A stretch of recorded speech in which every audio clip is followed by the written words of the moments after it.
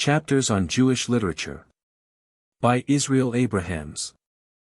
Preface. These 25 short chapters on Jewish literature open with the fall of Jerusalem in the year 70 of the current era, and end with the death of Moses Mendelssohn in 1786. Thus the period covered extends over more than 17 centuries. Yet, long as this period is, it is too brief. To do justice to the literature of Judaism even in outline, it is clearly necessary to include the Bible, the Apocrypha, and the writings of Alexandrian Jews, such as Philo. Only by such an inclusion can the genius of the Hebrew people be traced from its early manifestations through its inspired prime to its brilliant afterglow in the centuries with which this little volume deals. One special reason has induced me to limit this book to the scope indicated above. The Bible has been treated in England and America in a variety of excellent textbooks written by and for Jews and Jewesses. It seemed to me very doubtful whether the time is, or ever will be, ripe for dealing with the scriptures from the purely literary standpoint in teaching young students. But this is the standpoint of this volume. Thus I have refrained from including the Bible, because, on the one hand, I felt that I could not deal with it as I have tried to deal with the rest of Hebrew literature, and because, on the other hand, there was no necessity for me to attempt to add to the books already in use. The sections to which I have restricted myself are only rarely taught to young students in a consecutive manner, except in so far as they fall within the range of lessons on Jewish history. It was strongly urged on me by a friend of great experience and knowledge, that a small textbook on later Jewish literature was likely to be found useful both for home and school use.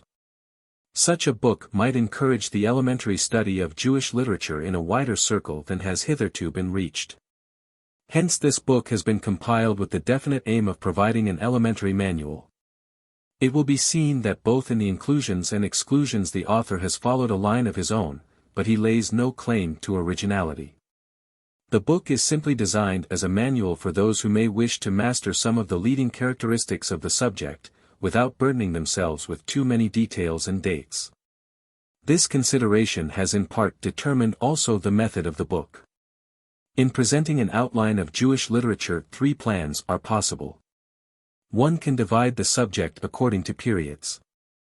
Starting with the Rabbinic age and closing with the activity of the earlier Gaonim, or Persian rabbis, the first period would carry us to the 8th or the 9th century. A well-marked second period is that of the Arabic Spanish writers, a period which would extend from the 9th to the 15th century. From the 16th to the 18th century forms a third period with distinct characteristics. Finally, the career of Mendelssohn marks the definite beginning of the modern period. Such a grouping of the facts presents many advantages, but it somewhat obscures the varying conditions prevalent at one and the same time in different countries where the Jews were settled. Hence some writers have preferred to arrange the material under the different countries. It is quite possible to draw a map of the world's civilization by merely marking the successive places in which Jewish literature has fixed its headquarters. But, on the other hand, such a method of classification has the disadvantage that it leads to much overlapping. For long intervals together, it is impossible to separate Italy from Spain, France from Germany, Persia from Egypt, Constantinople from Amsterdam. This has induced other writers to propose a third method and to trace influences, to indicate that, whereas Rabbinism may be termed the native product of the Jewish genius, the scientific, poetical, and philosophical tendencies of Jewish writers in the Middle Ages were due to the interaction of external and internal forces. Further, in this arrangement, the Ghetto period would have a place assigned to it as such, for it would again mark the almost complete sway of purely Jewish forces in Jewish literature. Adopting this classification, we should have a wave of Jewish impulse, swollen by the accretion of foreign waters, once more breaking on a Jewish strand, with its contents in something like the same condition in which they left the original spring. All these three methods are true, and this has impelled me to refuse to follow any one of them to the exclusion of the other two. I have tried to trace influences, to observe periods, to distinguish countries. I have also tried to derive color and vividness by selecting prominent personalities round which to group whole cycles of facts. Thus, some of the chapters bear the names of famous men, others are entitled from periods, others from countries, and yet others are named from the general currents of European thought. In all this my aim has been very modest. I have done little in the way of literary criticism, but I felt that a dry collection of names and dates was the very thing I had to avoid. I need not say that I have done my best to ensure accuracy in my statements by referring to the best authorities known to me on each division of the subject. To name the works to which I am indebted would need a list of many of the best-known products of recent continental and American scholarship. At the end of every chapter one have, however, given references to some English works and essays. Greets is cited in the English translation published by the Jewish Publication Society of America. The figures in brackets refer to the edition published in London. The American and the English editions of S. Schechter's Studies in Judaism are similarly referred to. Of one thing I am confident. No presentation of the facts, however bald and inadequate it be, can obscure the truth that this little book deals with a great and an inspiring literature. It is possible to question whether the books of great Jews always belonged to the great books of the world. There may have been, and there were, greater legalists than Rashi, greater poets than Jehuda Halevi, greater philosophers than Maimonides, greater moralists than Baccia. But there has been no greater literature than that which these and numerous other Jews represent. Rabbinism was a sequel to the Bible, and if like all sequels it was unequal to its original, it nevertheless shared its greatness. The works of all Jews up to the modern period were the sequel to this sequel. Through them all may be detected the unifying principle that literature in its truest sense includes life itself, that intellect is the handmaid to conscience. And that the best books are those which best teach men how to live. This underlying unity gave more harmony to Jewish literature than is possessed by many literatures more distinctively national. The maxim, righteousness delivers from death, applies to books as well as to men. A literature whose consistent theme is righteousness is immortal. On the very day on which Jerusalem fell, this theory of the interconnection between literature and life became the fixed principle of Jewish thought, and it ceased to hold undisputed sway only in the age of Mendelssohn. It was in the Vineyard of Jamnia that the theory received its firm foundation. A starting point for this volume will therefore be sought in the meeting place in which the rabbis, exiled from the Holy City, found a new fatherland in the Book of Books. How do you find this book? Any thoughts about the book or the author? Any suggestion for improvement? Please take a moment to share your thoughts in a comment. If you like it, share it with your friends who might enjoy it as well. Subscribe to keep in touch. Visit CompleteAudiobooks.com for more quality content. Chapter 1. The Vineyard at Jamnia. Schools at Jamnia, Lydda, Usha, and Sepphoris. The Tanaim compile the Mishnah. Jochanan, Akiba, Meir, Judah. Aquila. The story of Jewish literature, after the destruction of the Temple at Jerusalem in the year 70 of the Christian era, centers round the city of Jamnia. Jamnia, or Jabna, lay near the sea, beautifully situated on the slopes of a gentle hill in the lowlands, about 28 miles from the capital. When Vespasian was advancing to the siege of Jerusalem, he occupied Jamnia, and thither the Jewish Sanhedrian, or Great Council, transferred itself when Jerusalem fell. A college existed there already, but Jamnia then became the headquarters of Jewish learning, and retained that position till the year 135.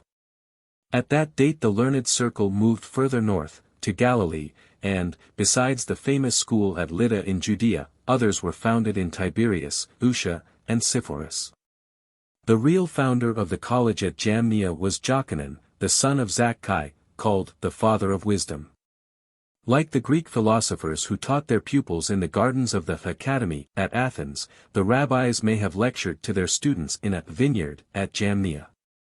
Possibly the term vineyard was only a metaphor applied to the meeting place of the wise at Jamnia, but, at all events, the result of these pleasant intellectual gatherings was the rabbinical literature. Jochanan himself was a typical rabbi.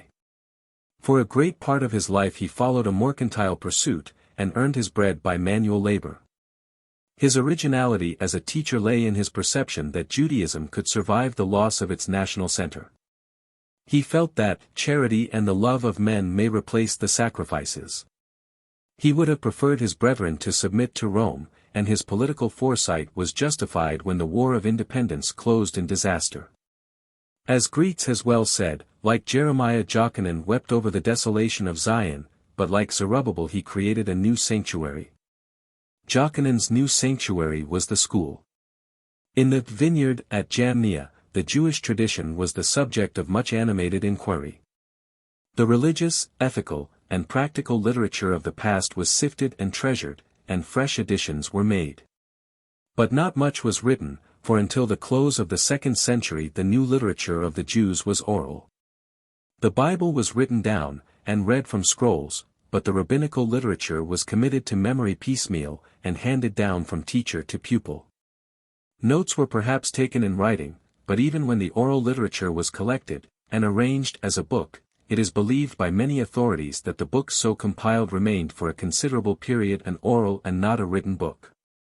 This book was called the Mishnah, from the verb shana, to repeat or to learn. The Mishnah was not the work of one man or of one age. So long was it in growing, that its birth dates from long before the destruction of the temple. But the men most closely associated with the compilation of the Mishnah were the Tanaim, from the root Tana, which has the same meaning as Shana.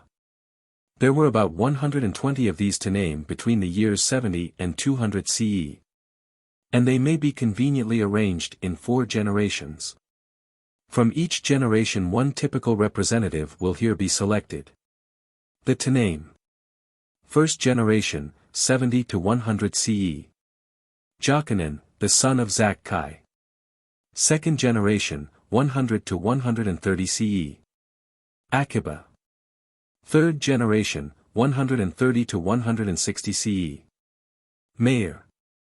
Fourth generation, 160 to 200 CE. Judah the prince. The Tanaim were the possessors of what was perhaps the greatest principle that dominated a literature until the close of the 18th century. They maintained that literature and life were coextensive. It was said of Jochanan, the son of Zakkai, that he never walked a single step without thinking of God. Learning the Torah, that is, the law, the authorized word of God, and its prophetical and rabbinical developments, was man's supreme duty. If thou hast learned much Torah, ascribe not any merit to thyself, for therefore wast thou created. Man was created to learn, literature was the aim of life. We have already seen what kind of literature. Jochanan once said to his 5 favorite disciples, "Go forth and consider which is the good way to which a man should cleave." He received various answers, but he most approved of this response: "A good heart is the way."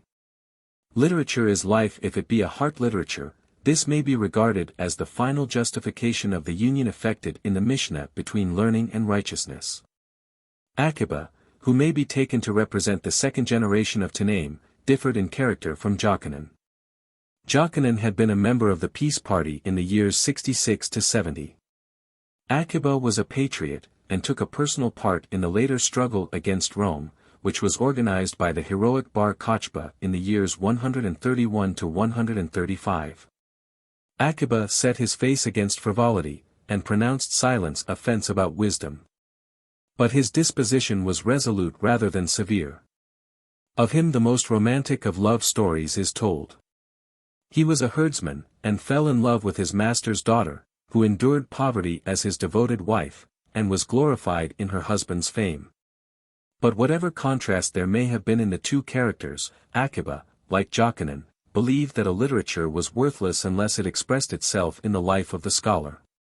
He and his school held in low esteem the man who, though learned, led an evil life, but they took as their ideal the man whose moral excellence was more conspicuous than his learning. As R.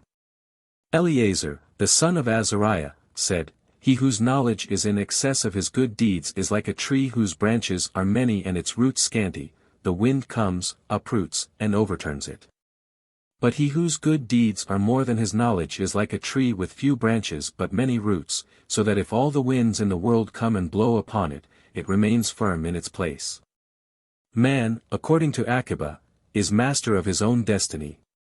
He needs God's grace to triumph over evil, yet the triumph depends on his own efforts. Everything is seen, yet freedom of choice is given. The world is judged by grace, yet all is according to the work.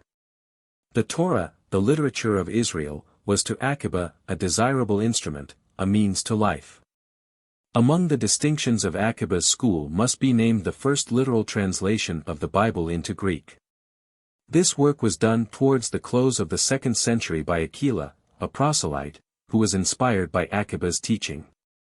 Aquila's version was inferior to the Alexandrian Greek version, called the Septuagint, in graces of style, but was superior in accuracy. Aquila followed the Hebrew text word by word. This translator is identical with Onkelos, to whom in later centuries the Aramaic translation, Targum Onkelos, of the Pentateuch was ascribed. Aramaic versions of the Bible were made at a very early period, and the Targum Onkelos may contain ancient elements, but in its present form it is not earlier than the 5th century. Meir, whom we take as representative of the 3rd generation of Tanaim, was filled with the widest sympathies. In his conception of truth, everything that men can know belonged to the Torah.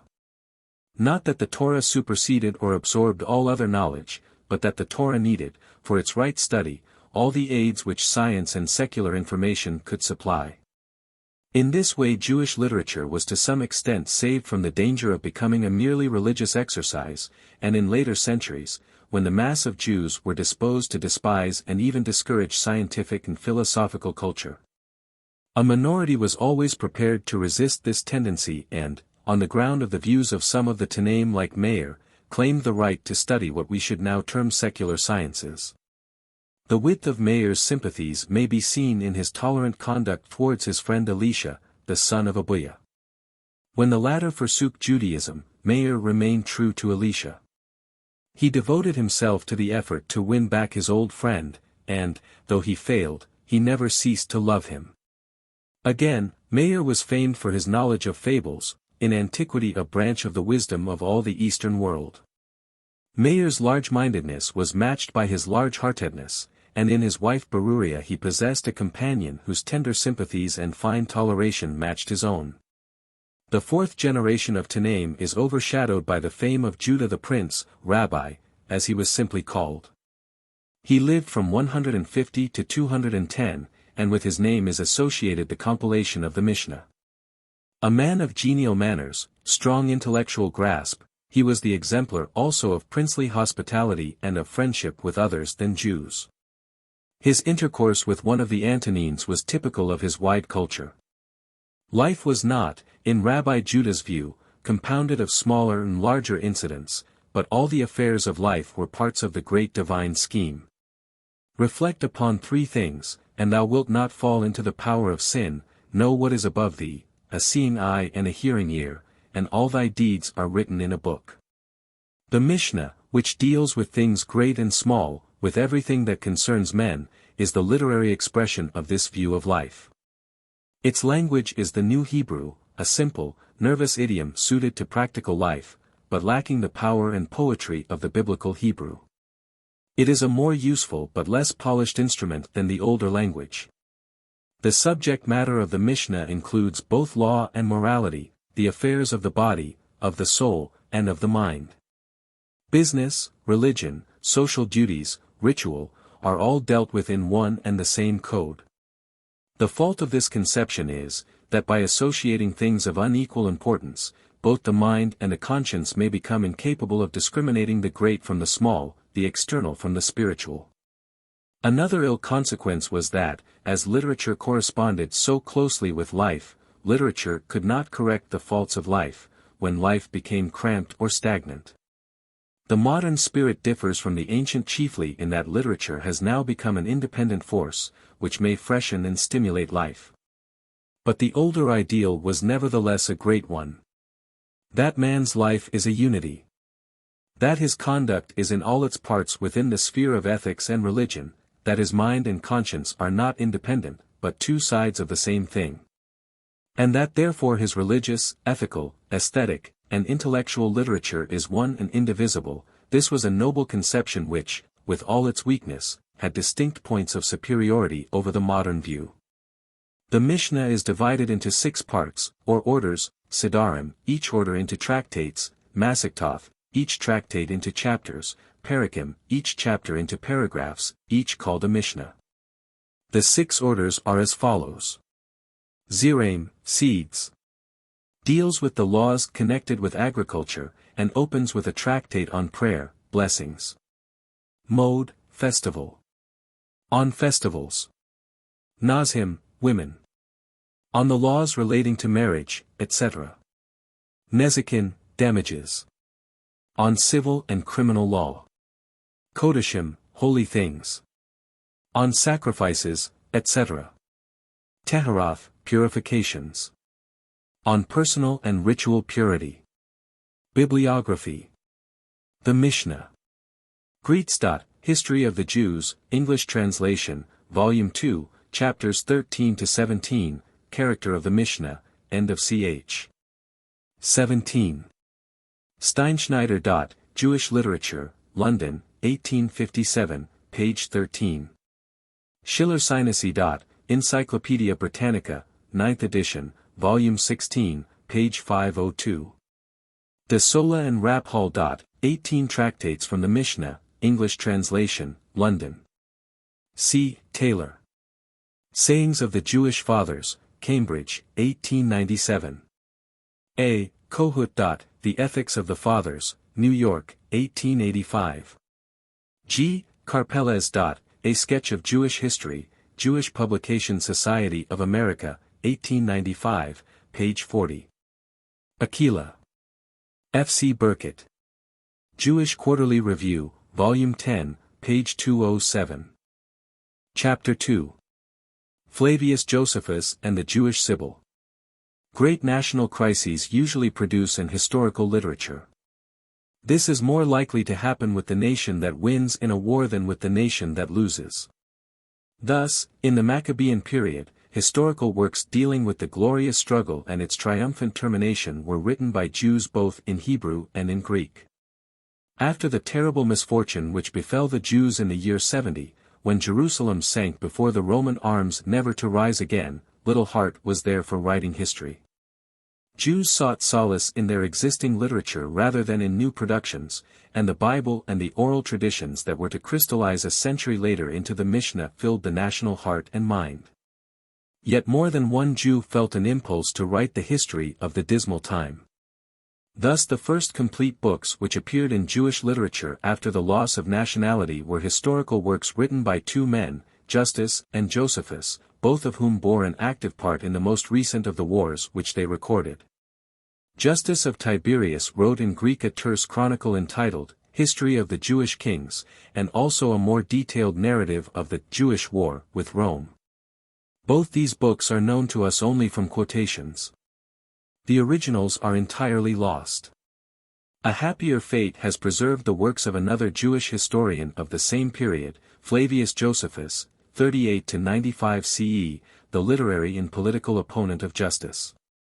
He wrote 3 histories, Antiquities of the Jews, and Autobiography. The Wars of the Jews, together with a reply to the attacks of an Alexandrian critic of Judaism, against Apion. The character of Josephus has been variously estimated. Some regard him as a patriot, who yielded to Rome only when convinced that Jewish destiny required such submission. But the most probable view of his career is as follows. Josephus was a man of taste and learning. He was a student of the Greek and Latin classics, which he much admired, and was also a devoted and loyal lover of Judaism. Unfortunately, circumstances thrust him into a political position from which he could extricate himself only by treachery and duplicity. As a young man he had visited Rome, and there acquired enthusiastic admiration for the Romans. When he returned to Palestine, he found his countrymen filled with fiery patriotism and about to hurl themselves against the legions of the Caesars. To his dismay Josephus saw himself drawn into the patriotic vortex. By a strange mishap an important command was entrusted to him. He betrayed his country, and saved himself by eager submission to the Romans.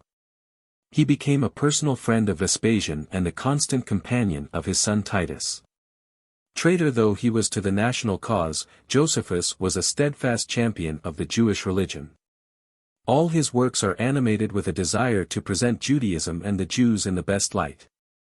He was indignant that heathen historians wrote with scorn of the vanquished Jews, and resolved to describe the noble stand made by the Jewish armies against Rome. He was moved to wrath by the Egyptian Manethos distortion of the ancient history of Israel, and he could not rest silent under the insults of Apion. The works of Josephus are therefore works written with a tendency to glorify his people and his religion. But they are in the main trustworthy, and are, indeed, one of the chief sources of information for the history of the Jews in post-biblical times. His style is clear and attractive, and his power of grasping the events of long periods is comparable with that of Polybius. He was no mere chronicler.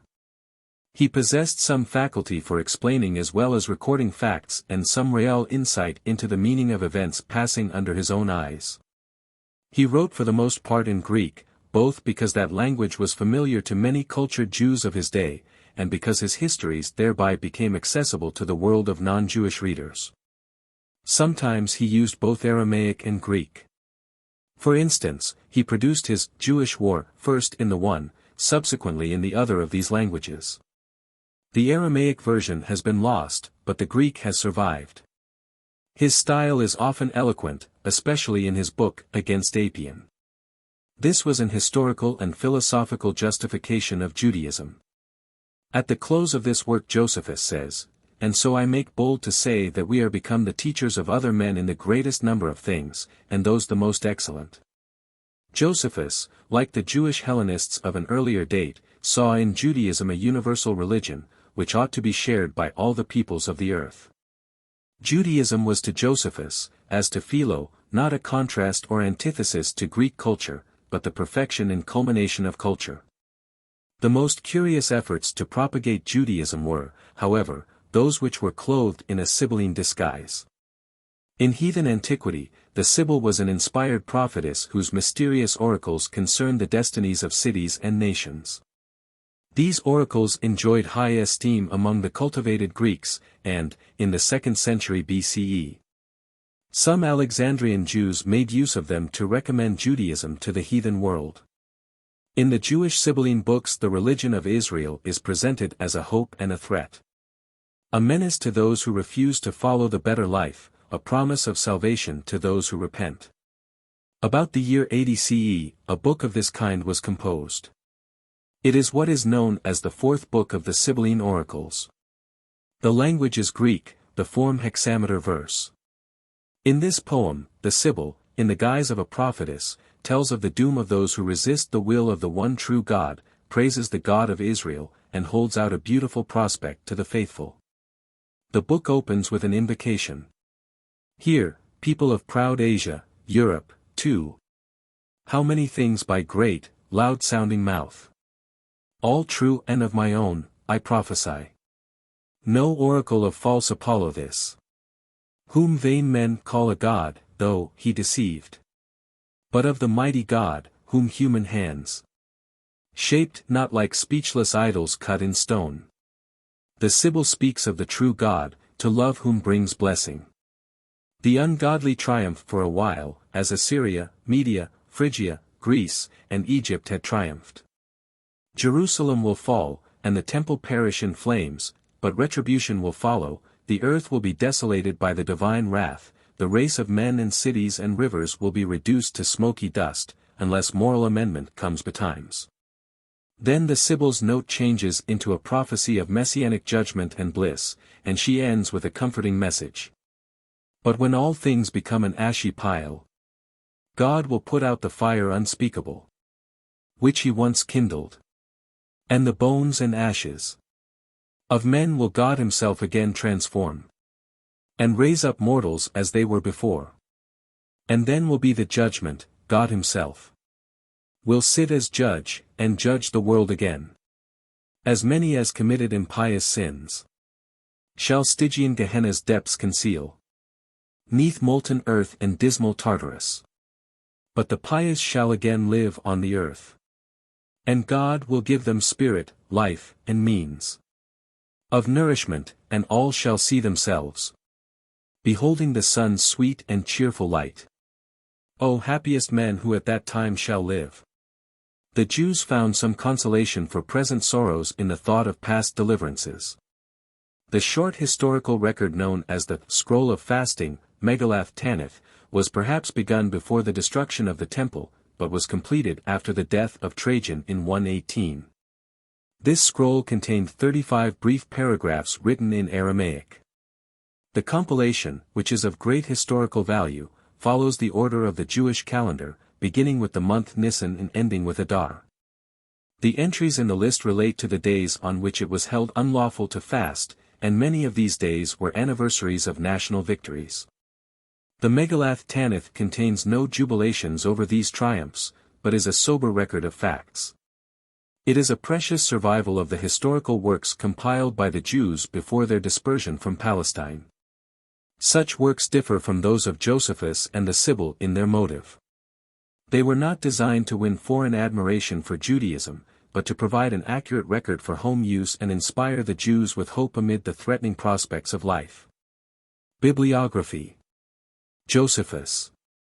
Whiston's English translation, revised by Shalito, 1889. Greets. 2, page 276, 278. Sibylline Oracles. S.A. Hirsch. Jewish Sibylline Oracles, JQR, 2, page 406. Chapter 3. The Talmud.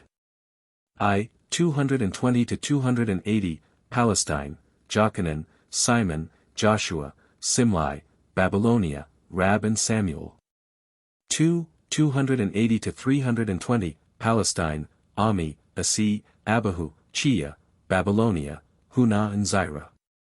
3. 320-380, Babylonia, Rabbah, Abai, Rava. 4. 380-430, Babylonia, Ashi, first compilation of the Babylonian Talmud.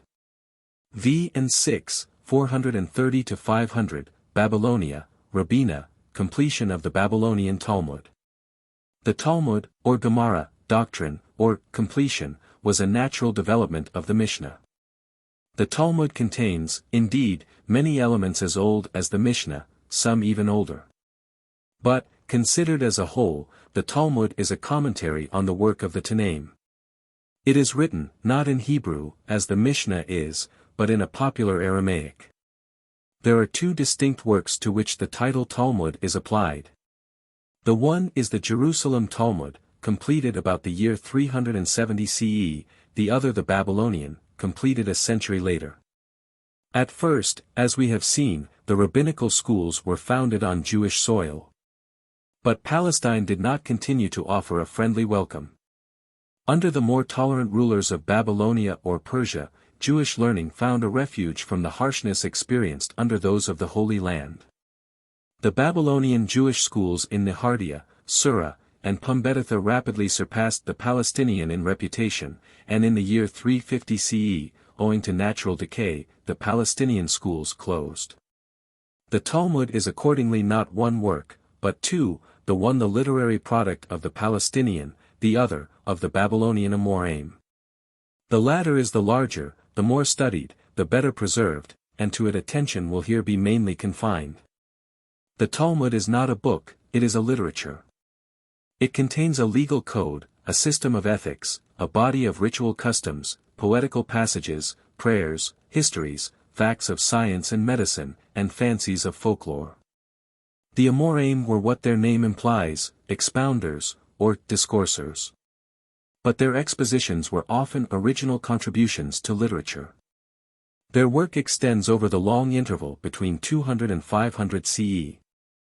The Amoraim naturally were men of various character and condition. Some were possessed of much material wealth, others were excessively poor. But few of them were professional men of letters. Like the Tanaim, the Amoraim were often artisans, field laborers, or physicians, whose heart was certainly in literature, but whose hand was turned to the practical affairs of life. The men who stood highest socially, the princes of the captivity in Babylonia and the patriarchs in Palestine, were not always those vested with the highest authority. Some of the Amoraim, again, were merely receptive, the medium through which tradition was handed on, others were creative as well. To put the same fact in rabbinical metaphor, some were Sinais of learning, others tore up mountains, and ground them together in keen and critical dialectics. The oldest of the Amoraim, Chanina, the son of Chama, of Sepphoris, 180 to 260, was such a firm mountain of ancient learning. On the other hand, Jochanan, the son of Napacha, 199 to 279, of dazzling physical beauty, had a more original mind. His personal charms conveyed to him perhaps a sense of the artistic. To him the Greek language was a delight, an ornament of women.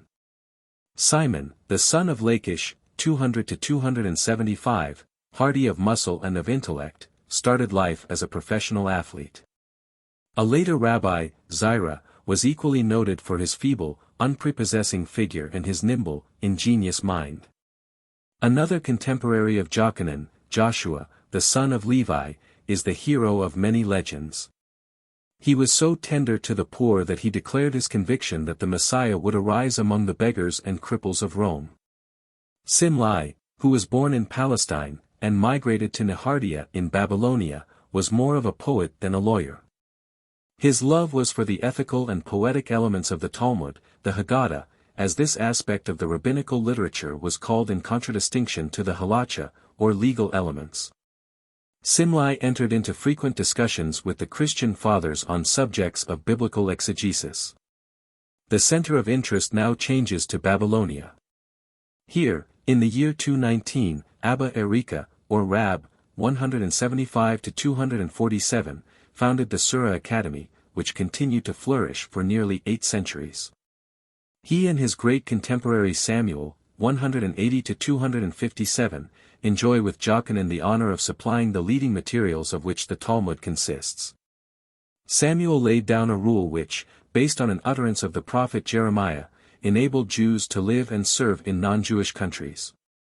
"The law of the land is law," said Samuel.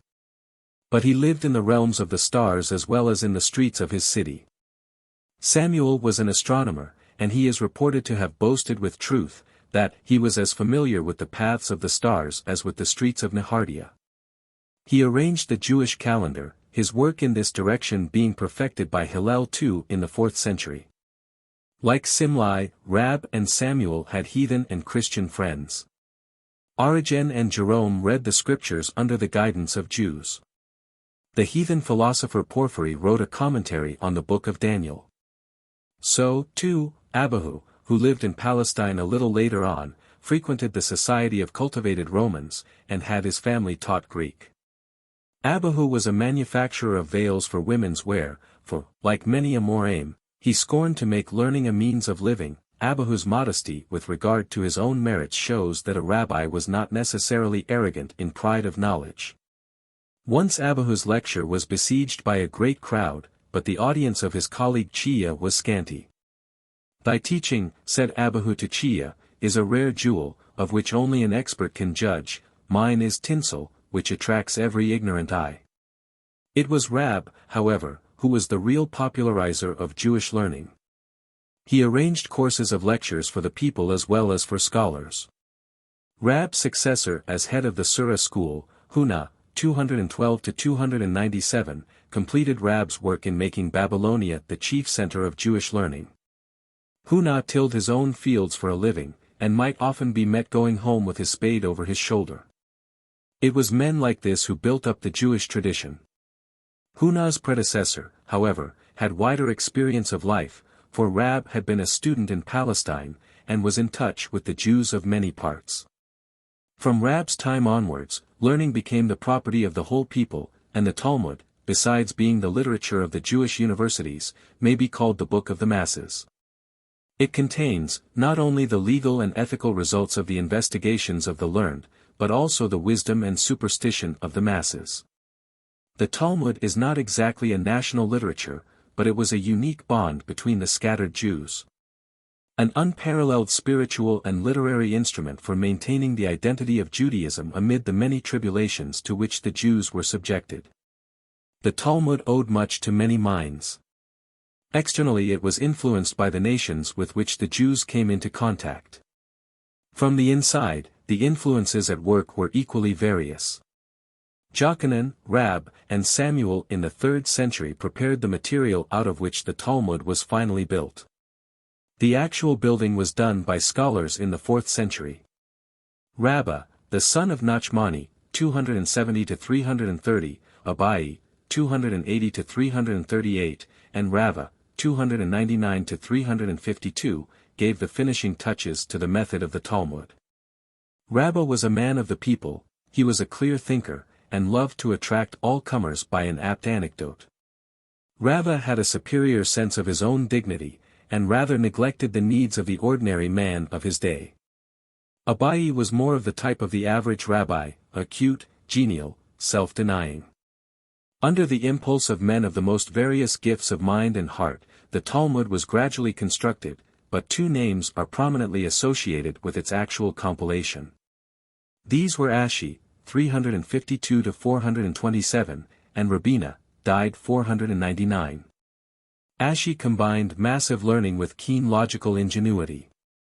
He needed both for the task to which he devoted half a century of his life. He possessed a vast memory, in which the accumulated tradition of 6 centuries was stored, and he was gifted with the mental orderliness which empowered him to deal with this bewildering mass of materials. It is hardly possible that after the compilation of the Talmud it remained an oral book, though it must be remembered that memory played a much greater part in earlier centuries than it does now. At all events, Ashi, and after him Rabina, performed the great work of systematizing the rabbinical literature at a turning point in the world's history.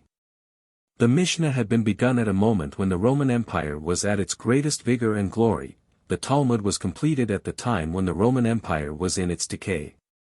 That the Jews were saved from similar disintegration, was due very largely to the Talmud. The Talmud is thus one of the great books of the world.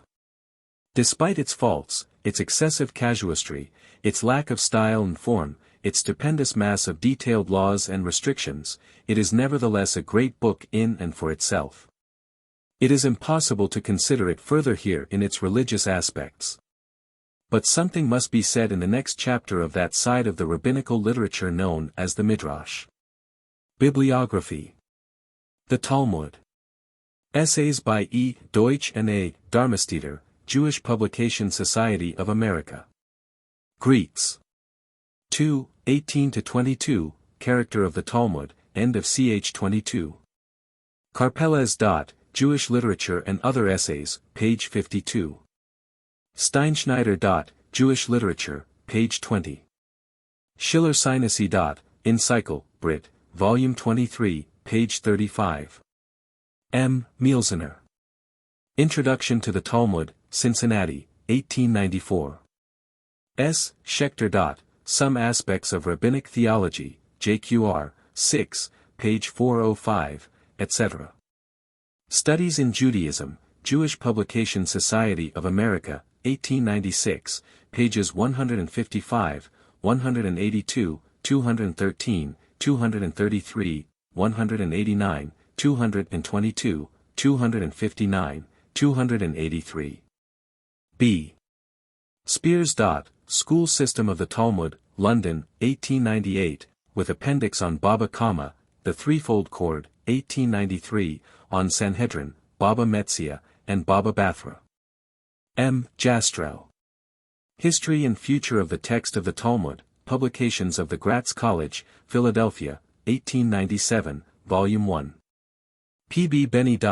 Criminal Code of the Jews According to the Talmud, London, 1880. S. Mendelssohn. The Criminal Jurisprudence of the Ancient Hebrews, Baltimore, 1891. D. Castelli. Future Life in Rabbinical Literature, JQR, I, page 314. M. Gudman. Spirit and Letter in Judaism and Christianity, Ibid, 4, page 345. I. Harris. Rise and Development of the Masorah, Ibid, I, pages 128, etc. H. Polano. The Talmud, Philadelphia, 1876. I. Myers. Gems from the Talmud, London, 1894. D. W. Umrem. The Jewish Law of Divorce According to Bible and Talmud, Philadelphia, 1896. Chapter 4. The Midrash and its Poetry.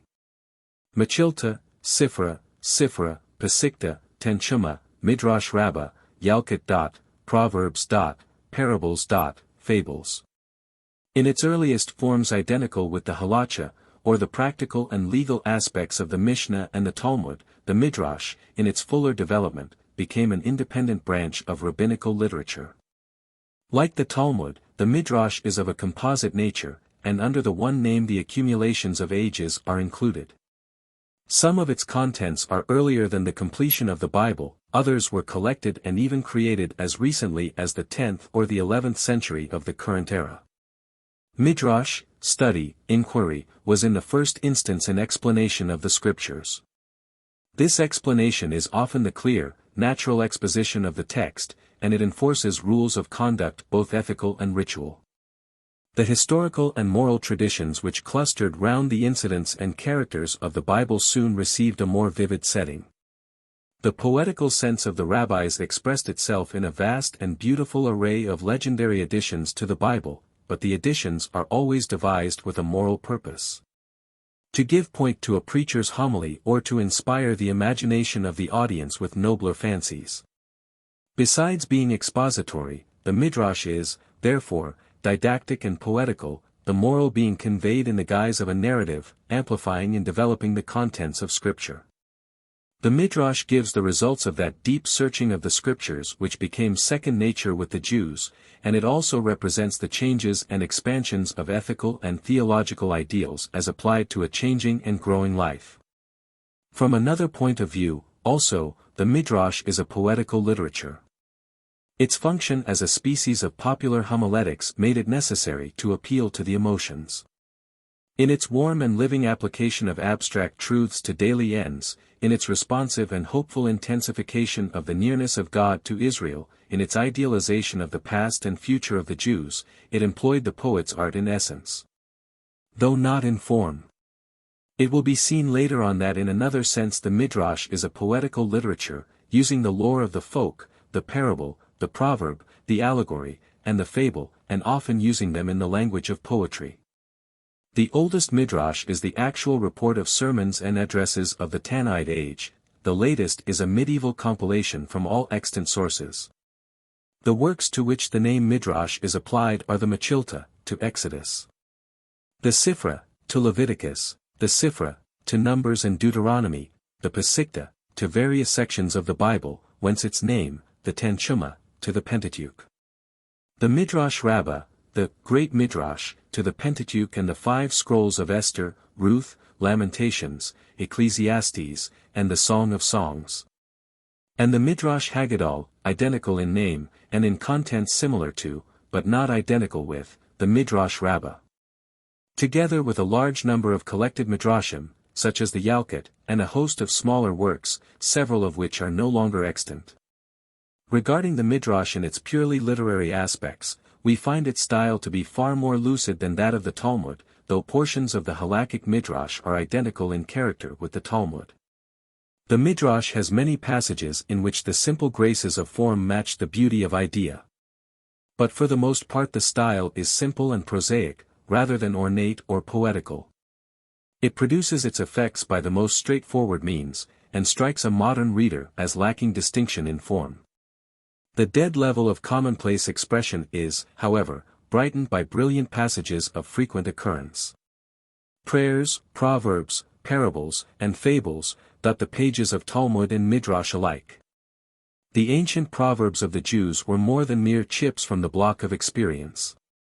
They were poems, by reason of their use of metaphor, alliteration, assonance, and imagination. The rabbinical proverbs show all these poetical qualities. He who steals from a thief smells of theft. Charity is the salt of wealth. Silence is a fence about wisdom. Many old camels carry the skins of their young. 2 dry sticks and 1 green burn together. If the priest steals the god, on what can one take an oath? All the dyers cannot bleach a raven's wing. Into a well from which you have drunk, cast no stone. Alas for the bread which the baker calls bad. Slander is a snake that stings in Syria, and slays in Rome.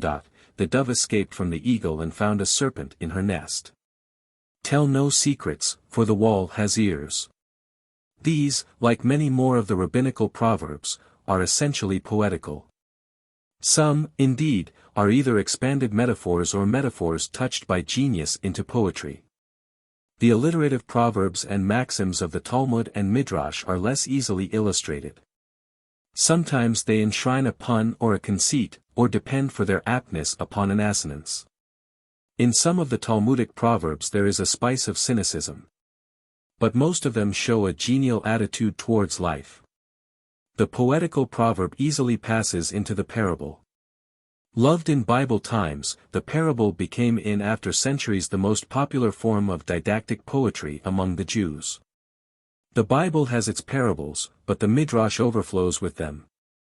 They are occasionally reworkings of older thoughts, but mostly they are original creations, invented for a special purpose, stories devised to drive home a moral, allegories administering in pleasant wrappings unpalatable satires or admonitions. In all ages up to the present, Jewish moralists have relied on the parable as their most effective instrument. The poetry of the Jewish parables is characteristic also of the parables imitated from the Jewish, but the latter have a distinguishing feature peculiar to them. This is their humor, the witty or humorous parable being exclusively Jewish. The parable is less spontaneous than the proverb. It is a product of moral poetry rather than of folk wisdom. Yet the parable was so like the proverb that the moral of a parable often became a new proverb. The diction of the parable is naturally more ornate.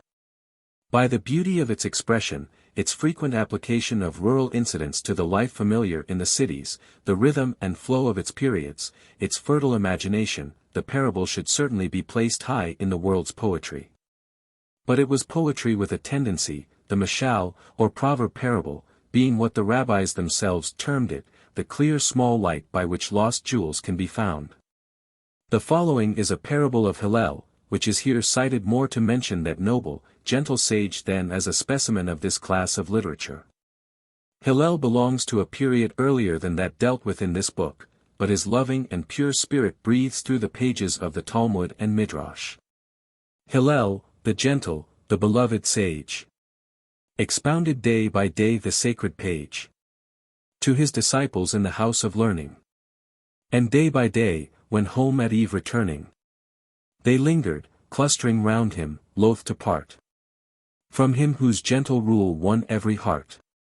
But evermore, when they were wont to plead for longer converse, forth he went with speed, saying each day, I go, the hour is late, to tend the guest who doth my coming wait. Until at last they said, the rabbi jests, when telling us thus daily of his guests, that wait for him. The rabbi paused a while, and then made answer, think you I beguile you with an idle tale? Not so, forsooth. I have a guest whom I must tend in truth. Is not the soul of man indeed a guest, who in this body deigns a while to rest, and dwells with me all peacefully today? Tomorrow, may it not have fled away? Space must be found for one other parable, taken, like many other poetical quotations in this volume, from Mrs. Lucas translations. Simeon ben Migdal, at the close of day, upon the shores of ocean chanced to stray. And there a man of form and mien uncouth, dwarfed and misshapen, met he on the way. Hail, Rabbi, spoke the stranger passing by. But Simeon thus, discourteous, made reply. Say, are there in thy city many more like unto thee, an insult to the eye? Nay, that I cannot tell, the wanderer said. But if thou wouldst ply the scorner's trade, go first and ask the master potter why he has a vessel so misshapen made. Then, so the legend tells, the rabbi knew that he had sinned, and prone himself he threw before the other's feet, and prayed of him pardon for the words that now his soul did rue. But still the other answered as before. Go, in the potter's ear thy plaint outpour. For what am I? His hand has fashioned me, and I in humble faith that hand adore. Brethren, do we not often too forget whose hand it is that many a time has set a radiant soul in an unlovely form, a fair white bird caged in a mouldering net?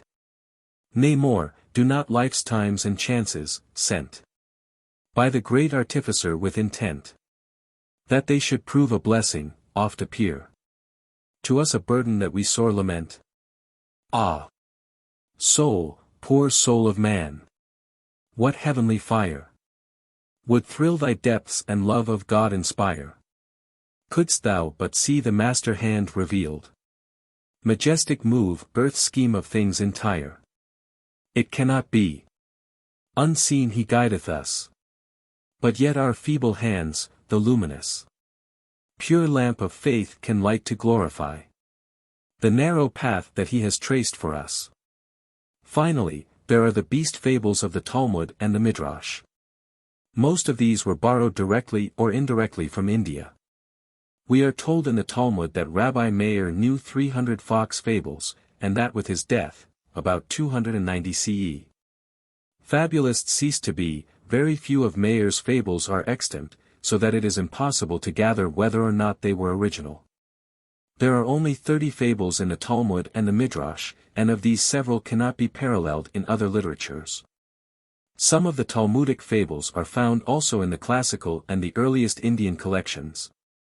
Some in the later collections, some in the classics, but not in the Indian lists, some in India, but not in the Latin and Greek authors. Among the latter is the well-known fable of the fox and the fishes, used so dramatically by Rabbi Akiba. The original Talmudic fables are, according to Mr. J. Jacobs, the following: chaff, straw, and wheat, who dispute for which of them the seed has been sown, the winnowing fan soon decides, the caged bird, who is envied by his free fellow. The wolf and the 2 hounds, who have quarreled, the wolf seizes one, the other goes to his rival's aid, fearing the same fate himself on the morrow, unless he helps the other dog today. The wolf at the well, the mouth of the well is covered with a net, if I go down into the well, says the wolf, I shall be caught. If I do not descend, I shall die of thirst. The cock and the bat, who sit together waiting for the sunrise, I wait for the dawn, said the cock, for the light is my signal, but as for thee, the light is thy ruin, and, finally, what Mr.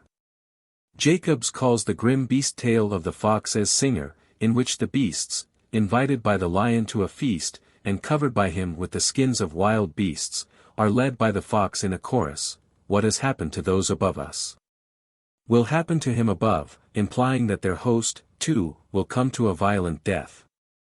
In the context the fable is applied to Haman, whose fate, it is augured, will resemble that of the 2 officers whose guilt Mordecai detected. Such fables are used in the Talmud to point religious or even political morals, very much as the parables were. The fable, however, took a lower flight than the parable, and its moral was based on expediency, rather than on the highest ethical ideals. The importance of the Talmudic fables is historical more than literary or religious.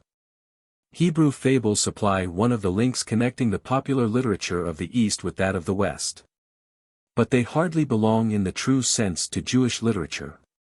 Parables, on the other hand, were an essential and characteristic branch of that literature. Bibliography. Midrash. Schiller Sinus. Encycl. Brit. Volume 16, page 285. Greets. 2, page 328, 331, Seek. Steinschneider. Jewish Literature, pp. 5 Seek, 36 Seek.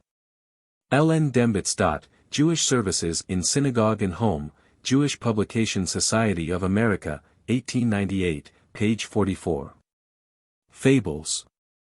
J. Jacobs. The Fables of Aesop, London, 1889, page 110 Seek. Read also Schechter, Studies in Judaism, page 272, 331. And J.Q.R., Kohler, v., page 399, 7, page 581, Backer, 4, page 406, Davis, 8, page 529, Abrahams, page 216, 2, page 172, Chenery, Legends from the Midrash, Miscellany of the Society of Hebrew Literature, Volume 2. Chapter 5. The Letters of the Gaonim. Representative Gaonim. Achai, Amram, Zemach, Saadiah, Sharira, Samuel, Hai. For several centuries after the completion of the Talmud, Babylonia or Persia continued to hold the supremacy in Jewish learning. The great teachers in the Persian schools followed the same lines as their predecessors in the Mishnah and the Talmud. Their name was changed more than their character. The title Gaon, excellence, was applied to the head of the school, the members of which devoted themselves mainly to the study and interpretation of the older literature. They also made original contributions to the store. Of their extensive works but little has been preserved. What has survived proves that they were gifted with the faculty of applying old precept to modern instance.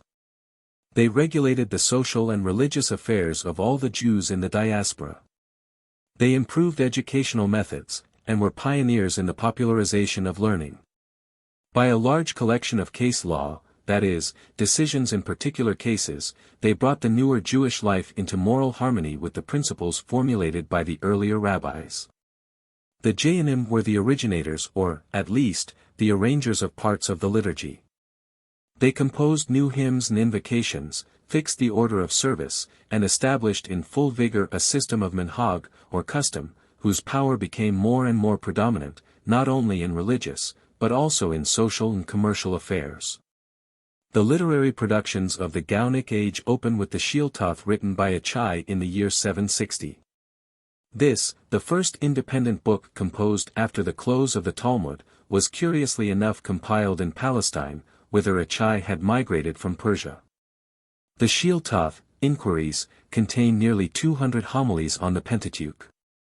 In the year 880 another Gaon, Amram by name, prepared a siddur, or per book, which includes many remarks on the history of the liturgy and the customs connected with it.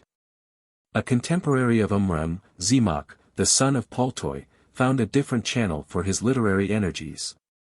He compiled an Aruch, or Talmudical lexicon. Of the most active of the Gaonim, Saadiah, more will be said in a subsequent chapter. We will now pass on to Sharira, who in 987 wrote his famous letter, containing a history of the Jewish tradition, a work which stamps the author as at once learned and critical.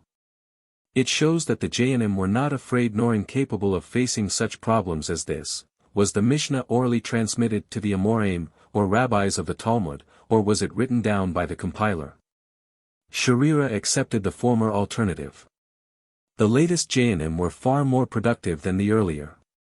Samuel, the son of Chophni, who died in 1034, and the last of the Gaonim, Hai, who flourished from 998 to 1038, were the authors of many works on the Talmud, the Bible, and other branches of Jewish literature.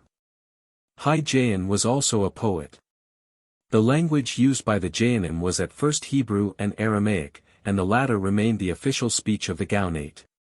In course of time, Arabic replaced the Aramean dialect, and became the lingua franca of the Jews. The formal works of the Gaonim, with certain obvious exceptions, were not, however, the writings by which they left their mark on their age. The most original and important of the Gaonic writings were their letters, or answers, Teshuboth. The Gaonim, as heads of the school in the Babylonian cities Sura and Pumbeditha, enjoyed far more than local authority. The Jews of Persia were practically independent of external control. Their official heads were the exilarchs, who reigned over the Jews as viceroys of the caliphs. The Gaonim were the religious heads of an emancipated community. The exilarchs possessed a princely revenue, which they devoted in part to the schools over which the Gaonim presided. This position of authority, added to the worldwide repute of the two schools, gave the Gaonim an influence which extended beyond their own neighborhood. From all parts of the Jewish world their guidance was sought and their opinions solicited on a vast variety of subjects, mainly, but not exclusively, religious and literary. Amid the growing complications of ritual law, a desire was felt for terse prescriptions, clear-cut decisions, and rules of conduct. The imperfections of study outside of Persia, again, made it essential to apply to the Gaonim for authoritative expositions of difficult passages in the Bible and the Talmud. To all such inquiries the Gaonim sent responses in the form of letters, sometimes addressed to individual correspondents, sometimes to communities or groups of communities. These letters and other compilations containing halakhic, or practical, decisions were afterwards collected into treatises, such as the Great Rules, Halakoth Gedoloth, originally compiled in the 8th century, but subsequently re-edited. Mostly, however, the letters were left in loose form, and were collected in much later times. The letters of the Gaonim have little pretense to literary form. They are the earliest specimens of what became a very characteristic branch of Jewish literature. Questions and answers, Shalot Uteshabath, abound in later times in all Jewish circles, and there is no real parallel to them in any other literature. More will be said later on as to these curious works. So far as the Gaonic period is concerned, the characteristics of these thousands of letters are lucidity of thought and terseness of expression. The Gaonim never waste a word. They are rarely overbearing in manner, but mostly use a tone which is persuasive rather than disciplinary. The Gaonim were, in this real sense, therefore, princes of letter writing. Moreover, though their letters deal almost entirely with contemporary affairs, they now constitute as fresh and vivid reading as when first penned. Subjected to the severe test of time, the letters of the Gaonim emerge triumphant. Bibliography. Gaonim. Greets. 3, 4-8. Steinschneider. Jewish Literature, page 25. Chapter 6. The Karaitic Literature. Einan, Nahavendi, Abulfaraj, Salman, Sahal, Al-Bazir, Hassan, Japhet, Kirkasani, Judah Hadassi, Isaac Troki. In the very heart of the Gaonate, the 8th century witnessed a religious and literary reaction against Rabbinism. The opposition to the Rabbinite spirit was far older than this, but it came to a head under Einan, the son of David, the founder of Karaism. Einan had been an unsuccessful candidate for the dignity of exilarch, and thus personal motives were involved in his attack on the Gaonim. But there were other reasons for the revolt. In the same century, Islam, like Judaism, was threatened by a fierce antagonism between the friends and the foes of tradition. In Islam the struggle lay between the Sunnites, who interpreted Mohammedanism in accordance with authorized tradition, and the Shiites, who relied exclusively upon the Quran. Similarly, in Judaism, the Rabbinites obeyed the traditions of the earlier authorities, and the Karaites, from Kara, or Mikra, i.e., Bible, claimed the right to reject tradition and revert to the Bible as the original source of inspiration. Such reactions against tradition are recurrent in all religions. Karaism, however, was not a true reaction against tradition. It replaced an old tradition by a new one. It substituted a rigid, unprogressive authority for one capable of growth and adaptation to changing requirements. In the end, Karaism became so hedged in by its supposed avoidance of tradition that it ceased to be a living force. But we are here not concerned with the religious defects of Karaism. Regarded from the literary side, Karaism produced a double effect. Karaism itself gave birth to an original and splendid literature, and, on the other hand, coming as it did at the time when Arabic science and poetry were attaining their golden zenith, Karaism aroused within the Rabbinite sphere a notable energy, which resulted in some of the best work of medieval Jews. Among the most famous of the Karaite authors was Benjamin Nahavendi, who lived at the beginning of the 9th century, and displayed much resolution and ability as an advocate of free thought in religion. Nahavendi not only wrote commentaries on the Bible, but also attempted to write a philosophy of Judaism, being allied to Philo in the past and to the Arabic writers in his own time. At the end of the 9th century, Abulfaraj Harun made a great stride forwards as an expounder of the Bible and as an authority on Hebrew grammar. During the 9th and 10th centuries, several Karaites revealed much vigor and ability in their controversies with the Gaonim. In this field the most distinguished Karaitic writers were Salman, the son of Yerucham, 885–960. Sahal, the son of Masliach, 900–950, Joseph Al-Bazir, flourished 910 to 930, Hassan, the son of Mashiach, 930, and Japhet, the son of Ali, 950 to 990. Salman, the son of Yerucham, was an active traveler. Born in Egypt, he went as a young man to Jerusalem, which he made his headquarters for several years, though he paid occasional visits to Babylonia and to his native land. These journeys helped to unify the scattered Karaite communities. Besides his biblical works, Salman composed a poetical treatise against the Rabbinite theories. To this book, which was written in Hebrew, Salman gave the title, The Wars of the Lord. Sahal, the son of Masliach, on the other hand, was a native of the Holy Land, and though an eager polemical writer against the rabbinates, he bore a smaller part than Salman in the practical development of Karaism. His Hebrew grammar, Sefer Dikduk, and his lexicon, Leshon Lemudim, were very popular. Unlike the work of other Karaites, Joseph al-Bazir's writings were philosophical, and had no philological value. He was an adherent of the Mohammedan theological method known as the Kalam, and wrote mostly in Arabic. Another Karaite of the same period, Hassan, the son of Mashiach, was the one who impelled Saadiah to throw off all reserves and enter the lists as a champion of rabbinism. Of the remaining Karaites of the 10th century, the foremost was Japhet, the son of Ali, whose commentaries on the Bible represent the highest achievements of Karaism.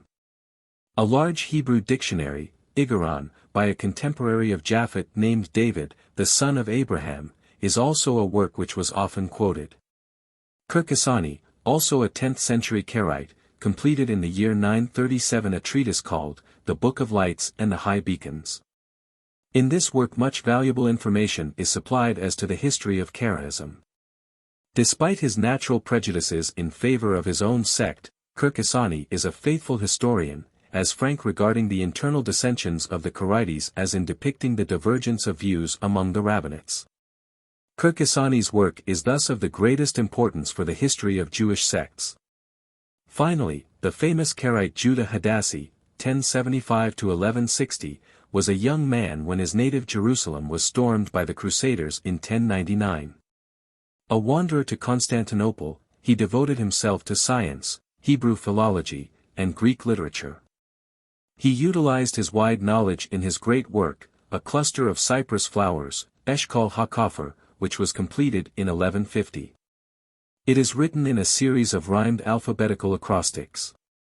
It is encyclopedic in range and treats critically, not only of Judaism, but also of Christianity and Islam. Karaitic literature was produced in later centuries also, but by the end of the 12th century, Karaism had exhausted its originality and fertility. One much later product of Karaism, however, deserves special mention. Isaac Troki composed, in 1593, a work entitled The Strengthening of Faith, Chizuk Emuna, in which the author defended Judaism and attacked Christianity. It was a lucid book, and as its arguments were popularly arranged, it was very much read and used. With this exception, Karaism produced no important work after the 12th century. On the intellectual side, therefore, Karaism was a powerful though ephemeral movement. In several branches of science and philology the Karaites made real additions to contemporary knowledge. But the main service of Karaism was indirect. The Rabbinite Jews, who represented the mass of the people, had been on the way to a scientific and philosophical development of their own before the rise of Karaism. The necessity of fighting Karaism with its own weapons gave a strong impetus to the new movement in Rabbinism, and some of the best work of Saadiah was inspired by Karaitic opposition. Before, however, we turn to the career of Saadiah, we must consider another literary movement, which coincided in date with the rise of Karaism, but was entirely independent of it. Bibliography. Karaites. Greets. 3, 5, on Troki, Ibid. 4, 18, end. M. Makata, Faith Strengthened, London, 1851. Steinschneider. Jewish Literature, page 115 seek. W. Backer. Kirkasani the Karaite, and his work on Jewish sects, JQR, 7, page 687. Jehuda Hadassi's Eshkol HaKafir, JQR. 8, page 431. S. Poznansky. Karaitic Miscellanies, JQR, 8, page 681. Chapter 7. The New Hebrew Piyut. Kalirian and Spanish Piyutim, poems, Janai. Kalir. Arabic to a large extent replaced Hebrew as the literary language of the Jews, but Hebrew continued the language of prayer. As a mere literary form, Rabbinic Hebrew retained a strong hold on the Jews. As a vehicle of devotional feeling, Hebrew reigned supreme. The earliest additions to the fixed liturgy of the synagogue were prose poems. They were occasional prayers, composed by the precentor for a special occasion. An appropriate melody or chant accompanied the new hymn, and if the poem and melody met the popular taste, both won a permanent place in the local liturgy. The hymns were unrhymed and unmetrical, but they may have been written in the form of alphabetical acrostics, such as appear in the 119th and a few other psalms. It is not impossible that meter and rhyme grew naturally from the biblical Hebrew. Rhyme is unknown in the Bible, but the assonances which occur may easily run into rhymes. Musical form is certainly present in Hebrew poetry, though strict meters are foreign to it. As an historical fact, however, Hebrew rhymed verse can be traced on the one side to Syriac, on the other to Arabic influences. In the latter case the influence was external only. Early Arabic poetry treats of war and love, but the first Jewish rimsters sang of peace and duty. The Arab wrote for the camp, the Jew for the synagogue. Two distinct types of verse, or piyut, i.e. poetry, arose within the Jewish circle, the ingenious and the natural. In the former, the style is rugged and involved, a profusion of rare words and obscure allusions meets and troubles the reader. The verse lacks all beauty of form, yet is alive with intense spiritual force. This style is often termed Kalirian, from the name of its best representative. The Kalirian Piyut in the end spread chiefly to France, England, Burgundy, Lorraine, Germany, Bohemia, Poland, Italy, Greece, and Palestine. The other type of New Hebrew Piyut, the Spanish, rises to higher beauties of form. It is not free from the Kalirian faults, but it has them in a less pronounced degree. The Spanish Piyut, in the hands of one or two masters, becomes true poetry, poetry in form as well as in idea. The Spanish style prevailed in Castile, Andalusia, Catalonia, Aragon, Majorca, Provence, and in countries where Arabic influence was strongest. Kalir was the most popular writer of the earlier type of New Hebrew poetry, but he was not its creator. An older contemporary of his, from whom he derived both his diction and his method of treating poetic subjects, was Janai. Though we know that Janai was a prolific writer, only 7 short examples of his verse remain. One of these is the popular hymn, It Was at Midnight, which is still recited by German Jews at the home service on the first eve of Passover. It recounts in order the deliverances which, according to the Midrash, were wrought for Israel at midnight, from Abraham's victory over the 4 kings to the wakefulness of Ahasuerus, the crisis of the Book of Esther. In the last stanza is a prayer for future redemption. Bring nigh the hour which is nor day nor night. Most High. Make known that thine is day, and thine the night. Make clear as day the darkness of our night. As of old at midnight. This form of versification, with a running refrain, afterwards became very popular with Jewish poets. Janai also displays the harsh alliterations, the learned allusions to Midrash and Talmud, which were carried to extremes by Kalir. It is strange that it is impossible to fix with any certainty the date at which Janai and Kalir lived. Kalir may belong to the 8th or to the 9th century. It is equally hard to decide as to his birthplace. Rival theories hold that he was born in Palestine and in Sardinia. His name has been derived from colliery in Sardinia and from the Latin calirum, a cake. Honey cakes were given to Jewish children on their first introduction to school, and the nickname, Kaliri, or boy of the cake, may have arisen from his youthful precocity. But all this is mere guesswork. It is more certain that the poet was also the singer of his own verses. His earliest audiences were probably scholars, and this may have tempted Kaler to indulge in the recondite learning which vitiates his hymns. At his worst, Kaler is very bad indeed. His style is then a jumble of words, his meaning obscure and even unintelligible. He uses a maze of alphabetical acrostics, line by line he wreathes into his compositions the words of successive Bible texts. Yet even at his worst he is ingenious and vigorous. Such phrases as, "to hawk it as a hawk upon a sparrow," are at least bold and effective. Ibn Ezra later on lamented that Kaler had treated the Hebrew language like an unfenced city. But if the poet too freely admitted strange and ugly words, he added many of considerable force and beauty. Kaler rightly felt that if Hebrew was to remain a living tongue, it was absurd to restrict the language to the vocabulary of the Bible. Hence he invented many new verbs from nouns. But his inventiveness was less marked than his learning. "With the permission of God, I will speak in riddles," says Kaler in opening the prayer for dew. The riddles are mainly clever allusions to the Midrash. It has been pointed out that these allusions are often tasteless and obscure. But they are more often beautiful and inspiring. No Hebrew poet in the Middle Ages was illiterate, for the poetic instinct was fed on the fancies of the Midrash. This accounts for their lack of freshness and originality. The poet was a scholar, and he was also a teacher. Much of Kaler's work is didactic. It teaches the traditional explanations of the Bible and the ritual laws for Sabbath and festivals.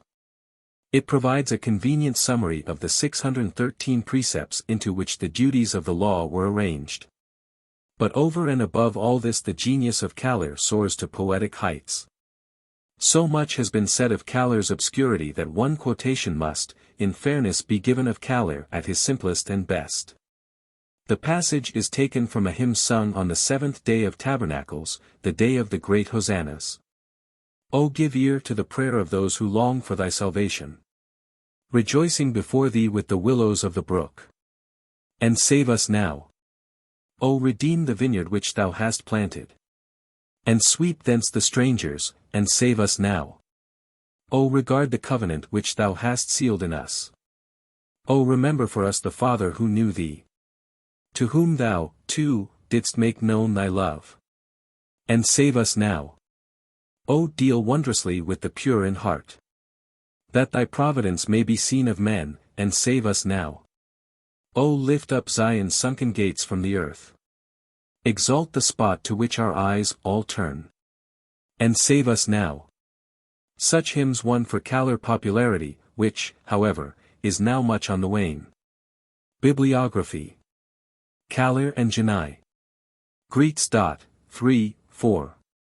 Translations of poems in editions of the Prayer Book, and JQR, 7, page 460, 9, page 291.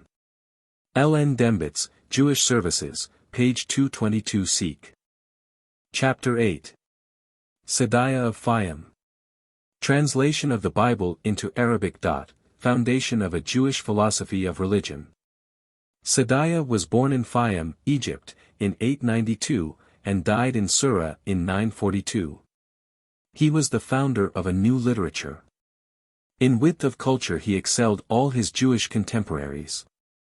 To him Judaism was synonymous with culture, and therefore he endeavored to absorb for Judaism all the literary and scientific tendencies of his day. He created, in the first place, a Jewish philosophy, that is to say, he applied to Jewish theology the philosophical methods of the Arabs. Again, though he vigorously opposed Karaitism, he adopted its love of philology, and by his translation of the Bible into Arabic helped forward a sounder understanding of the Scriptures.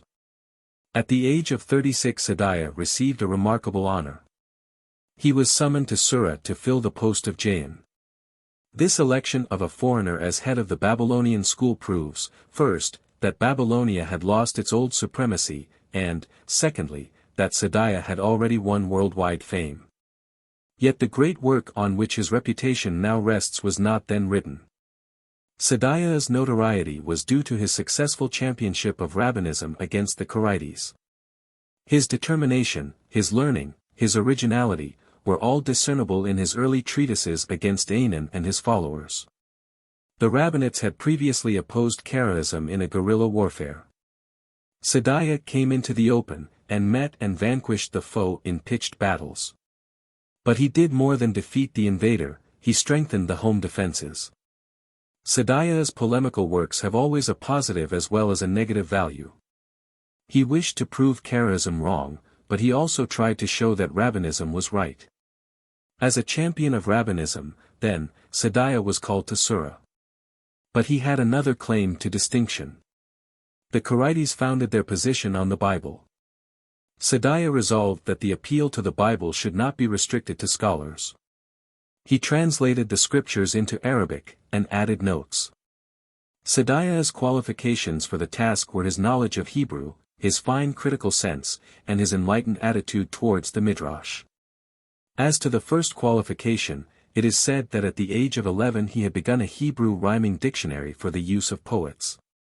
He himself added several hymns to the liturgy. In these Saadiah's poetical range is very varied. Sometimes his style is as pure and simple as the most classical poems of the Spanish school. At other times, his verses have all the intricacy, harshness, and artificiality of Kalers. Perhaps his mastery of Hebrew is best seen in his Book of the Exiled, Sefer HaGalui, compiled in Biblical Hebrew, divided into verses, and provided with accents. As the title indicates, this book was written during Saadiah's exile from Surah. Saadiah's Arabic version of the scriptures won such favor that it was read publicly in the synagogues. Of old the Targum, or Aramaic version, had been read in public worship together with the original Hebrew. Now, however, the Arabic began to replace the Targum. Saadiah's version well deserved its honor. Saadiah brought a hornet's nest about his head by his renewed attacks on Karaism, contained in his commentary to Genesis. But the call to Surah turned Saadiah's thoughts in another direction. He found the famous college in decay. The exilarchs, the nominal heads of the whole of the Babylonian Jews, were often unworthy of their position, and it was not long before Saadiah came into conflict with the exilarch. The struggle ended in the Jayan's exile from Surah. During his years of banishment, he produced his greatest works. He arranged a prayer book, wrote Talmudical essays, compiled rules for the calendar, examined the Masoretic works of various authors, and, indeed, produced a vast array of books, all of them influential and meritorious. But his most memorable writings were his Commentary on the Book of Creation, Sefer Yetzirah, and his masterpiece, Faith and Philosophy, Emunath v'Idioth. This treatise, finished in the year 934, was the first systematic attempt to bring revealed religion into harmony with Greek philosophy. Saadiah was thus the forerunner, not only of Maimonides, but also of the Christian schoolmen. No Jew, said Saadiah, should discard the Bible, and form his opinions solely by his own reasoning. But he might safely endeavor to prove, independently of revelation, the truths which revelation had given. Faith, said Saadiah again, is the sour's absorption of the essence of a truth, which thus becomes part of itself, and will be the motive of conduct whenever the occasion arises. Thus Saadiah identified reason with faith. He ridiculed the fear that philosophy leads to skepticism. You might as well, he argued, identify astronomy with superstition, because some deluded people believe that an eclipse of the moon is caused by a dragon's making a meal of it. For the last few years of his life Saadiah was reinstated in the Gaonim at Surah. The school enjoyed a new lease of fame under the brilliant direction of the author of the great work just described. After his death the inevitable decay made itself felt. Under the Moorish caliphs, Spain had become a center of Arabic science, art, and poetry. In the 10th century, Cordova attained fame similar to that which Athens and Alexandria had once reached. In Moorish Spain, there was room both for earnest piety and the sensuous delights of music and art, and the keen exercise of the intellect in science or philosophy did not debar the possession of practical statesmanship and skill in affairs. In the service of the caliphs were politicians who were also doctors, poets, philosophers, men of science. Possession of culture was, indeed, a sure credential for employment by the state. It was to Moorish Spain that the center of Judaism shifted after the death of Saadiah. It was in Spain that the finest fruit of Jewish literature in the post-biblical period grew. Here the Jewish genius expanded beneath the sunshine of Moorish culture. To Moses, the son of Chanakh, an envoy from Babylonia, belongs the honor of founding a new school in Cordova. In this he had the support of the scholar-statesman Chasdai, the first of a long line of medieval Jews who earned double fame, as servants of their country and as servants of their own religion. To Chasdai we must now turn. Bibliography. Saadiah. Greets. 3, 7. Schiller Sinus. Encycle, Brit, Volume 21, page 120. M. Friedlander. Life and Works of Saadiah. JQR, Volume 5, page 177. Saadiah's Philosophy, Owen, JQR, Volume 3, page 192. Grammar and Polemics, Rosen, JQR, Volume 6, page 475. S. Poznansky, Ibid, Volume 9, page 238. E. H. Lindo. History of the Jews of Spain and Portugal, London, 1848. Chapter 9. Dawn of the Spanish Era. Chasdai ibn Shaprat. Menachem and Dun Ash, Chayaj and Janak. Samuel the Aged. If but a small part of what Hebrew poets sang concerning Chasdai ibn Shaprat be literal fact, he was indeed a wonderful figure. His career set the Jewish imagination aflame. Cherizi, in the 13th century, wrote of Chasdai thus. In southern Spain, in days gone by, the sun of fame rose up on high. Chasdai it was, the prince, who gave rich gifts to all who came to crave. Science rolled forth her mighty waves, laden with gems from hidden caves, till wisdom like an island stood, the precious outcome of the flood. Here thirsting spirits still might find knowledge to satisfy the mind. Their prince's favor made new day for those who slept their life away. They who had lived so long apart confessed a bond, a common heart. From Christendom and Moorish lands, from east, from west, from distant strands, his favor compassed each and all. Girt by the shelter of his grace, lit by the glory of his face, knowledge held their heart in thrall. He showed the source of wisdom and her springs, and God's anointment made them more than kings. His goodness made the dumb to speak his name. Yea, stubborn hearts were not unyielding long, and bards the starry splendor of his fame mirrored in lucent current of their song. This Chasdai, the son of Isaac, of the family of Shaprat, 915 to 970, was a physician and a statesman. He was something of a poet and linguist besides, not much of a poet, for his eulogists say little of his verses. And not much of a linguist, for he employed others, among them Menachem, the son of Aruch, the grammarian, to write his Hebrew letters for him. But he was enough of a scholar to appreciate learning in others, and as a patron of literature he placed himself in the front of the new Jewish development in Spain. From Babylonia he was hailed as the head of the school in Cordova. At his palatial abode was gathered all that was best in Spanish Judaism.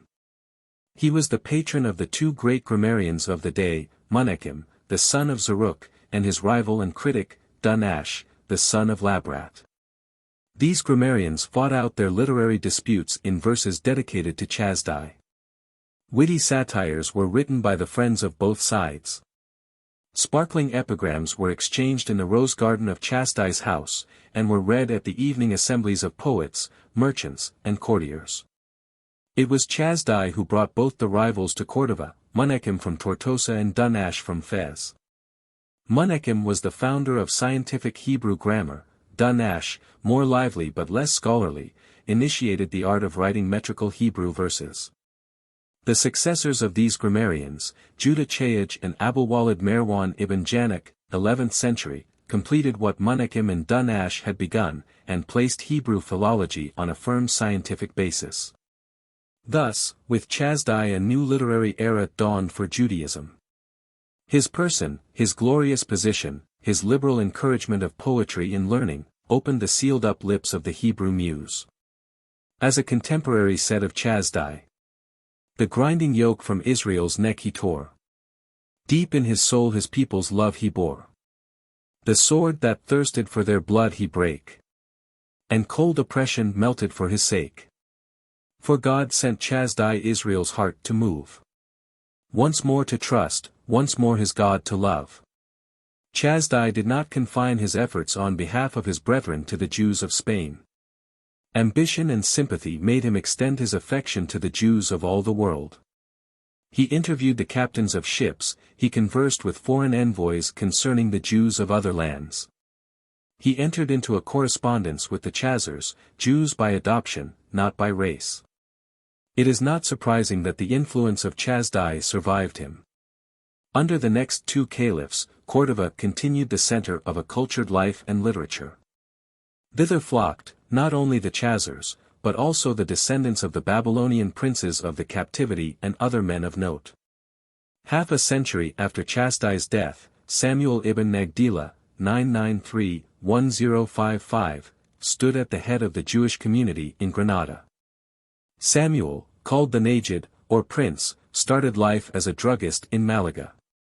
His fine handwriting came to the notice of the vizier, and Samuel was appointed private secretary.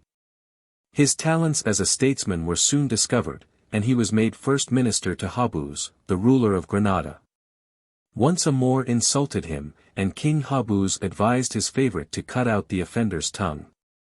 But Samuel treated his reviler with much kindness, and one day King Habuz and Samuel passed the same Moor. "He blesses you now," said the astonished king, whom he used to curse. "Ah," replied Samuel, "I did as you advised. I cut out his angry tongue, and put a kind one there instead." Samuel was not only vizier, he was also rabbi. His knowledge of the rabbinical literature was profound, and his Introduction to the Talmud, Mebo HaTalmud, is still a standard work. He expended much labor and money on collecting the works of the Gaonim. The versatility of Samuel was extraordinary. From the palace he would go to the school, after inditing a dispatch he would compose a hymn. He would leave a reception of foreign diplomatists to discuss intricate points of rabbinical law or examine the latest scientific discoveries. As a poet, his muse was that of the town, not of the field. But though he wrote no nature poems, he resembled the ancient Hebrew psalmists in one striking feature. He sang new songs of thanksgiving over his own triumphs, uttered laments on his own woes, but there is an impersonal note in these songs as there is in the similar lyrics of the Psalter. His individual triumphs and woes were merged in the triumphs and woes of his people. In all, Samuel added some 30 new hymns to the liturgy of the synagogue. But his muse was as versatile as his mind. Samuel also wrote some stirring wine songs. The marvelous range of his powers helped him to complete what Saadiah had begun. The center of Judaism became more firmly fixed than ever in Spain. When Samuel the Najid died in 1055, the golden age of Spanish literature was in sight. Above the horizon were rising in a glorious constellation, Solomon ibn Jebarol, the Ibn Ezras, and Jehuda Halevi. Bibliography. Saadiah. Greets, 3, page 215, 220. Dunash and Munechim. Greets. 3, page 223, 228. Janak. Encycl, Brit, Volume 13, page 737. Chayich. M. Jastrow, Jr., The Weak and Geminative Verbs in Hebrew by Hayug, Leiden, 1897. Hebrew Philology. Steinschneider. Jewish Literature, page 131. Chazars. Letter of Saadiah to Chazars, England Transl. By Zedner, Miscellany of the Society of Hebrew Literature, Volume 1. Greets. 3, page 138, 140. Samuel ibn Nagdila. Greets, 3, p. 254, 260. Chapter 10. The Spanish Jewish Poets, I. Solomon ibn Jebarol. The Royal Crown. Moses ibn Ezra. Abraham ibn Ezra. The Biblical Commentaries of Ibn Ezra and the Kimchis. In the days of Saadiah, says Chirizi, the Hebrew poets began to sing. We have seen that the new Hebrew poetry was older than Chasdai, but Chirizi's assertion is true. The Hebrew poets of Spain are melodious, and Kalir is only ingenious. Again, it was in Spain that Hebrew was first used for secular poetry, for love songs and ballads, for praises of nature, for the expression of all human feelings. In most of this the poets found their models in the Bible. When Jehuda Halevi sang in Hebrew of love, he echoed that Song of Songs. When Moses ibn Ezra wrote penitential hymns, or Ibn Jebral divine meditations, the Psalms were ever before them as an inspiration. The poets often devoted all their ambition to finding apt quotations from the sacred text. But in one respect they failed to imitate the Bible, and this failure seriously cramped their genius. The poetry of the Bible depends for its beauty partly on its form. This form is what is called parallelism of line. The fine musical effect produced by repeating as an echo the idea already expressed is lost in the poetry of the Spanish Jews. Thus Spanish Jewish poetry suffers, on the one side, because it is an imitation of the Bible, and therefore lacks originality, and on the other side it suffers, because it does not sufficiently imitate the biblical style. In spite of these limitations, it is real poetry. In the Psalms there is deep sympathy for the wilder and more awful phenomena of nature. In the poetry of the Spanish Jews, nature is loved in her gentler moods. One of these poets, Nahum, wrote prettily of his garden, another, Ibn Jebral, sang of autumn, Jehuda Halevi, of spring. Again, in their love songs there is freshness. There is in them a quaint blending of piety and love. They do not say that beauty is a vain thing, but they make beauty the mark of a God-fearing character. There is an unbiblical lightness of touch, too, in their songs of life in the city, their epigrams, their society verses. And in those of their verses which most resemble the Bible, the passionate odes to Zion by Jehuda Halevi, the sublime meditations of Ibn Jebral, the penitential prayers of Moses ibn Ezra, though the echoes of the Bible are distinct enough. Yet amid the echoes there sounds now and again the fresh, clear voice of the medieval poet. Solomon ibn Jebral was born in Malaga in 1021, and died in 1070. His early life was unhappy, and his poetry is tinged with melancholy. But his unhappiness only gave him a fuller hope in God. As he writes in his greatest poem, he would fly from God to God. From thee to thee I fly to win a place of refuge, and within thy shadow from thy anger hide, until thy wrath be turned aside. Unto thy mercy I will cling, until thou hearken pitying. Nor will I quit my hold of thee, until thy blessing light on me. These lines occur in Jebral's Royal Crown, Kether Malchith, a glorious series of poems on God and the world. In this, the poet pours forth his heart even more unreservedly than in his philosophical treatise, The Fountain of Life, or in his ethical work, The Ennoblement of Character, or in his compilation from the wisdom of the past. The choice of pearls, if, indeed, this last book be his. The Royal Crown is a diadem of praises of the greatness of God, praises to utter which make man, with all his insignificance, great. Wondrous are thy works, O Lord of hosts. And their greatness holds my soul in thrall. Thine the glory is, the power divine. Thine the majesty, the kingdom thine. Thou supreme, exalted over all. Thou art one, the first great cause of all. Thou art one, and none can penetrate. Not even the wise in heart, the mystery of thy unfathomable unity. Thou art one, the infinitely great. But man can perceive that the power of God makes him great to pardon. If he see it not now, he will hereafter. Thou art light, pure souls shall thee behold. Save when mists of evil intervene. Thou art light, that, in this world concealed, in the world to come shall be revealed. In the mount of God it shall be seen. And so the poet in one of the final hymns of the Royal Crown, filled with a sense of his own unworthiness, hopefully abandons himself to God. My God! I know that those who plead To thee for grace and mercy need. All their good works should go before, and wait for them at heaven's high door. But no good deeds have I to bring, no righteousness for offering, no service for my Lord and King. Yet hide not thou thy face from me, nor cast me out afar from thee. But when thou bidst my life to cease, you lead me forth in peace, unto the world to come, to dwell among thy pious ones, who tell thy glories inexhaustible. There let my portion be with those who to eternal life arose. There purify my heart aright, in thy light to behold the light. Raise me from deepest depths to share heaven's endless joys of praise and prayer, that I may evermore declare. Though thou wast angered, Lord, I will give thanks to thee. For past is now thy wrath, and thou dost comfort me. Ibn Jebral stood a little outside and a good deal above the circle of the Jewish poets who made this era so brilliant. Many of them are now forgotten.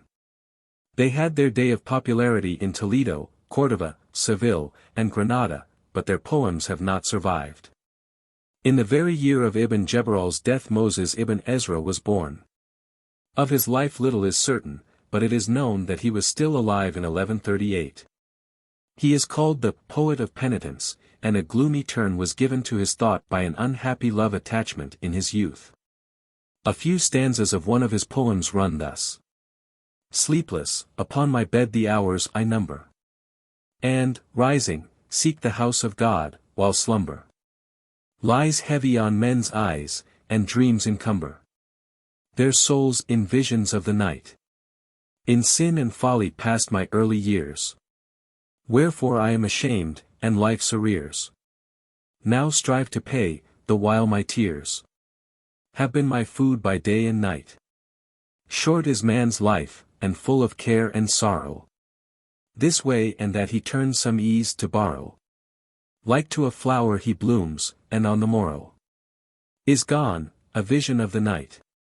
How does the weight of sin my soul oppress? Because God's law too often I transgress. I mourn and sigh, with tears of bitterness. My bed I water all the night. My youth wanes like a shadow that's cast. Swifter than eagle's wings my years fly fast. And I remember not my gladness past, either by day or yet by night. Proclaim we then a fast, a holy day. Make pure our hearts from sin, God's will obey.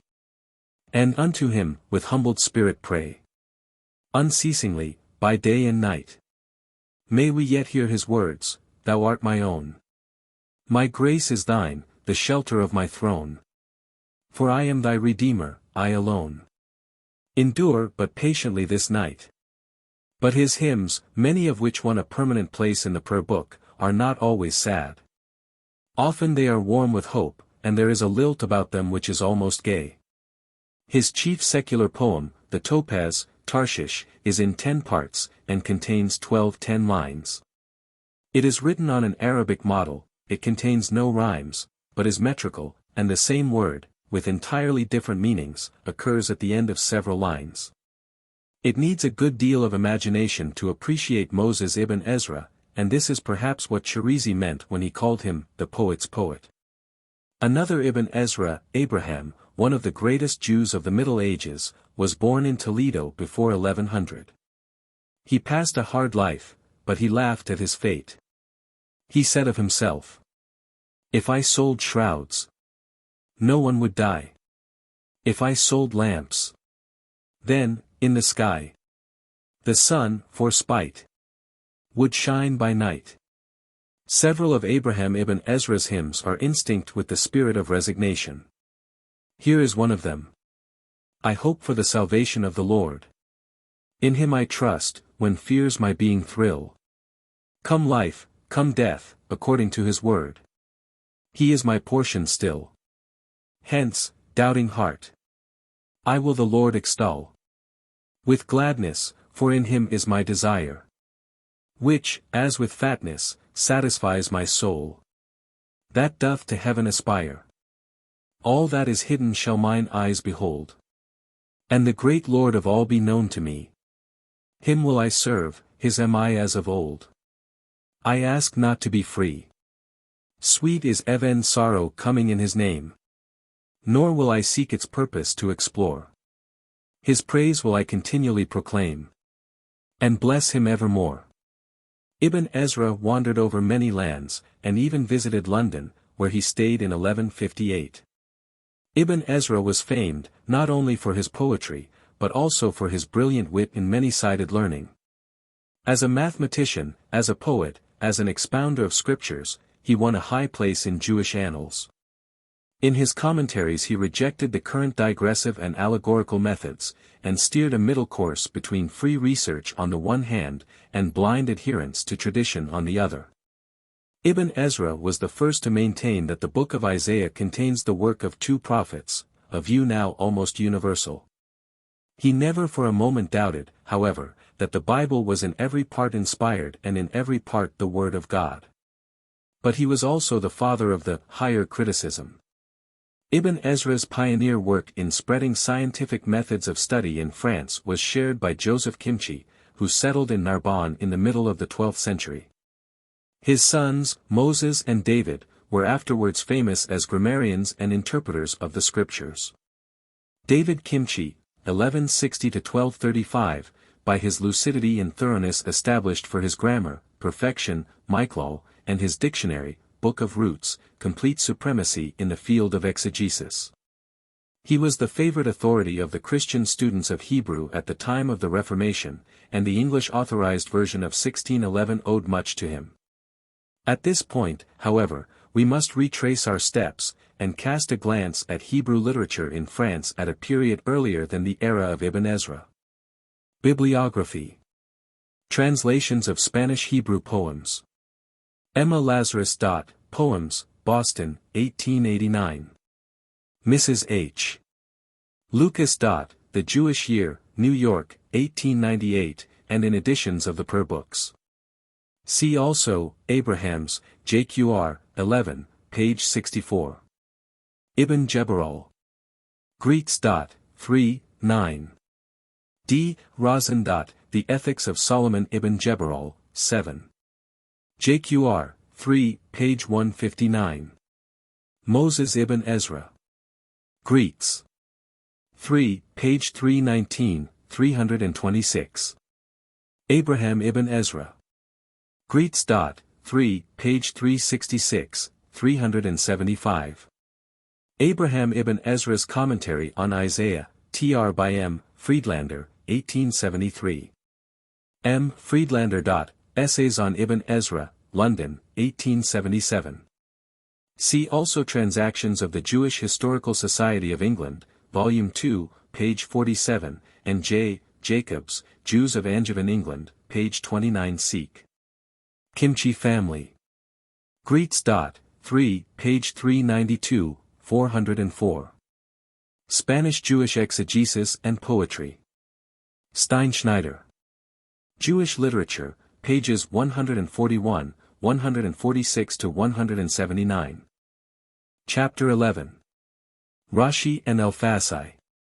Nathan of Rome. Alfassi. Rashi. Rashbam.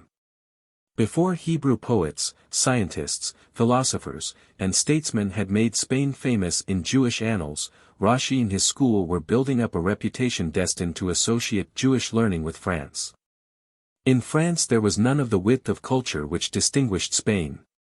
Rashi did not shine as anything but an exponent of traditional Judaism. He possessed no graces of style, created no new literature. But he represented Judaism at its simplest, its warmest, its intensest. Rashi was a great writer because his subject was great, not because he wrote greatly. But it is only a half-truth to assert that Rashi had no graces of style. For, if grace be the quality of producing effects with the least display of effort, then there was no writer more graceful than Rashi. His famous commentary on the Talmud is necessarily long and intricate, but there is never a word too much. No commentator on any classic ever surpassed Rashi in the power of saying enough and only enough. He owed this faculty in the first place to his intellectual grasp. He edited the Talmud as well as explained it. He restored the original text with the surest of critical instincts. And his conscience was in his work. So thoroughly honest was he that, instead of slurring over difficulties, he frankly said, "I cannot understand. I do not know," in the rare cases in which he was at a loss. Rashi moreover possessed that wondrous sympathy with author and reader which alone qualifies a third mind to interpret author to reader.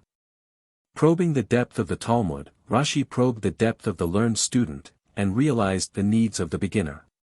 Thus the beginner finds Rashi useful, and the specialist turns to him for help. His immediate disciples rarely quote him by name. To them he is the commentator. Rashi was not the first to subject the Talmud to critical analysis.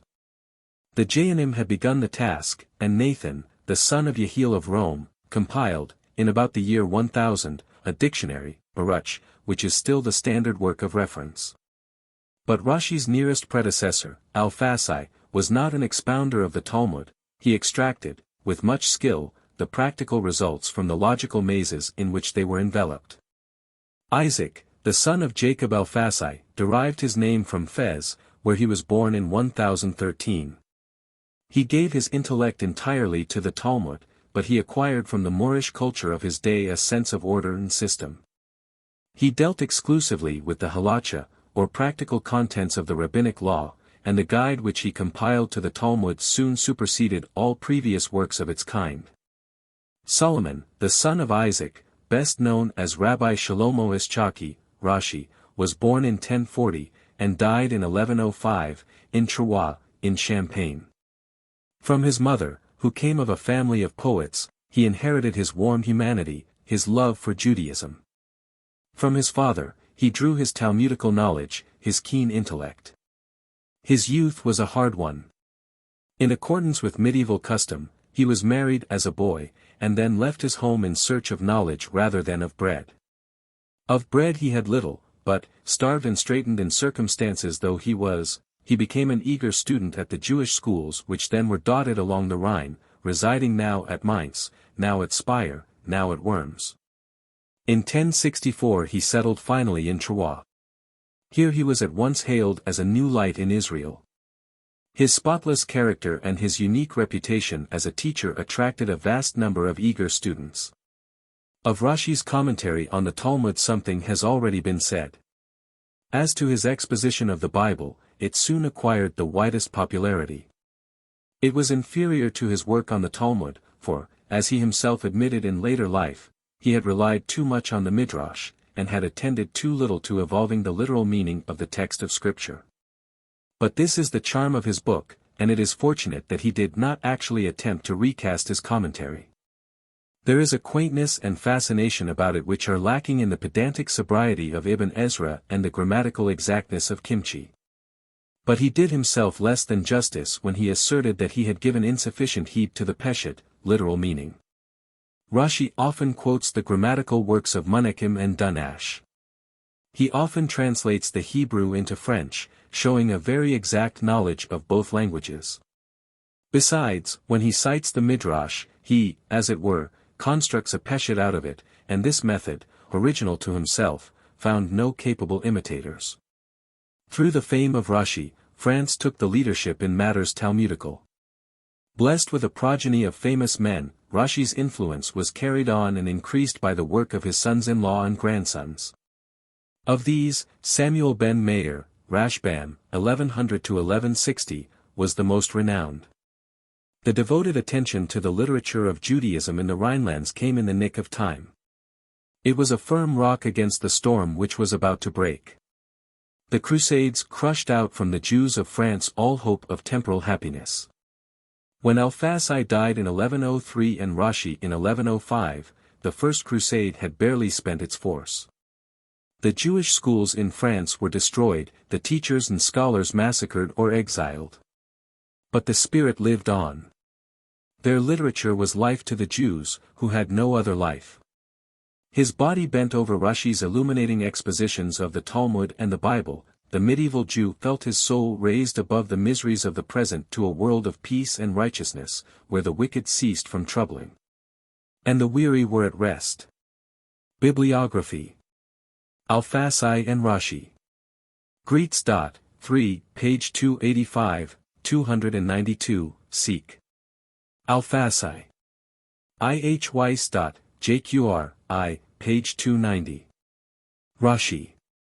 Schiller Sinasi. Encycle, Brit, volume 20, page 284. Chapter 12. The Spanish Jewish Poets, 2. Yehuda Halevi. Chirizi. Turning once more to the brighter condition of Jewish literature in Spain, we reach a man upon whom the whole vocabulary of praise and affection has been exhausted.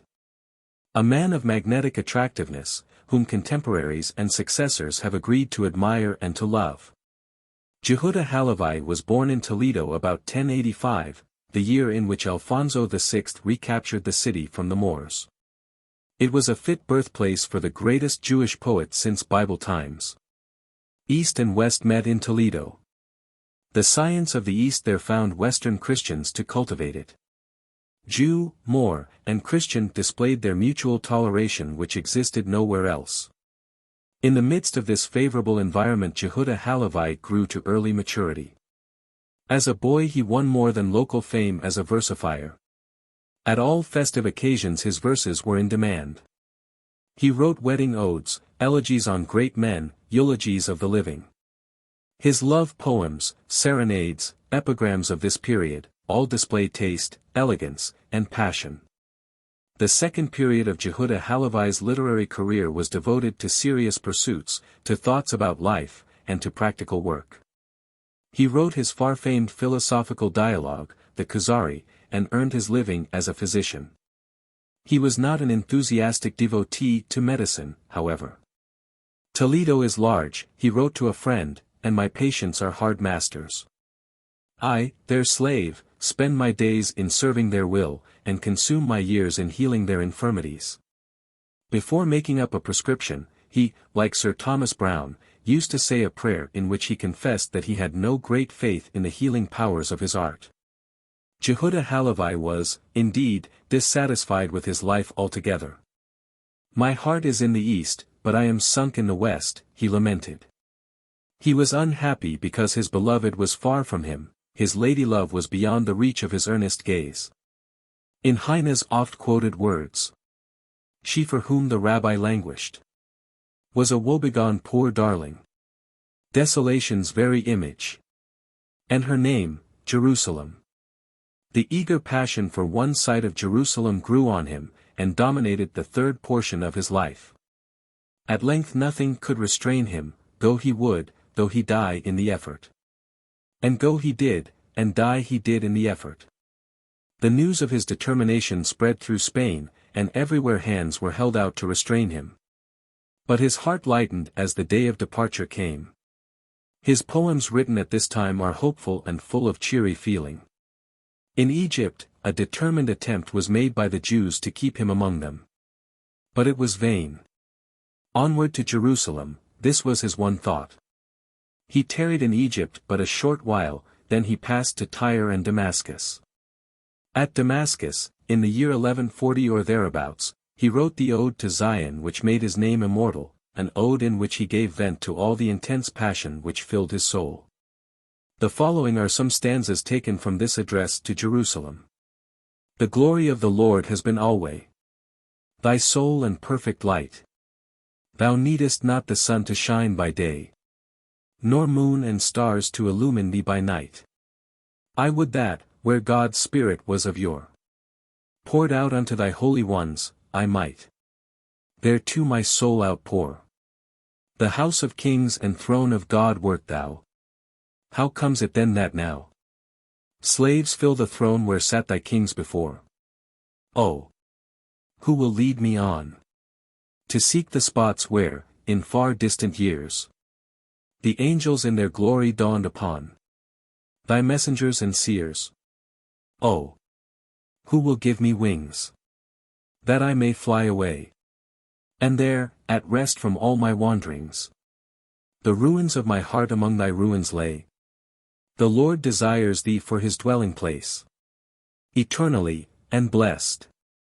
is he whom God has chosen for the grace within thy courts to rest.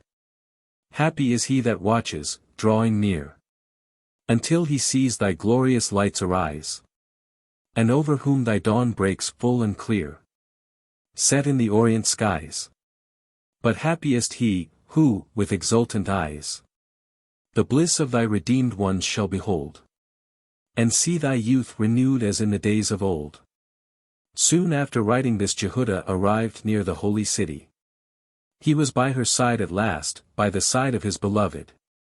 Then, legend tells us, through a gate an Arab horseman dashed forth, he raised his spear, and slew the poet, who fell at the threshold of his dear Jerusalem, with a song of Zion on his lips. The new Hebrew poetry did not survive him. Persecution froze the current of the Jewish soul. Poets, indeed, arose after Jehudah Halevi in Germany as in Spain. Sometimes, as in the hymns of the German Mayor of Rothenburg, a high level of passionate piety is reached. But it has well been said that the hymns of the Spanish writers link man's soul to his Maker, the hymns of the Germans link Israel to his God. Only in Spain Hebrew poetry was universal, in the sense in which the Psalms are universal. Even in Spain itself, the death of Jehudah Halevi marked the close of this higher inspiration. The later Spanish poets, Chirizi and Zabera, middle and end of the 12th century, were satirists rather than poets, witty, sparkling, ready with quaint quips, but local and imitative in manner and subject. Zabera must receive some further notice in a later chapter because of his connection with medieval folklore. Of Chirizi's chief work, the Takamoni, it may be said that it is excellent of its type. The stories which it tells in unmetrical rhyme are told in racy style, and its criticisms on men and things are clever and striking. As a literary critic also Chirizi ranks high, and there is much skill in the manner in which he links together, round the person of his hero, the various narratives which compose the Takamoni. The experiences he relates are full of humor and surprises. As a phrasemaker, Chirizi was peculiarly happy, his command of Hebrew being masterly. But his most conspicuous claim to high rank lies in his origination of that blending of grim irony with bright wit which became characteristic of all Jewish humorists, and reached its climax in Heine. But Chirizi himself felt that his art as a Hebrew poet was decadent. Great poets of Jewish race have risen since, but the songs they have sung have not been songs of Zion, and the language of their muse has not been the language of the Hebrew Bible. Bibliography. Jehudah Halevi. Greets. 3, 2. J. Jacobs. Jehudah Halevi, Poet and Pilgrim, Jewish Ideals, New York, 1896, page 103. Lady Magnus. Jewish Portraits, Boston, 1889, page 1. Translations of his poetry by Emma Lazarus and Mrs. Lucas, Op. Cit. Editions of the Prayer Book, also JQR, X, pages 117, 626, 7, page 464. Treasures of Oxford, London, 1850, I. Abraham's, Jewish Life in the Middle Ages, CHS. 7, 9 and 10. His Philosophy, Specimen of the Khazari, translated by A. Neubauer, Miscellany of the Society of Hebrew Literature, Volume 1. John Owen. JQR, 3, page 199. Chirizi. Greets. 3, page 559, 577. Karpeles. Jewish Literature and Other Essays, p. 210 seq. M. Sachs. Hebrew Review, Volume 1. Chapter 13. Moses Maimonides. Maimon, Rambam equals are Moses, the son of Maimon, Maimonides. His Yad Hakazaka and more Nebuchim. Gersonides. Crescas. Albo. The greatest Jew of the Middle Ages, Moses, the son of Maimon, was born in Cordova, in 1135, and died in Fostat in 1204. His father Maimon was himself an accomplished scientist and an enlightened thinker, and the son was trained in the many arts and sciences then included in a liberal education. When Moses was 13 years old, Cordova fell into the hands of the Almohades, a sect of Mohammedans, whose creed was as pure as their conduct was fanatical. Jews and Christians were forced to choose conversion to Islam, exile, or death. Maimon fled with his family, and, after an interval of troubled wanderings and painful privations, they settled in Fez, where they found the Almohades equally powerful and equally vindictive. Maimon and his son were compelled to assume the outward garb of Mohammedanism for a period of 5 years. From Fez the family emigrated in 1165 to Palestine, and, after a long period of anxiety, Moses Maimonides settled in Egypt, in Fostat, or Old Cairo. In Egypt, another son of Maimon, David, traded in precious stones, and supported his learned brother. When David was lost at sea, Maimonides earned a living as a physician. His whole day was occupied in his profession, yet he contrived to work at his books during the greater part of the night. His minor works would alone have brought their author fame. His first great work was completed in 1168. It was a commentary on the Mishnah, and was written in Arabic. But Maimonides' reputation rests mainly on 2 books, the one written for the many, the other for the few. The former is his Strong Hand, Yad HaKazaka, the latter his Guide of the Perplexed, More Nebuchim. The Strong Hand was a gigantic undertaking. In its 14 books Maimonides presented a clearly arranged and clearly worded summary of the rabbinical halacha, or law. In one sense it is an encyclopedia, but it is an encyclopedia written with style. For its power to grapple with vast materials, this code has few rivals and no superiors in other literatures. Maimonides completed its compilation in 1180, having spent 10 years over it. During the whole of that time, he was not only a popular doctor, but also official rabbi of Cairo. He received no salary from the community, for he said, "Better 1 penny earned by the work of one's hands, than all the revenues of the prince of the captivity, if derived from fees for teaching or acting as rabbi." The Strong Hand, called also Deuteronomy, Mishnah Torah, sealed the reputation of Maimonides for all time.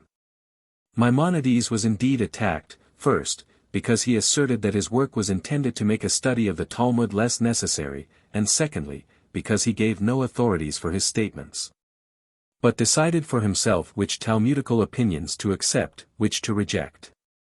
But the severest scrutiny found few real blemishes and fewer actual mistakes.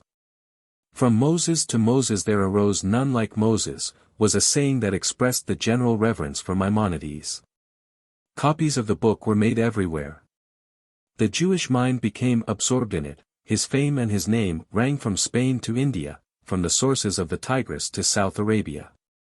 Eulogies were showered on him from all parts of the earth. And no praise can say more for this marvelous man than the fact that the incense burned at his shrine did not intoxicate him. His touch became firmer, his step more resolute. But he went on his way as before, living simply and laboring incessantly, unmoved by the thunders of applause, unaffected by the feebler echoes of calumny.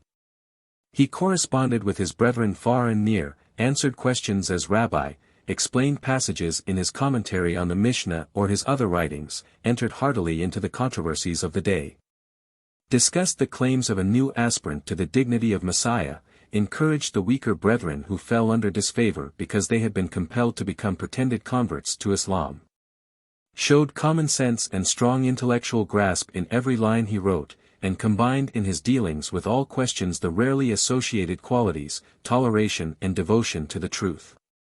Yet he felt that his life's work was still incomplete. He loved truth, but truth for him had 2 aspects. There was truth as revealed by God, there was truth which God left man to discover for himself. In the mind of Maimonides, Moses and Aristotle occupied pedestals side by side. In the Strong Hand, he had codified and given orderly arrangement to Judaism as revealed in Bible and tradition. He would now examine its relations to reason, would compare its results with the data of philosophy. This he did in his Guide of the Perplexed, More Nebuchim. Maimonides here differed fundamentally from his immediate predecessors. Jehuda Halevi, in his Kuzari, was poet more than philosopher. The Kuzari was a dialogue based on the 3 principles, that God is revealed in history, that Jerusalem is the center of the world, and that Israel is to the nations as the heart to the limbs. Yehuda Halevi supported these ideas with arguments deduced from the philosophy of his day. He used reason as the handmaid of theology. Maimonides, however, like Saadiah, recognized a higher function for reason. He placed reason on the same level as revelation, and then demonstrated that his faith and his reason taught identical truths. His work, the Guide of the Perplexed, written in Arabic in about the year 1190, is based, on the one hand, on the Aristotelian system as expounded by Arabian thinkers, and, on the other hand, on a firm belief in scripture and tradition. With a masterly hand, Maimonides summarized the teachings of Aristotle and the doctrines of Moses and the rabbis. Between these two independent bodies of truths he found, not contradiction, but agreement, and he reconciled them in a way that satisfied so many minds that the Guide was translated into Hebrew twice during his lifetime, and was studied by Mohammedans and by Christians such as Thomas Aquinas. With general readers, the third part was the most popular. In this part Maimonides offered rational explanations of the ceremonial and legislative details of the Bible. For a long time after the death of Maimonides, which took place in 1204, Jewish thought found in the Guide a strong attraction or a violent repulsion. Commentaries on the More, or Guide, multiplied apace. Among the most original of the philosophical successors of Maimonides there were few Jews but were greatly influenced by him. Even the famous author of The Wars of the Lord, Ralbag, Levi, the son of Gershon, Gersonides, who was born in 1288, and died in 1344, was more or less at the same standpoint as Maimonides. On the other hand, Chasdai Crescas, in his Light of God, written between 1405 and 1410, made a determined attack on Aristotle, and dealt a serious blow at Maimonides. Crescas' work influenced the thought of Spinoza, who was also a close student of Maimonides. A pupil of Crescas, Joseph Albo, 1380–1444, was likewise a critic of Maimonides. Albo's treatise, the Book of Principles, Ikarim, became a popular textbook. It was impossible that the reconciliation of Aristotle and Moses should continue to satisfy Jewish readers, when Aristotle had been dethroned from his position of dictator in European thought. But the Guide of Maimonides was a great achievement for its spirit more than for its contents. If it inevitably became obsolete as a system of theology, it permanently acted as an antidote to the mysticism which in the 13th century began to gain a hold on Judaism, and which, but for Maimonides, might have completely undermined the beliefs of the synagogue. Maimonides remained the exemplar of reasoning faith long after his particular form of reasoning had become unacceptable to the faithful. Bibliography. Maimonides. Greets. 3, 14. Karpeles. Jewish Literature and Other Essays, page 145. Steinschneider. Jewish Literature, pages 70, 82 seek, 94 seek. Schiller Sinasi. Encycle, Brit, Volume 15, page 295. His Works. 8 chapters. B. Spears in Threefold Chord, 1893. English translation in Hebrew Review, Volumes 1 and 2. Strong Hand, Selections translated by Solowiecik, London, 1863. Letter to Jehuda ibn Tibbon, translated by H. Adler, Miscellany of the Society of Hebrew Literature, Volume 1. Guide of the Perplexed, translated by M. Friedlander, 1885. Critical Essays on Maimonides. I. H. Weisstadt, Study of the Talmud in the 13th Century, JQR, I, page 290. J. Owen. JQR, 3, page 203. S. Schechter. Studies in Judaism, page 161, 197, etc. On Maimon, father of Maimonides, C. L. M. Simmons, Letter of Consolation of Maimon ben Joseph. JQR, 2, page 62. Crescas. Greets. 4, pages 146, 157, 191, 206. Albo. Greets. 4, 7. English translation of Ikarim, Hebrew Review, Volumes 1, 2, 3. Chapter 14. The Diffusion of Science. Provençal translators. The Ibn Tibbons. Italian translators. Jacob Anatoli. Kalonimos. Scientific literature. Translators act as mediators between various peoples and ages. They bring the books and ideas of one form of civilization to the minds and hearts of another. In the Middle Ages, translations were of more importance than now, since fewer educated people could read foreign languages. No men of letters were more active than the Jews in this work of diffusion. Dr. Steinschneider fills 1,100 large pages with an account of the translations made by Jews in the Middle Ages. Jews cooperated with Mohammedans in making translations from the Greek, as later on they were associated with Christians in making Latin translations of the masterpieces of Greek literature. Most of the Jewish translations, however, that influenced Europe were made from the Arabic into the Hebrew. But though the language of these translations was mostly Hebrew, they were serviceable to others besides Jews. For the Hebrew versions were often only a stage in a longer journey. Sometimes by Jews directly, sometimes by Christian scholars acting in conjunction with Jews, these Hebrew versions were turned into Latin, which most scholars understood. And from the Latin further translations were made into the everyday languages of Europe. The works so translated were chiefly the scientific and philosophical masterpieces of the Greeks and Arabs. Poetry and history were less frequently the subject of translation, but, as will be seen later on, the spread of the fables of Greece and of the folk tales of India owed something to Hebrew translators and editors. Provence was a meeting place for Arab science and Jewish learning in the Middle Ages, and it was there that the translating impulse of the Jews first showed itself strongly. By the beginning of the 13th century, Hebrew translation had become an art. True, these Hebrew versions possess no graces of style, but they rank among the best of their class for fidelity to their originals. Jewish patrons encouraged the translators by material and moral support. Thus, Meshulam of Lunel, 12th century, was both learned and wealthy, and his eager encouragement of Judah ibn Tibbon, the father of Jewish translators, gave a strong impetus to the translating activity of the Jews. Judah ibn Tibbon, about 1120 to 1190, was of Spanish origin, but he emigrated from Granada to Provence during the same persecution that drove Maimonides from his native land. Judah settled in Lunel, and his skill as a physician won him such renown that his medical services were sought by knights and bishops even from across the sea. Judah ibn Tibbon was a student of science and philosophy. He early qualified himself as a translator by careful attention to philological niceties. Under the inspiration of Meshulam, he spent the years 1161 to 1186 in making a series of translations from Arabic into Hebrew. His translations were difficult and forced in style, but he had no ready-made language at his command. He had to create a new Hebrew.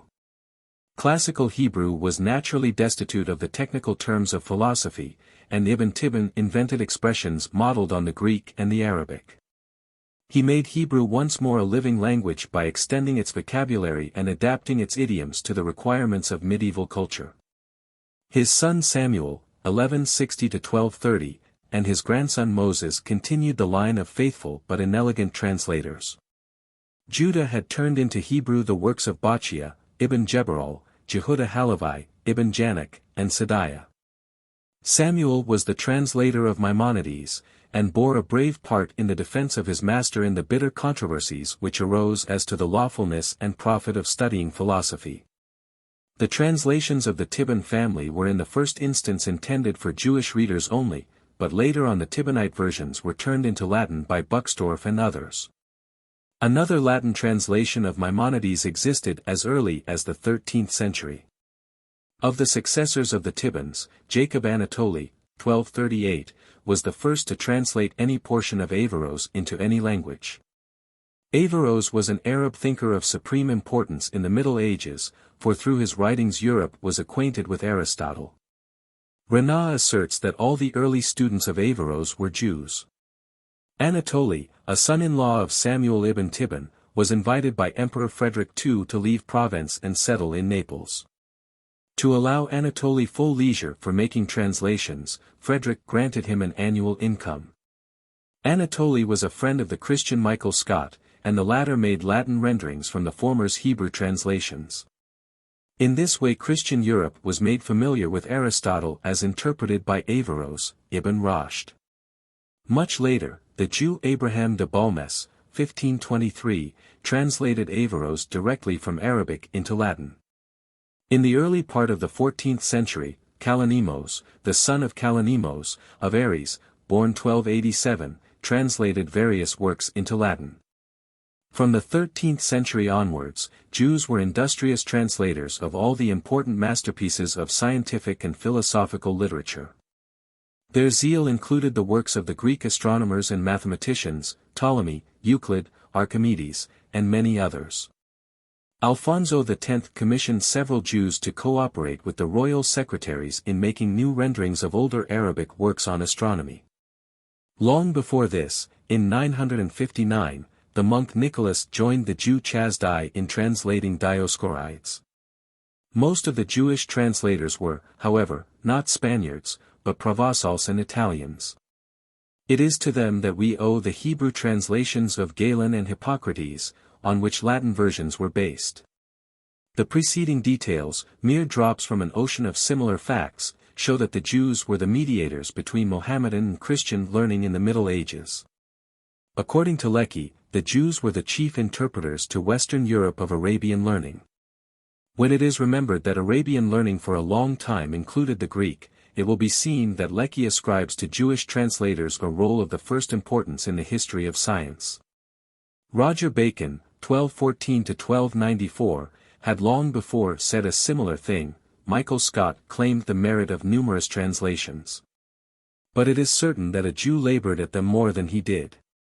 And so with the rest.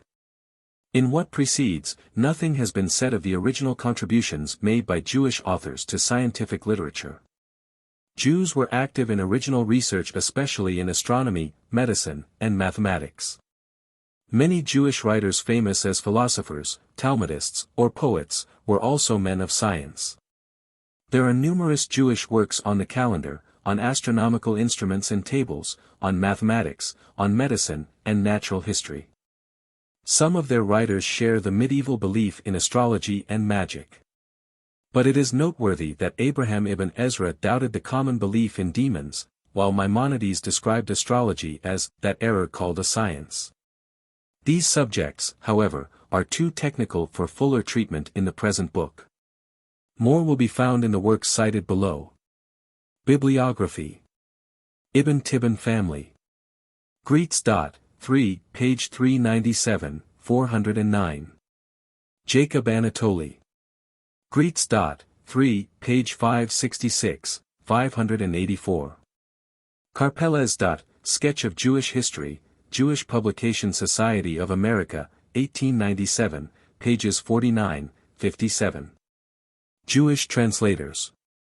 Steinschneider, Jewish Literature, page 62 seek. Science and Medicine. Steinschneider. Ibid, pages 179 seek, 260 seek. Also, A. Friedenwald. Jewish Physicians and the Contributions of the Jews to the Science of Medicine. Publications of the Gratz College, Volume 1. Chapter 15. The Diffusion of Folktales. Barlam and Joshaphat. The Fables of Bidpai. Abraham ibn Chistai. Barakia Hanakdan. Joseph Zabera. The folktales of India were communicated to Europe in two ways. First, there was an oral diffusion. In friendly conversation round the family hearth, in the convivial intercourse of the tavern and divan, the wit and wisdom of the East found a home in the West. Having few opportunities of coming into close relations with Christian society, the Jews had only a small share in the oral diffusion of folktales. But there was another means of diffusion, namely, by books. By their writings the Jews were able to leave some impress on the popular literature of Europe. This they did by their translations. Sometimes the Jews translated fables and folktales solely for their own use, and in such cases the translations did not leave the Hebrew form into which they were cast. A good example of this was Abraham ibn Chistai's Prince and Nazarite, compiled in the beginning of the 13th century. It was a Hebrew version of the legend of Buddha, known as Barlaam and Joshaphat. In this the story is told of a prince's conversion to the ascetic life. His father had vainly sought to hold him firm to a life of pleasure by isolating him in a beautiful palace, far from the haunts of man, so that he might never know that such things as evil, misery, and death existed. Of course the plan failed, the prince discovered the things hidden from him, and he became converted to the life of self-denial and renunciation associated with the saintly teaching of Buddha. This story is the frame into which a number of charming tales are set, which have found their way into the popular literature of all the world. But in this spread of the Indian stories, the book of Abraham ibn Chistai had no part. Far other it was with the Hebrew translation of the famous fables of Bidpai, known in Hebrew as Kalila v. Dimna. These fables, like those contained in the Prince and Nazarite, were Indian, and were in fact birth stories of Buddha. They were connected by means of a frame, or central plot. A large part of the popular tales of the Middle Ages can be traced to the fables of Bidpai, and here the Jews exerted important influence. Some authorities even hold that these fables of Bidpai were brought to Spain directly from India by Jews. This is doubtful, but it is certain that the spread of the fables was due to Jewish activity. A Jew translated them into Hebrew, and this Hebrew was turned into Latin by the Italian John of Capua, a Jew by birth, in the year 1270. Moreover, the old Spanish version which was made in 1251 probably was also the work of the Jewish school of translators established in Toledo by Alfonso.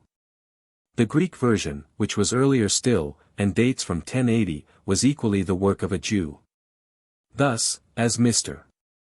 Joseph Jacobs has shown, this curious collection of fables, which influenced Europe more perhaps than any book except the Bible, started as a Buddhistic work, and passed over to the Mohammedans and Christians chiefly through the mediation of Jews.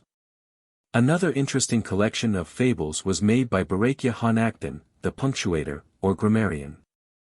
He lived in England in the 12th century, or according to another opinion he dwelt in France a century later. His collection of 107 Fox fables won wide popularity, for their wit and point combined with their apt use of biblical phrases to please the medieval taste. The fables in this collection are all old, many of them being Aesop's, but it is very possible that the first knowledge of Aesop gained in England was derived from a Latin translation of Barakia. Of greater poetical merit was Joseph Zabra's Book of Delight, written in about the year 1200 in Spain. In this poetical romance a large number of ancient fables and tales are collected, but they are thrown into a framework which is partially original. One night he, the author, lay at rest after much toil, when a giant appeared before him, and bade him rise.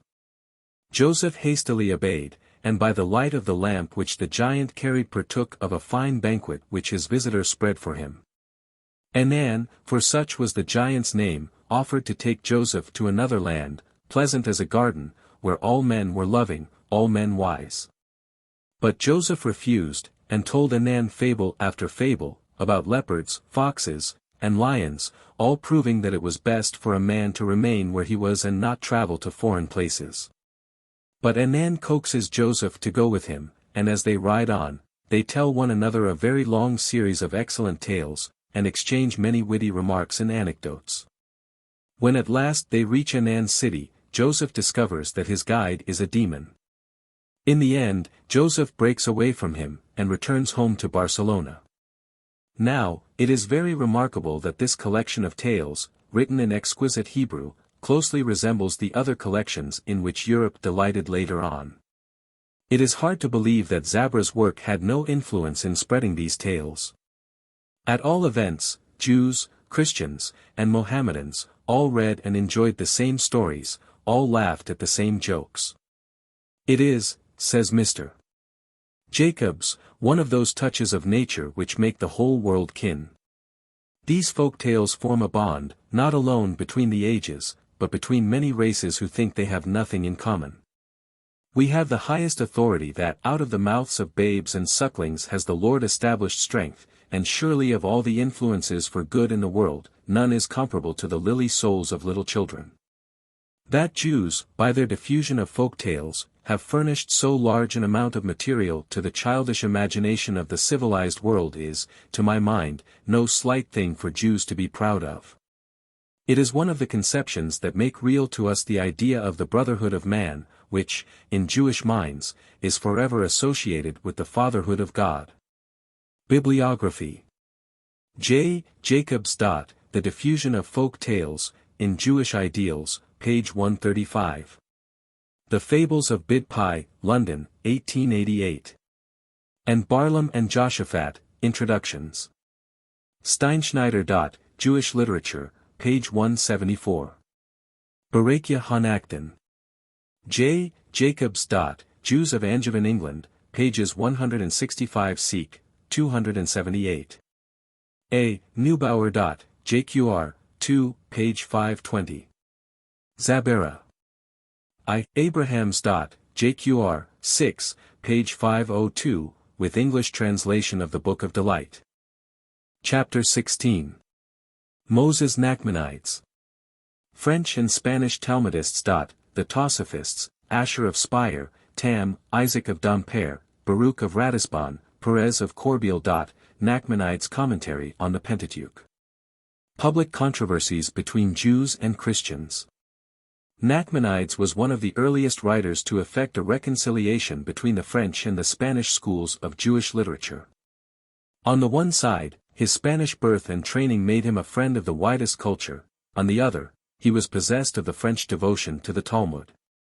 Moses, the son of Nachman, Nachmanides, Ramban, 1195–1270, Spaniard though he was, says, the French rabbis have won most Jews to their view. They are our masters in Talmud, and to them we must go for instruction. From the 11th to the 14th century, a French school of Talmudists occupied themselves with the elucidation of the Talmud, and from the editions, Tosophoth, which they compiled they are known as Tosophists. The Tosophists were animated with an altogether different spirit from that of the Spanish writers on the Talmud. But though their method is very involved and over-ingenious, they display so much mastery of the Talmud, such excellent discrimination, and so keen a critical insight, that they well earned the fame they have enjoyed. The earliest Tosophists were the family and pupils of Rashi, but the method spread from northern France to Provence, and thence to Spain. The most famous Tosophists were Isaac, the son of Asher of Speyer, end of the 11th century.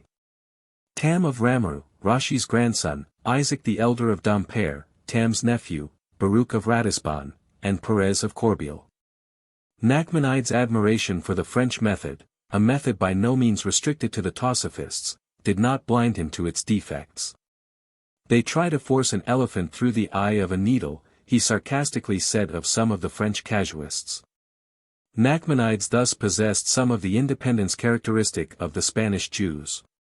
He also shared the poetic spirit of Spain, and his hymn for the Day of Atonement is one of the finest products of the New Hebrew Muse. The last stanzas run thus. Thine is the love, O God, and thine the grace that holds the sinner in its mild embrace. Thine the forgiveness, bridging o'er the space twixt man's works and the task set by the King. Unheeding all my sins, I cling to thee. I know that mercy shall thy footstool be. Before I call, O do thou answer me. For nothing dare I claim of thee, my King. O thou, who makest guilt to disappear. My help, my hope, my rock, I will not fear. Though thou the body hold in dungeon drear. The soul has found the palace of the King.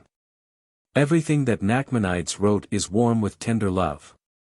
He was an enthusiast in many directions. His heart went out to the French Talmudists, yet he cherished so genuine an affection for Maimonides that he defended him with spirit against his detractors. Gentle by nature, he broke forth into fiery indignation against the French critics of Maimonides. At the same time his tender soul was attracted by the emotionalism of the Kabbalah, or mystical view of life, a view equally opposed to the views of Maimonides and of the French school. He tried to act the part of reconciler, but his intellect, strong as it was was too much at the mercy of his emotions for him to win a commanding place in the controversies of his time. For a moment we may turn aside from his books to the incidents of his life. Like Maimonides, he was a physician by profession and a rabbi by way of leisure.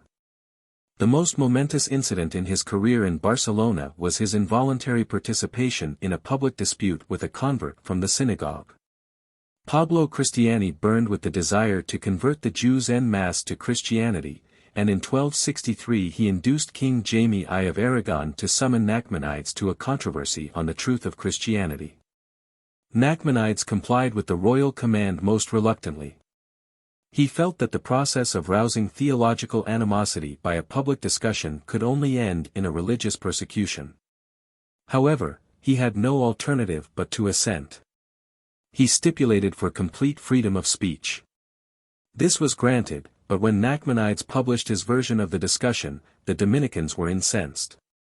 True, the special commission appointed to examine the charge of blasphemy brought against Nachmanides reported that he had merely availed himself of the right of free speech which had been guaranteed to him. He was nevertheless sentenced to exile, and his pamphlet was burnt. Nachmanides was 70 years of age at the time. He settled in Palestine, where he died in about 1270, amid a band of devoted friends and disciples, who did not, however, reconcile him to the separation from his Spanish home. I left my family, he wrote, I forsook my house. There, with my sons and daughters, the sweet, dear children whom I brought up on my knees, I left also my soul, my heart and my eyes will dwell with them forever. The halakhic, or Talmudical, works of Nachmanides have already been mentioned. His homiletical, or exegetically, writings are of more literary importance. In The Sacred Letter, he contended that man's earthly nature is divine no less than his soul, and he vindicates the flesh from the attacks made on human character by certain forms of Christianity. The body, according to Nachmanides, is, with all its functions, the work of God, and therefore perfect. It is only sin and neglect that disfigure God's creatures. In another of his books, The Law of Man, Nachmanides writes of suffering and death. He offers an antidote to pessimism, for he boldly asserts that pain and suffering in themselves are a service of God, leading man to ponder on his end and reflect about his destiny. Nachmanides believed in the bodily resurrection, but held that the soul was in a special sense a direct emanation from God. He was not a philosopher strictly so-called. He was a mystic more than a thinker, one to whom God was an intuition, not a concept of reason. The greatest work of Nachmanides was his Commentary on the Pentateuch. He reveals his whole character in it. In composing his work he tells us, three motives, an intellectual, a theological, and an emotional motive. First, he would satisfy the minds of students, and draw their heart out by a critical examination of the text. His exposition is, indeed, based on true philology and on deep and original study of the Bible. His style is peculiarly attractive, and had he been content to offer a plain commentary, his work would have ranked among the best. But he had other desires besides giving a simple explanation of the text. He had, secondly, a theological motive, to justify God and discover in the words of Scripture a hidden meaning. In the biblical narratives, Nachmanides sees types of the history of man. Thus, the account of the 6 days of creation is turned into a prophecy of the events which would occur during the next 6,000 years, and the seventh day is a type of the millennium. So, too, Nachmanides finds symbolical senses in scriptural texts, for, in the Torah, are hidden every wonder and every mystery, and in her treasures is sealed every beauty of wisdom. Finally, Nachmanides wrote, not only for educational and theological ends, but also for edification.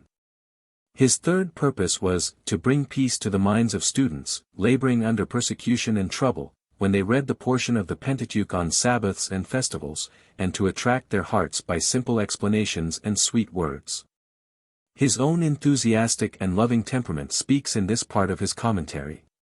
It is true, as Greet says, that Nachmanides exercised more influence on his contemporaries and on succeeding ages by his personality than by his writings. But it must be added that the writings of Nachmanides are his personality. Bibliography. Maimonides. I. H. Weiss, Study of the Talmud in the 13th Century, JQR, I, page 289. S. Schechter. Studies in Judaism, page 99, 120. Greets. 3, 17. Also 3, page 598, 617. Jacob Tam. Greets. 3, page 375, 385. Tosophists. Greets. 3, page 344, 351, 403, 415. Chapter 17. The Zohar and later Mysticism. Kabbalah. The Behir. Abulaphia. Moses of Leon. The Zohar. Isaac Luria. Isaiah Hurwitz. Christian Kabbalists. The Hasidim. Mysticism is the name given to the belief in direct, intuitive communion with God. All true religion has mystical elements, for all true religion holds that man can commune with God, soul with soul. In the Psalms, God is the rock of the heart, the portion of the cup, the shepherd and light, the fountain of life, an exceeding joy. All this is, in a sense, mystical language. But mysticism has many dangers. It is apt to confuse vague emotionalism and even hysteria with communion with God. A further defect of mysticism is that, in its medieval forms, it tended to the multiplication of intermediate beings, or angels, which it created to supply the means for that communion with God which, in theory, the mystics asserted was direct. Finally, from being a deep-seated, emotional aspect of religion, mysticism degenerated into intellectual sport, a play with words and a juggling with symbols. Jewish mysticism passed through all these stages. Kabbalah, as mysticism was called, really means tradition, and the name proves that the theory had its roots far back in the past. It has just been said that there is mysticism in the Psalms. So there is in the idea of inspiration, the prophets receiving a message direct from God with whom he spoke face to face. After the prophetic age, Jewish mysticism displayed itself in intense personal religiousness, as well as in love for apocalyptic, or dream, literature, in which the sleeper could, like Daniel, feel himself lapped to rest in the bosom of God. All the earlier literary forms of mysticism, or theosophy, made comparatively little impression on Jewish writers. But at the beginning of the 13th century a great development took place in the secret science of the Kabbalah. The very period which produced the rationalism of Maimonides gave birth to the emotionalism of the Kabbalah. The Kabbalah was at first a protest against too much intellectualism and rigidity in religion. It reclaimed religion for the heart. A number of writers more or less dallied with the subject, and then the Kabbalah took a bolder flight. Ezra, or Osriel, a teacher of Nachmanides, compiled a book called Brilliancy, Behir, in the year 1240. It was at once regarded as a very ancient book. As will be seen, the same pretense of antiquity was made with regard to another famous Kabbalistic work of a later generation. Under Tadros Abulaphia, 1234–1304, and Abraham Abulaphia, 1240–1291, the mystical movement took a practical shape, and the Jewish masses were much excited by stories of miracles performed and of the appearance of a new Messiah. At this moment Moses of Leon, born in Leon in about 1250, died in Arevalo in 1305, wrote the most famous Kabbalistic book of the Middle Ages. This was named, in imitation of the Behir, Splendor, Zohar, and its brilliant success matched its title. Not only did this extraordinary book raise the Kabbalah to the zenith of its influence, but it gave it a firm and, as it has proved, unassailable basis. Like the Behir, the Zohar was not offered to the public on its own merits, but was announced as the work of Simon, the son of Yochai, who lived in the 2nd century. The Zohar, it was pretended, had been concealed in a cavern in Galilee for more than 1,000 years, and had now been suddenly discovered. The Zohar is, indeed, a work of genius, its spiritual beauty, its fancy, its daring imagery, its depth of devotion, ranking it among the great books of the world. Its literary style, however, is less meritorious, it is difficult and involved. As Chatterton clothed his ideas in a pseudo-archaic English, so Moses of Leon used an Aramaic idiom, which he handled clumsily and not as one to the manner born. It would not be so important to insist on the fact that the Zohar was a literary forgery, that it pretended to an antiquity it did not own. Were it not that many Jews and Christians still write as though they believe that the book is as old as it was asserted to be. The defects of the Zohar are in keeping with this imposture. Absurd allegories are read into the Bible, the words of Scripture are counters in a game of distortion and combination. God himself is obscured amid a maze of mystic beings, childishly conceived and childishly named. Philosophically, the Zohar has no originality. Its doctrines of the transmigration of the soul, of the creation as God's self-revelation in the world, of the emanation from the divine essence of semi-human, semi-divine powers, were only commonplaces of medieval theology. Its great original idea was that the revealed Word of God, the Torah, was designed for no other purpose than to effect a union between the soul of man and the soul of God. Reinforced by this curious jumble of excellence and nonsense, the Kabbalah became one of the strongest literary bonds between Jews and Christians. It is hardly to be wondered at, for the Zohar contains some ideas which are more Christian than Jewish. Christians, like Pico di Mirandola, 1463–1494, under the influence of the Jewish Kabbalist Johann Alemann, and Johann Reuchlin, 1455–1522, sharer of Pico's spirit and precursor of the improved study of the Scriptures in Europe, made the Zohar the basis of their defense of Jewish literature against the attempts of various ecclesiastical bodies to crush and destroy it. The Kabbalah did not, however, retain a high place in the realm of literature. It greatly influenced Jewish religious ceremonies, it produced saintly souls, and from such centers as Safed and Salonika sent forth men like Solomon Malcho and Sabbatai Zevi, who maintained that they were messiahs, and could perform miracles on the strength of Kabbalistic powers. But from the literary standpoint the Kabbalah was a barren inspiration. The later works of Kabbalists are a rehash of the older works. The Zohar was the Bible of the Kabbalists, and the later works of the school were commentaries on this Bible. The Zohar had absorbed all the earlier Kabbalistic literature, such as the Book of Creation, Sefer Yetzirah, the Book Raziel, the alphabet of Rabbi Akiba, and it was the final literary expression of the Kabbalah. It is, therefore, unnecessary to do more than name one or two of the more noted Kabbalists of post-Zoharistic ages. Isaac Luria, 1534–1572, was a saint, so devoid of self-conceit that he published nothing, though he flourished at the very time when the printing press was throwing copies of the Zohar broadcast. We owe our knowledge of Luria's Kabbalistic ideas to the prolific writings of his disciple Chaim Vital Calabrese, who died in Damascus in 1620. Other famous Kabbalists were Isaiah Hurwitz, about 1570–1630, author of a much-admired ethical work, The Two Tables of the Covenant, Shiloh, as it is familiarly called from the initials of its Hebrew title, Nehemiah Chaim, about 1650–1730.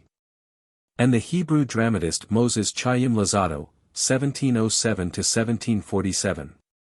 A more recent Kabbalistic movement, led by the founder of the New Saints, or Hasidim, Israel Balsham, about 1700–1772, was even less literary than the one just described.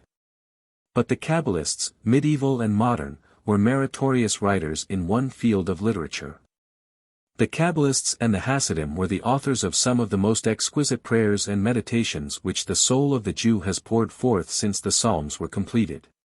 This redeems the later Kabbalistic literature from the altogether unfavorable verdict which would otherwise have to be passed on it. Bibliography. Kabbalah. Greets. 3, page 547, 565. S. de Leon. Greets. 4, 1. Zohar. A. Neubauer. Bahir and Zohar, JQR, 4, page 357. Steinschneider. Jewish Literature, page 104. Isaac Luria. Greets. 4, page 618, 657. Sabbatai Zevi. Greets. V, page 118, 125. Hasidim. Greets. V. 9. Schechter. Studies in Judaism, page 1. Chapter 18. Italian Jewish Poetry. Emmanuel and Dante. The Machbarath. Judah Romano. Kalonimos. The Eben Bakken. Moses Rieti. Messer Leon. The course of Jewish literature in Italy ran along the same lines as in Spain. The Italian group of authors was less brilliant, but the difference was one of degree, not of kind. The Italian aristocracy, like the Moorish caliphs and viziers, patronized learning, and encouraged the Jews in their literary ambitions. Yet the fact that the inspiration in Spain came from Islam and in Italy from Christianity produced some consequences. In Spain the Jews followed Arab models of style. In Italy the influence of classical models was felt at the time of the Renaissance. Most noteworthy of all was the indebtedness of the Hebrew poets of Italy to Dante. It is not improbable that Dante was a personal friend of the most noted of these Jewish poets, Emmanuel, the son of Solomon of Rome. Like the other Jews of Rome, Emmanuel stood in the most friendly relations with Christians, for nowhere was medieval intolerance less felt than in the very seat of the Pope, the head of the Church. Thus, on the one hand Emmanuel was a leading member of the synagogue, and, on the other, he carried on a literary correspondence with learned Christians, with poets, and men of science. He was himself a physician, and his poems breathe a scientific spirit. As happened earlier in Spain, the circle of Emmanuel regarded verse-making as part of the culture of a scholar. Witty verses, in the form of riddles and epigrams, were exchanged at the meetings of the circle. With these poets, among whom Kalonimos was included, the penning of verses was a fashion. On the other hand, music was not so much cultivated by the Italian Hebrews as by the Spanish. Hence, both Emmanuel and Kalonimos lacked the lightness and melody of the best writers of Hebrew verse in Spain. The Italians atoned for this loss by their subject matter. They are joyous poets, full of the gladness of life. They are secular, not religious poets. The best of the Spanish Hebrew poetry was devotional, and the best of the Italian so secular that it was condemned by pietists as too frivolous and too much disfigured by ill-timed levity. Emmanuel was born in Rome in about 1270. He rarely mentions his father, but often names his mother Justa as a woman of pious and noble character. As a youth, he had a strong fancy for scientific study, and was nourished on the Guide of Maimonides, on the works of the Greeks and Arabs, and on the writings of the Christian schoolmen, which he read in Hebrew translations. Besides philosophy, mathematics, astronomy, and medicine, Emmanuel studied the Bible and the Talmud, and became an accomplished scholar. He was not born a poet, but he read deeply the poetical literature of Jews and Christians, and took lessons in rhyme-making. He was wealthy, and his house was a rendezvous of wits and scientists. His own position in the Jewish community was remarkable. It has already been said that he took an active part in the management of communal affairs, but he did more than this. He preached in the synagogue on the Day of Atonement, and delivered eulogistic orations over the remains of departed worthies. Towards the end of his life he suffered losses both in fortune and in friends, but he finally found a new home in Fermo, where he was cordially welcomed in 1328. The date of his death is uncertain, but he died in about 1330. His works were versatile rather than profound. He wrote grammatical treatises and commentaries, which display learning more than originality. But his poetical writings are of great interest in the history of Jewish literature. He lived in the dawn flush of the Renaissance in Italy. The Italian language was just evolving itself, under the genius of Dante, from a mere jumble of dialects into a literary language. Dante did for Italy what Chaucer was soon after to do for England. On the one side influenced by the Renaissance and the birth of the new Italian language, on the other by the Jewish revival of letters in Spain and Provence. The Italian Jews alone combined the Jewish spirit with the spirit of the classical Renaissance. Emmanuel was the incarnation of this complex soul. This may be seen from the form of Emmanuel's Machbarath, or collection. The latter portion of it, named separately Hell and Eden, was imitated from the Christian Dante. The poem as a whole was planned on Chirizi's Takamoni, a Hebrew development of the Arabic divan.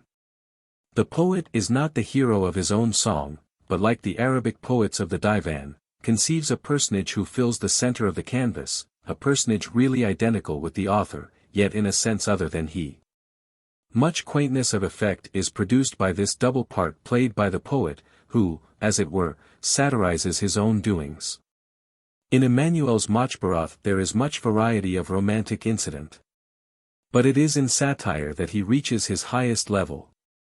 Love and wine are the frequent burdens of his song, as they are in the Provençal and Italian poetry of his day. Emmanuel was something of a Voltaire in his jocose treatment of sacred things, and pietists like Joseph Caro inhibited the study of the Machbarath. Others, too, described his songs as sensuous and his satires as blasphemous. But the devout and earnest piety of some of Emmanuel's prayers, some of them to be found in the Machbarath themselves, proves that Emmanuel's licentiousness and levity were due, not to lack of reverence, but to the attempt to reconcile the ideals of Italian society of the period of the Renaissance with the ideals of Judaism. Emmanuel owed his rhymed prose to Chirizi, but again he shows his devotion to two masters by writing Hebrew sonnets. The sonnet was new then to Italian verse, and Emmanuel's Hebrew specimens thus belong to the earliest sonnets written in any literature. It is, indeed, impossible to convey a just sense of the variety of subject and form in the Machbarath. Serious and frivolous topics trip each other by the heels, all metrical forms, prayers, elegies, passages in unmetrical rhymes, all are mingled together. The last chapter is, however, of a different character, and it has often been printed as a separate work. It is the Hell and Eden, to which allusion has already been made. The link between Emmanuel and his Provençal contemporary Kalonimos was supplied by Judah Romano, the Jewish schoolman. All three were in the service of the King of Naples. Kalonimos was the equal of Romano as a philosopher and not much below Emmanuel as a satirist. He was a more fertile poet than Emmanuel, for, while Emmanuel remained the sole representative of his manner, Kalonimos gave birth to a whole school of imitators. Kalonimos wrote many translations, of Galen, Averroes, Aristotle, Alfarabi, Ptolemy, and Archimedes. But it was his keen wit more than his learning that made him popular in Rome, and impelled the Jews of that city, headed by Emmanuel, to persuade Kalonimos to settle permanently in Italy. Kalonimos' two satirical poems were called The Touchstone, Ebon Bakan, and The Purim Tractate. These satirize the customs and social habits of the Jews of his day in a bright and powerful style. In his Purim Tractate, Kalonimos parodies the style, logic, and phraseology of the Talmud, and his work was the forerunner of a host of similar parodies. There were many Italian writers of Piyutim, i.e. synagogue hymns, but these were mediocre in merit. The elegies written in lament for the burning of the law and the martyrdoms endured in various parts of Italy were the only meritorious devotional poems composed in Hebrew in that country. Italy remained famous in Hebrew poetry for secular, not for religious compositions.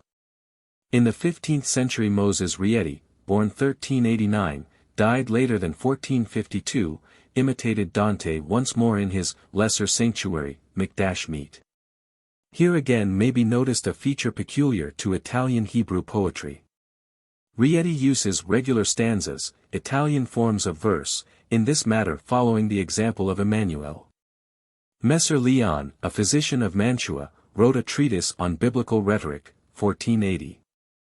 Again, the only important writer of dramas in Hebrew was, as we shall see, an Italian Jew, who copied Italian models.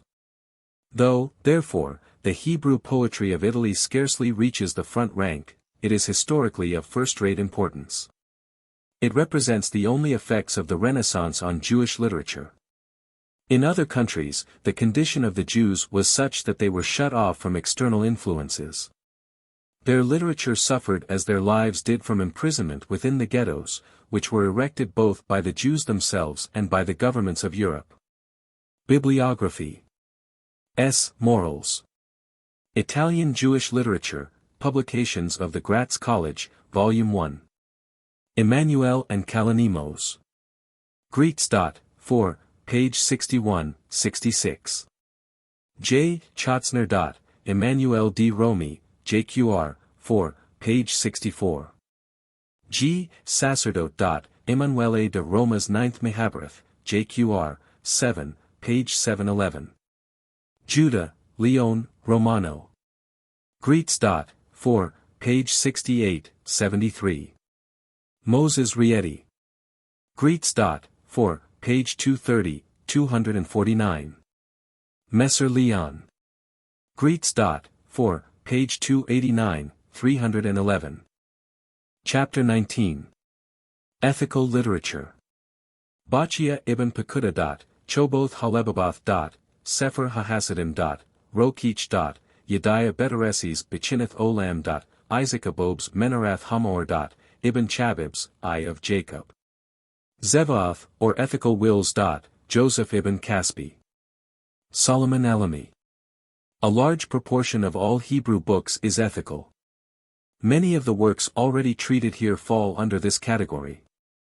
The Talmudical, exegetically, and philosophical writings of Jews were also ethical treatises. In this chapter, however, attention will be restricted to a few books which are in a special sense ethical. Collections of moral proverbs, such as the Choice of Pearls, attributed to Ibn Jabirol, and the Maxims of the Philosophers, by Cherizi, were great favorites in the Middle Ages. They had a distinct charm, but they were not original. They were either compilations from older books or direct translations from the Arabic. It was far otherwise with the ethical work entitled Heart Duties, Choboth Halebabath, by Bachia ibn Pekuda, about 1050 to 1100. This was as original as it was forcible. Bachia founded his ethical system on the Talmud and on the philosophical notions current in his day, but he evolved out of these elements an original view of life. The inner duties dictated by conscience were set above all conventional morality. Bachia probed the very heart of religion. His soul was filled with God, and this communion, despite the ascetic feelings to which it gave rise, was to Bachia an exceeding joy. His book thrills the reader with the author's own chastened enthusiasm. The Heart Duties of Bachia is the most inspired book written by a Jew in the Middle Ages. In part worthy of a place by the side of Bachia's treatise is an ethical book written in the Rhinelands during the 13th century. The Book of the Pious, Sefer HaHasidim, is mystical, and in course of time superstitious elements were interpolated. Wrongly attributed to a single writer, Judah Chassid, the Book of the Pious was really the combined product of the Jewish spirit in the 13th century. It is a conglomerate of the sublime and the trivial, the purely ethical with the ceremonial. With this popular and remarkable book may be associated other conglomerates of the ritual, the ethical, and the mystical, as the Rokich by Eliezer of Worms. A simpler but equally popular work was Yediah Betereses' Examination of the World, Bichineth Olam, written in about the year 1310. Its style is florid but poetical, and the many quaint turns which it gives to quotations from the Bible remind the reader of Ibn Jabirol. Its earnest appeal to man to aim at the higher life, its easily intelligible and commonplace morals, endeared it to the general reader of the Middle Ages.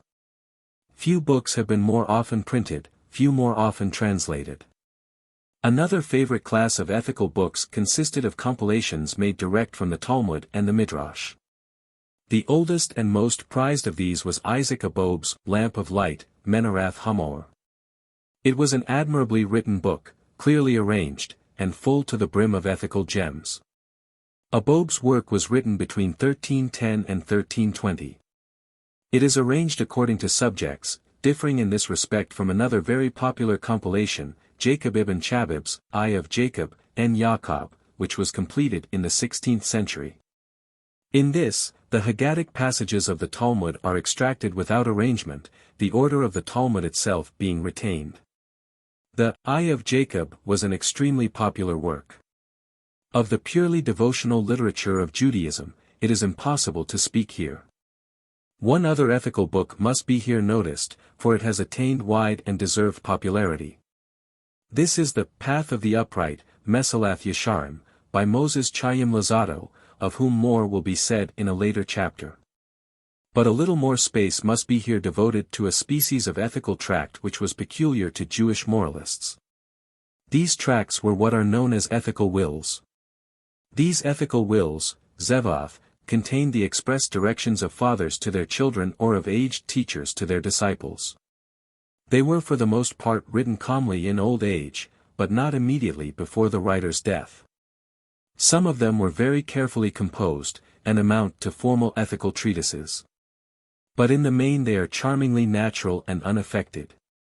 They were intended for the absolutely private use of children and relatives, or of some beloved pupil who held the dearest place in his master's regard. They were not designed for publication, and thus, as the writer had no reason to expect that his words would pass beyond a limited circle, the ethical will is a clear revelation of his innermost feelings and ideals. Intellectually some of these ethical wills are poor, morally, however, the general level is very high. Addresses of parents to their children occur in the Bible, the Apocrypha, and the rabbinical literature. But the earliest extant ethical will written as an independent document is that of Eliezer, the son of Isaac of Worms, about 1050, who must not be confused with the author of the Rokeach. The 11th and 12th centuries supply few examples of the ethical will, but from the 13th century onwards there is a plentiful array of them. Think not of evil, says Eliezer of Worms, for evil thinking leads to evil doing. Purify thy body, the dwelling place of thy soul. Give of all thy food a portion to God. Let God's portion be the best, and give it to the poor. The will of the translator Judah ibn Tibbon, about 1190, contains at least one passage worthy of Ruskin: avoid bad society, make thy books thy companions, let thy bookcases and shelves be thy gardens and pleasure grounds. Pluck the fruit that grows therein, gather the roses, the spices, and the myrrh. If thy soul be satiate and weary, change from garden to garden, from furrow to furrow, from site to site. Then will thy desire renew itself, and thy soul be satisfied with delight. The will of Nachmanides is an unaffected eulogy of humility. Asher, the son of Yehiel, 14th century, called his will, Ways of Life, and it includes 132 maxims, which are often printed in the prayer book. Do not obey the law for reward, nor avoid sin from fear of punishment, but serve God from love. Sleep not overmuch, but rise with the birds. Be not over hasty to reply to offensive remarks, raise not thy hand against another, even if he curse thy father or mother in thy presence.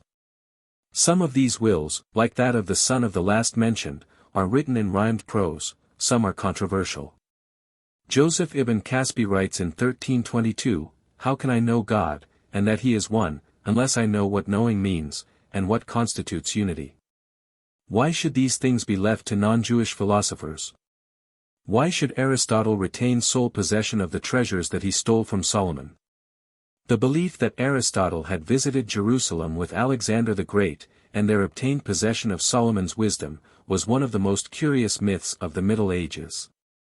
The will of Eleazar the Levite of Mainz, 1357, is a simple document, without literary merit, but containing a clear exposition of duty. Judge every man charitably, and use your best efforts to find a kindly explanation of conduct, however suspicious. Give in charity an exact tithe of your property. Never turn a poor man away empty-handed.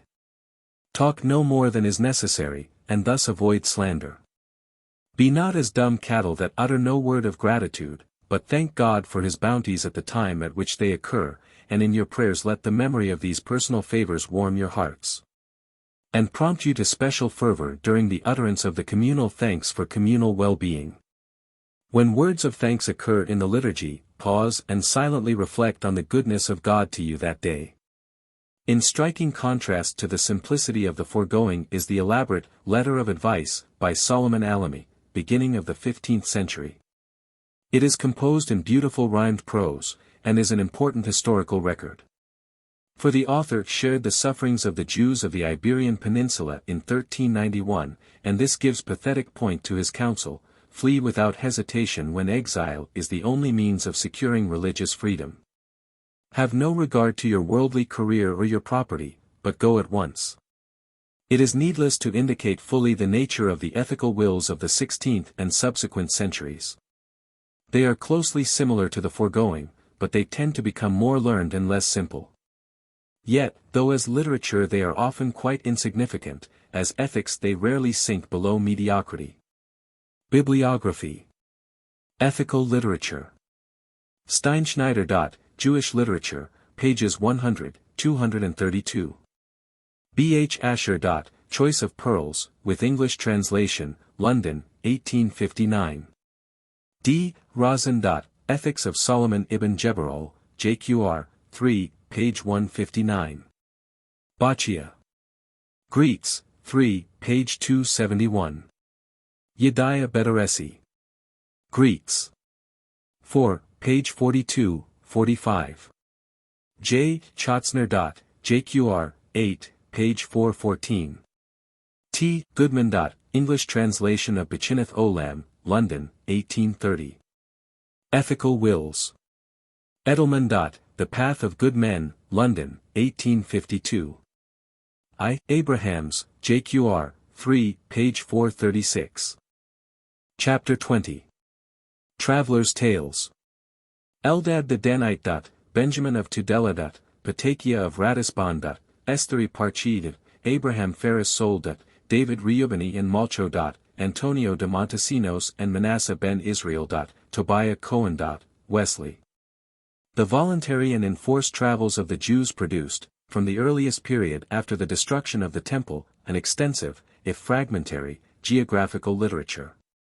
In the Talmud and later religious books, in the letters of the Gaonim, in the correspondence of Jewish ambassadors, in the autobiographical narratives interspersed in the works of all Jewish scholars of the Middle Ages, in the Aruch, or Talmudical lexicon, of Nathan of Rome, in the satirical romances of the poetical globe-trotters, Zabera and Cherizi, and, finally, in the Bible commentaries written by Jews, many geographical notes are to be found.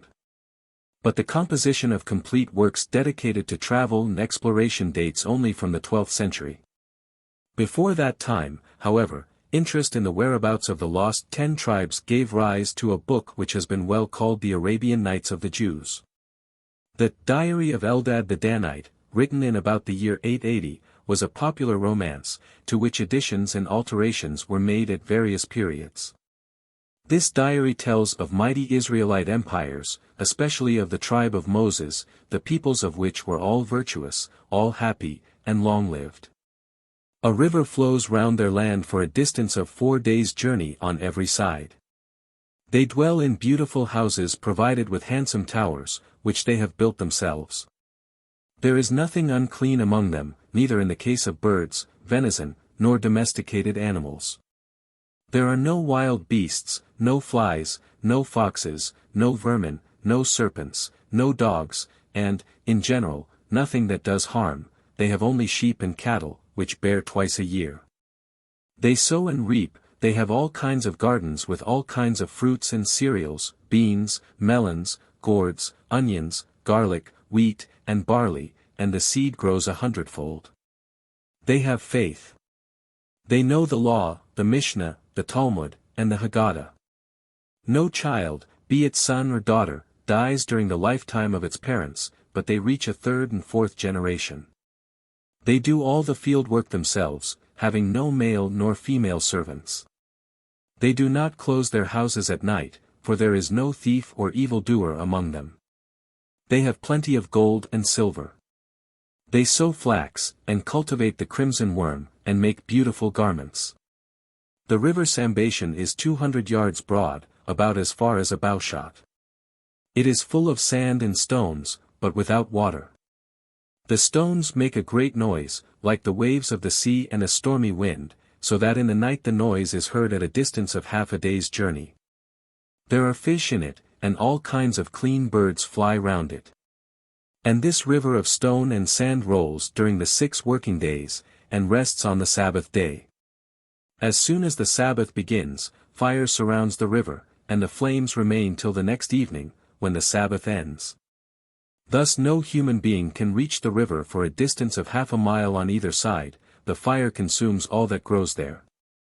With wild rapture the Jews of the 9th century heard of these prosperous and powerful kingdoms.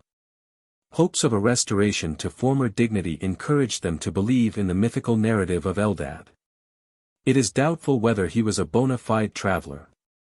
At all events, his book includes much that became the legendary property of all peoples in the Middle Ages, such as the fable of the mighty Christian emperor of India, Prester John. Some further account of this semi-mythical monarch is contained in the first real Jewish traveler's book, the Itinerary of Benjamin of Tudela. This Benjamin was a merchant, who, in the year 1160, started on a long journey, which was prompted partly by commercial, partly by scientific motives. He visited a large part of Europe and Asia, went to Jerusalem and Baghdad, and gives in his itinerary some remarkable geographical facts and some equally remarkable fables. He tells, for instance, the story of the pretended Messiah, David O'Roy, whom Disraeli made the hero of one of his romances. Benjamin of Tudela's itinerary was a real contribution to geography. Soon after Benjamin, another Jew, Patakia of Ratisbon, set out on a similar but less extended tour, which occupied him during the years 1179 and 1180.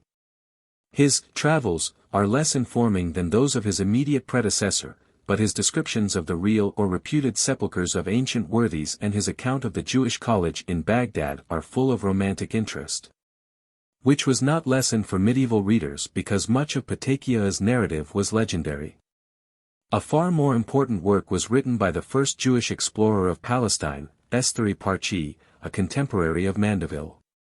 His family originated in Florenza, in Andalusia, and the family name Parchi, the flower, was derived from this circumstance. Estheri was himself born in Provence, and was a student of science as well as of the Talmud. When he, together with the rest of the Jews of France, was exiled in 1306, he wandered to Spain and Egypt until the attraction of the Holy Land proved irresistible. His manner was careful, and his love of accuracy unusual for his day. Hence, he was not content to collect all ancient and contemporary references to the sites of Palestine. For 7 years he devoted himself to a personal exploration of the country, 2 years being passed in Galilee. In 1322 he completed his work, which he called Kafter Vie Ferik, bunch and flower, in allusion to his own name. Access to the Holy Land became easier for Jews in the 14th century. Before that time the city of Jerusalem had for a considerable period been barred to Jewish pilgrims.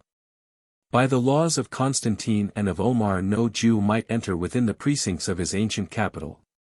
Even in the centuries subsequent to Omar, such pilgrimages were fraught with danger, but the poems of Jehuda Halevi, the tolerance of Islam, and the reputation of northern Syria as a center of the Kabbalah, combined to draw many Jews to Palestine. Many letters and narratives were the results. One characteristic specimen must suffice. In 1488 Obadiah of Bertinoro, author of the most popular commentary on the Mishnah, removed from Italy to Jerusalem, where he was appointed rabbi. In a letter to his father he gives an intensely moving account of his voyage and of the state of Hebron and Zion. The narrative is full of personal detail, and is marked throughout by deep love for his father, which struggles for the mastery with his love for the holy city. A more ambitious work was the Itinera Mundi of Abraham Ferrisole, written in the autumn of 1524. This treatise was based upon original researches as well as on the works of Christian and Arabian geographers. He incidentally says a good deal about the condition of the Jews in various parts of the world. Indeed, almost all the geographical writings of Jews are social histories of their brethren in faith. Somewhat later, David Reubeni published some strange stories as to the Jews. He went to Rome, where he made a considerable sensation, and was received by Pope Clement VII, 1523–1534. Dwarfish in stature and dark in complexion, David Reubeni was wasted by continual fasting, but his manner, though harsh and forbidding, was intrepid and awe-inspiring. His outrageous falsehoods for a time found ready acceptance with Jews and Christians alike. And his fervid messianism won over to his cause many Marranos, Jews who had been forced by the Inquisition in Spain to assume the external garb of Christianity. His chief claim on the memory of posterity was his connection with the dramatic career of Solomon Malcho, 1501–1532, a youth noble in mind and body, who at Reubeni's instigation personated the Messiah, and in early manhood died a martyr's death amid the flames of the Inquisition at Mantua. The geographical literature of the Jews did not lose its association with messianic hopes. Antonio de Montesinos, in 1642, imagined that he had discovered in South America the descendants of the 10 tribes. He had been led abroad by business considerations and love of travel, and in Brazil came across a mestizo Indian, from whose statements he conceived the firm belief that the 10 tribes resided and thrived in Brazil. 2 years later he visited Amsterdam, and, his imagination aflame with the hopes which had not been stifled by several years' endurance of the prisons and tortures of the Inquisition, persuaded Manasseh ben Israel to accept his statements. On his deathbed in Brazil, Montesinos reiterated his assertions, and Manasseh ben Israel not only founded thereon his noted book, The Hope of Israel, but under the inspiration of similar ideas felt impelled to visit London, and win from Cromwell the right of the Jews to resettle in England. Jewish geographical literature grew apace in the 18th century. A famous book, the Work of Tobiah, was written at the beginning of this period by Tobiah Cohen, who was born at Metz in 1652, and died in Jerusalem in 1729. It is a medley of science and fiction, an encyclopedia dealing with all branches of knowledge. He had studied at the universities of Frankfurt and Padua, had enjoyed the patronage of the Elector of Brandenburg, and his medical knowledge won him many distinguished patients in Constantinople. Thus his work contains many medical chapters of real value, and he gives one of the earliest accounts of recently discovered drugs and medicinal plants. Among other curiosities he maintained that he had discovered the pygmies. From this absorbing but confusing book our survey must turn finally to N. H. Wesley, who in 1782 for the first time maintained the importance of the study of geography in Jewish school education. The works of the past, with their consoling legends and hopes, continued to hold a place in the heart of Jewish readers. But from Wesley's time onwards a long series of Jewish explorers and travelers have joined the ranks of those who have opened up for modern times a real knowledge of the globe. Bibliography. Steinschneider. Jewish Literature, page 80. A. Neubauer. Series of articles entitled Where Are the 10 Tribes, JQR, Volume 1. Benjamin of Tudela. A. Asher. The Itinerary of Benjamin of Tudela, with English translation and appendix by Zunes. London, 1840–1. Patakia of Ratisbon. A. Benish. Travels of Patakia of Ratisbon, with English translation. London, 1856. Abraham Ferris-Soul. Greets. 4, page 413, 440. David Reubeni. Greets. 4, page 491, 523. H. Wesley. Greets. V, page 366, 388. Chapter 21. Historians and Chroniclers. Order of the Tanaim and Amoraim. Akamaz. Abraham ibn Dud. Jozapon. Historical Elegies, or Selikoth. Memorial Books. Abraham Zakuto. Elijah Kepsali. Usqui. Ibn Verga. Joseph Cohen. David Gans. Gedalia ibn Yachia. Azariah d. Rossi. The historical books to be found in the Bible, the Apocrypha, and the Hellenistic literature prove that the Hebrew genius was not unfitted for the presentation of the facts of Jewish life. These older works, as well as the writings of Josephus, also show a faculty for placing local records in relation to the wider facts of general history. After the dispersion of the Jews, however, the local was the only history in which the Jews could bear a part.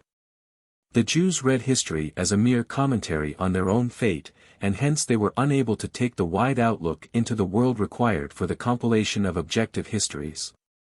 Thus, in their aim to find religious consolation for their sufferings in the Middle Ages, the Jewish historians sought rather to trace the hand of providence than to analyze the human causes of the changes in the affairs of mankind. But in another sense the Jews were essentially gifted with the historical spirit. The great men of Israel were not local heroes. Just as Plutarch's lives were part of the history of the world's politics, so Jewish biographies of learned men were part of the history of the world's civilization. With the Order of the Tanaim and Amoraim, written about the year 1100, begins a series of such biographical works, in which more appreciation of sober fact is displayed than might have been expected from the period. In the same way the famous letter of Sharira Jayan on the compilation of the rabbinical literature, 980, marked great progress in the critical examination of historical problems. Later works did not maintain the same level. In the Middle Ages, Jewish histories mostly took the form of uncritical chronicles, which included legends and traditions as well as assured facts. Their interest and importance lie in the personal and communal details with which they abound. Sometimes they are confessedly local. This is the case with the Chronicle of Achimaas, written by him in 1055 in rhymed prose. In an entertaining style, he tells of the early settlements of the Jews in southern Italy, and throws much light on the intercommunication between the scattered Jewish congregations of his time. A larger canvas was filled by Abraham ibn Dud, the physician and philosopher who was born in Toledo in 1110, and met a martyr's end at the age of 70.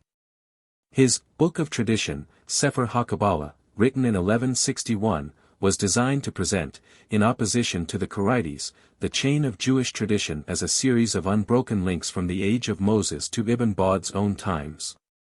Starting with the creation, his history ends with the anti-Karaitic crusade of Judah ibn Ezra in Granada, 1150. Abraham ibn Dud shows in this work considerable critical power, but in his two other histories, one dealing with the history of Rome from its foundation to the time of King Rekhard in Spain. The other a narrative of the history of the Jews during the Second Temple, the author relied entirely on Josephus. This was a medieval concoction which long passed as the original Josephus. Josephus was a romance rather than a history. Culled from all sources, from Strabo, Lucian, and Eusebius, as well as from Josephus, this marvelous book exercised strong influence on the Jewish imagination, and supplied an antidote to the tribulations of the present by the consolations of the past and the vivid hopes for the future. For a long period Abraham ibn Dud found no imitators.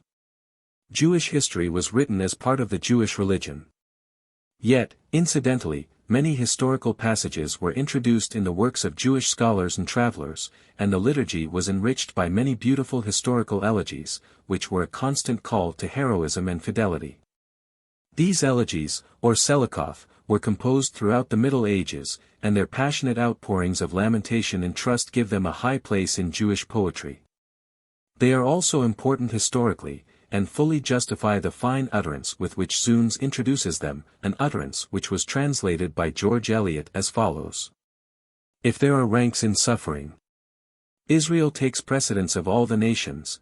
If the duration of sorrows and the patience with which they are born and noble, the Jews are among the aristocracy of every land. If a literature is called rich in the possession of a few classic tragedies, what shall we say to a national tragedy lasting for 1500 years, in which the poets and the actors were also the heroes? The story of the medieval section of this pathetic martyrdom is written in the Selikoth and in the more prosaic records known as memorial books, in German, Memorbucher, which are lists of martyrs and brief eulogies of their careers. For the next formal history we must pass to Abraham Zacuto. In his old age he employed some years of comparative quiet, after a stormy and unhappy life, in writing a Book of Genealogies, Yucatan. He had been exiled from Spain in 1492, and 12 years later composed his historical work in Tunis. Like Abraham ibn Daud's book, it opens with the creation, and ends with the author's own day. Though Zacuto's work is more celebrated than historical, it nevertheless had an important share in reawaking the dormant interest of Jews in historical research. Thus we find Elijah Kapsali of Candia writing, in 1523, a History of the Ottoman Empire, and Joseph Cohen, of Avignon, a History of France and Turkey, in 1554, in which he included an account of the rebellion of Fiesco in Genoa, where the author was then residing. The 16th century witnessed the production of several popular Jewish histories. At that epoch the horizon of the world was extending under new geographical and intellectual discoveries. Israel, on the other hand, seemed to be sinking deeper and deeper into the slough of despond. Some of the men who had themselves been the victims of persecution saw that the only hope lay in rousing the historical consciousness of their brethren. History became the consolation of the exiles from Spain who found themselves pent up within the walls of the ghettos, which were first built in the 16th century.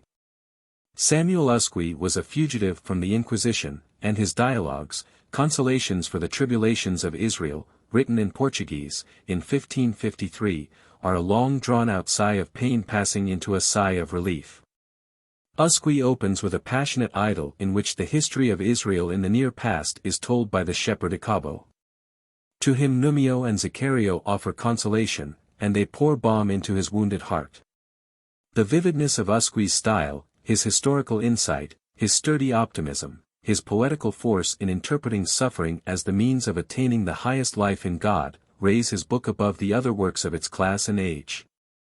Usque's poem did not win the same popularity as two other elegiac histories of the same period. These were the Rod of Judah, Shebet Jehudah, and the Valley of Tears, Emek Habacha. The former was the work of 3 generations of the Ibn Verga family.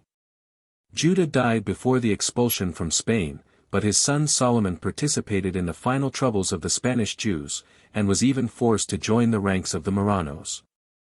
The grandson, Joseph ibn Verga, became rabbi in Adrianople, and was cultured in classical as well as Jewish lore. Their composite work, The Rod of Judah, was completed in 1554. It is a well-written but badly arranged martyrology, and over all its pages might be inscribed the Talmudical motto, that God's chastisements of Israel are chastisements of love. The other work referred to is Joseph Cohen's Valley of Tears, completed in 1575. The author was born in Avignon in 1496, 4 years after his father had shared in the exile from Spain. He himself suffered expatriation, for, though a distinguished physician and the private doctor of the Doge Andrea Doria, he was expelled with the rest of the Jews from Genoa in 1550. Settled in the little town of Voltaggio, he devoted himself to writing the annals of European and Jewish history. His style is clear and forcible, and recalls the lucid simplicity of the historical books of the Bible.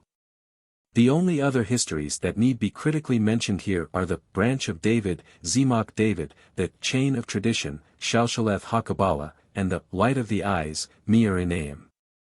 Abraham de Porta-Leon's Shields of the Mighty, Shilt HaJibrim, printed in Mantua in 1612, Leon de Medina's Ceremonies and Customs of the Jews, printed in Paris in 1637. David Confort's Call of the Generations, Kore Hadoroth, written in Palestine in about 1670, Yehiel Heilprin's Order of Generations, Seder Hadoroth, written in Poland in 1725. And Chaim Azulai's Name of the Great Ones, written in Leghorn in 1774, can receive only a bare mention. The author of the Branch of David, David Cans, was born in Westphalia in about 1540. He was the first German Jew of his age to take real interest in the study of history. He was a man of scientific culture, corresponded with Kepler, and was a personal friend of Tycho Brahe. For the latter Cans made a German translation of parts of the Hebrew version of the Tables of Alfonso, originally compiled in 1260. Cans wrote works on mathematical and physical geography, and treatises on arithmetic and geometry. His history, Branch of David, was extremely popular. For a man of his scientific training it shows less critical power than might have been expected, but the German Jews did not begin to apply criticism to history till after the age of Mendelssohn. In one respect, however, the Branch of David displays the width of the author's culture. Not only does he tell the history of the Jews, but in the second part of his work he gives an account of many lands and cities, especially of Bohemia and Prague, and adds a striking description of the secret courts, Vemgericht, of Westphalia. It is hard to think that the authors of the Chain of Tradition and of the Light of the Eyes were contemporaries. Azariah D. Rossi, 1514–1588, the writer of the last mentioned book, was the founder of historical criticism among the Jews. Elias del Medigo, 1463–1498, had led in the direction, but de Rossi's work anticipated the methods of the German school of scientific Jewish writers, who, at the beginning of the present century, applied scientific principles to the study of Jewish traditions. On the other hand, Gedalia ibn Yachia, 1515–1587, was so utterly uncritical that his chain of tradition was nicknamed by Joseph del Medigo the chain of lies. Gedalia was a man of wealth, and he expended his means in the acquisition of books and in making journeys in search of sacred and profane knowledge.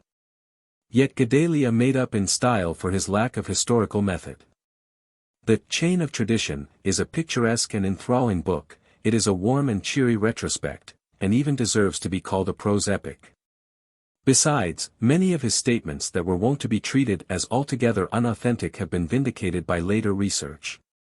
Azariah de Rossi, on the other hand, is immortalized by his spirit rather than his actual contributions to historical literature. He came of an ancient family said to have been carried to Rome by Titus, and lived in Ferrara, where, in 1574, he produced his Light of the Eyes. This is divided into three parts, the first devoted to general history, the second to the letter of Aristes, the third to the solution of several historical problems, all of which had been neglected by Jews and Christians alike. Azariah de Rossi was the first critic to open up true lines of research into the Hellenistic literature of the Jews of Alexandria. With him the true historical spirit once more descended on the Jewish genius. Bibliography. Steinschneider. Jewish Literature, page 75, Seek, 250 Seek. A. Neubauer. Introductions to Medieval Jewish Chronicles, Volumes 1 and 2, Oxford, 1882, etc. Selikoff. Zunes. Sufferings of the Jews in the Middle Ages, translated by A. Lowy, Miscellany of the Society of Hebrew Literature, Volume 1. See also JQR, 8, pages 78, 426, 611. Abraham ibn Dud. Greets. 3, page 363, 373. Abraham Zacuto. Greets. 4, pages 366, 367, 391, 393. Elijah Kapsali. Greets. 4, p. 406, 435. Joseph Cohen, Usqui, Ibn Verga. Greets. 4, page 555, 590. Chronicle of Joseph ben Joshua the Priest, English translation by Bialoblotsky. London, 1835–6. Elia del Medigo. Greets. 4, page 290, 312. David Gans. Greets. 4, p. 638, 679. Gedalia ibn Yachia. Greets. 4, page 609, 655. Azariah de Rossi. Greets. 4, page 614, 653. Chapter 22. Isaac Abarbanel. Abarbanel's Philosophy and Biblical Commentaries. Elias Levita. Zena Urena. Moses Alshek. The Buyer. The career of Don Isaac Abarbanel, born in Lisbon in 1437, died in Venice in 1509, worthily closes the long services which the Jews of Spain rendered to the state and to learning. The earlier part of his life was spent in the service of Alfonso V of Portugal. He possessed considerable wealth, and his house, which he himself tells us was built with spacious halls, was the meeting place of scholars, diplomatists, and men of science. Among his other occupations, he busied himself in ransoming Jewish slaves, and obtained the cooperation of some Italian Jews in this object. When Alfonso died, Abarbanel not only lost his post as finance minister, but was compelled to flee for his life. He shared the fall of the Duke of Braganza, whose popularity was hateful to Alfonso's successor. Don Isaac escaped to Castile in 1484, and, amid the friendly smiles of the cultured Jews of Toledo, set himself to resume the literary work he had been forced to lay aside while burdened with affairs of state. He began the compilation of commentaries on the historical books of the Bible, but he was not long left to his studies. Ferdinand and Isabella, under the very eyes of Torquemada and the Inquisition, entrusted the finances of their kingdom to the Jew Abarbanel during the years 1484 to 1492. In the latter year, Abarbanel was driven from Spain in the general expulsion instigated by the Inquisition. He found a temporary asylum in Naples, where he also received a state appointment. But he was soon forced to flee again, this time to Corfu. "My wife, my sons, and my books are far from me," he wrote, "and I am left alone, a stranger in a strange land." But his spirit was not crushed by these successive misfortunes. He continued to compile huge works at a very rapid rate.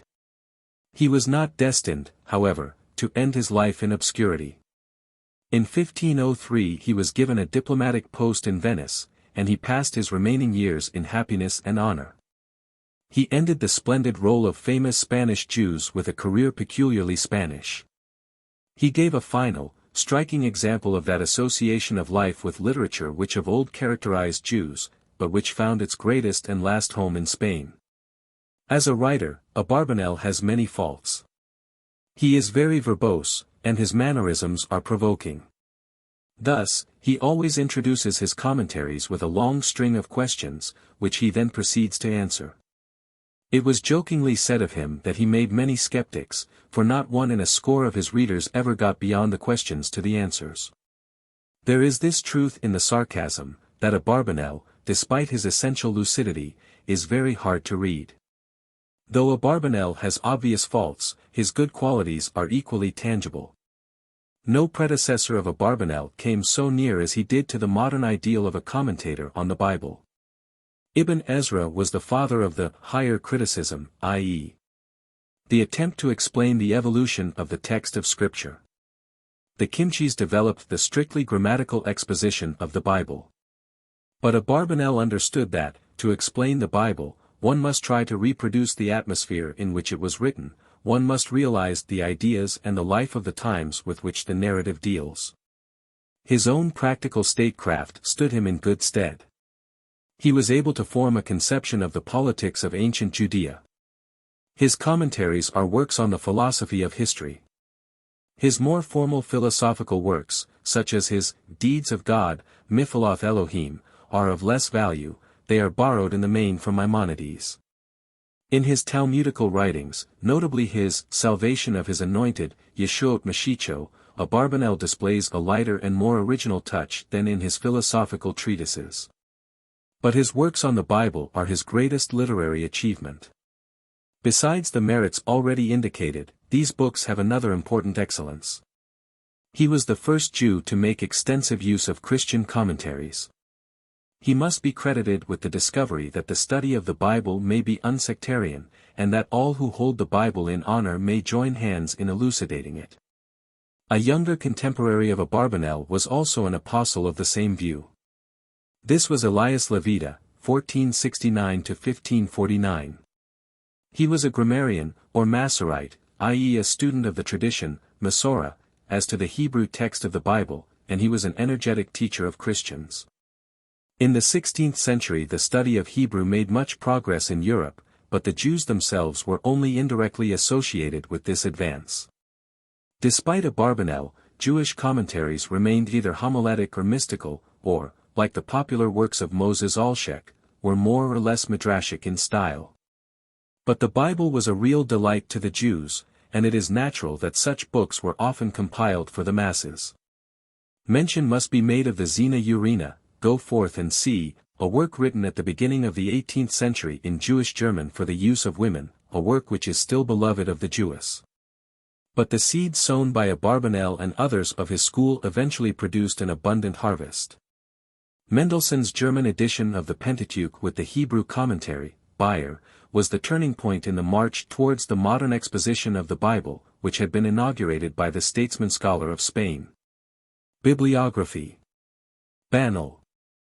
Greets. 4, 2. Is. Meisels. Don Isaac Abarbanel, JQR, 2, page 37. S. Schechter.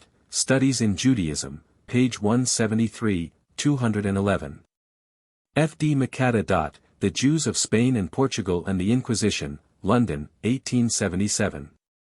Schiller Sinisi. Encycl. Brit. Volume 1, p. 52. Exegesis 16th to 18th centuries. Steinschneider. Jewish Literature, page 232. Seek. Beyer. Specimen of the Beyer, translated by A. Benish, Miscellany of the Society of Hebrew Literature, Volume 1. Chapter 23. The Shulchan Aruch. Asheris Arba Turim. Chittishim and Teshabath. Solomon ben Adareth. Mayor of Rothenburg. Sheshet and Duran. Moses and Judah Mins. Jacob Weil, Israel Isserline, Maharal. David Abi Zimra. Joseph Caro. Jair Bacharach. Chacham Zivi. Jacob Emden. Ezekiel Landau. The religious literature of the Jews, so far as practical life was concerned, culminated in the publication of the Table Prepared, Shulchan Aruch, in 1565. The first book of its kind compiled after the invention of printing, the Shulchan Aruch obtained a popularity denied to all previous works designed to present a digest of Jewish ethics and ritual observances. It is no sense superseded the strong hand of Maimonides, but it was so much more practical in its scope, so much clearer as a work of general reference, so much fuller of minhag, or established custom, that it speedily became the universal handbook of Jewish life in many of its phases. It was not accepted in all its parts, and its blemishes were clearly perceived.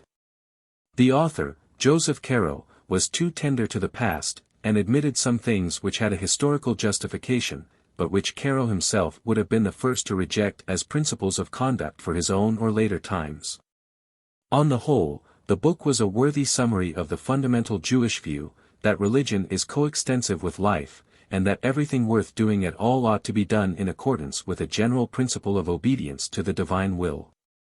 The defects of such a view are the defects of its qualities. The Shulchan Aruch was the outcome of centuries of scholarship. It was original, yet it was completely based on previous works. In particular the 4 rows, Arba Turim, of Jacob Ashery, 1283–1340, was one of the main sources of Caro's work. The 4 rows, again, owed everything to Jacob's father, Asher, the son of Yehiel, who migrated from Germany to Toledo at the very beginning of the 14th century. But besides the systematic codes of his predecessors, Caro was able to draw on a vast mass of literature on the Talmud and on Jewish law, accumulated in the course of centuries. There was, in the first place, a large collection of novelties, chittishim, or notes on the Talmud, by various authorities. More significant, however, were the responses, Teshabath, which resembled those of the Gaonim referred to in an earlier chapter. The rabbinical correspondence, in the form of responses to questions sent from far and near, covered the whole field of secular and religious knowledge. The style of these responses was at first simple, terse, and full of actuality. The most famous representatives of this form of literature after the Gaonim were both of the 13th century, Solomon, the son of Adareth, in Spain, and Mayor of Rothenburg in Germany. Solomon, the son of Adareth, of Barcelona, was a man whose moral earnestness, mild yet firm disposition, profound erudition, and tolerant character, won for him a supreme place in Jewish life for half a century. Mayor of Rothenburg was a poet and martyr as well as a profound scholar. He passed many years in prison rather than yield to the rapacious demands of the local government for a ransom, which Mayer's friends would willingly have paid.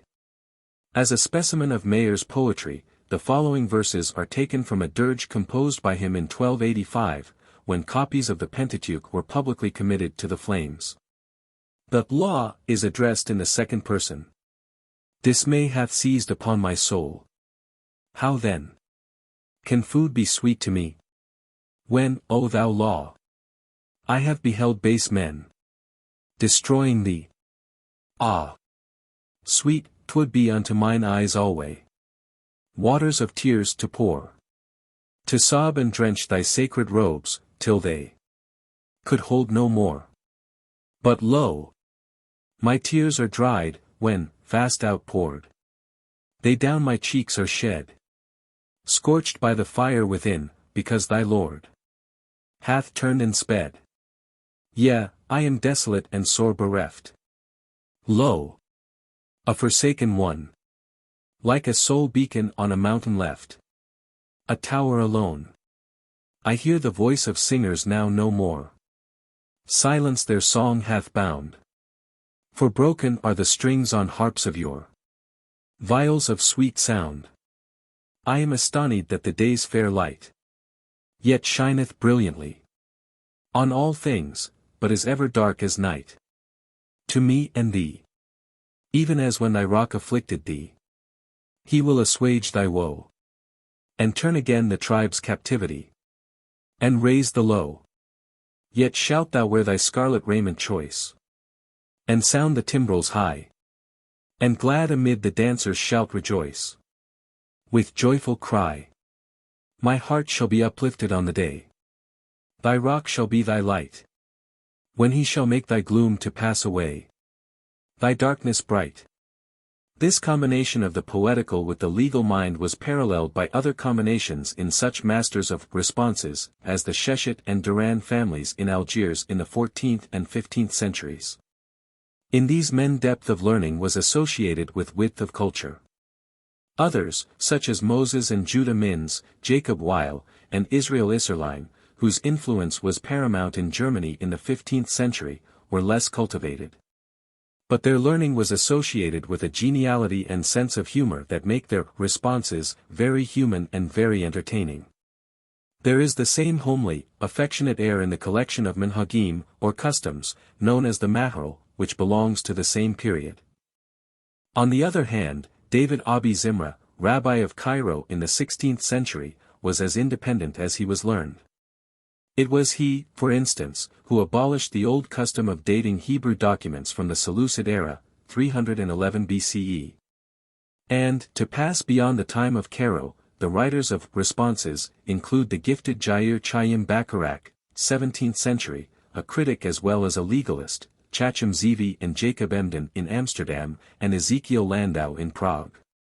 The former two of whom opposed the messianic claims of Sabbatai Zevi, and the last of whom was an antagonist to the Germanizing tendency of Moses Mendelssohn. Joseph Caro himself was a man of many parts. He was born in Spain in 1488, and died in Safed, the nest of mysticism, in 1575. Master of the Talmudic writings of his predecessors from his youth, Caro devoted 32 years to the preparation of an exhaustive commentary on the Four Rows of Jacob Asheri.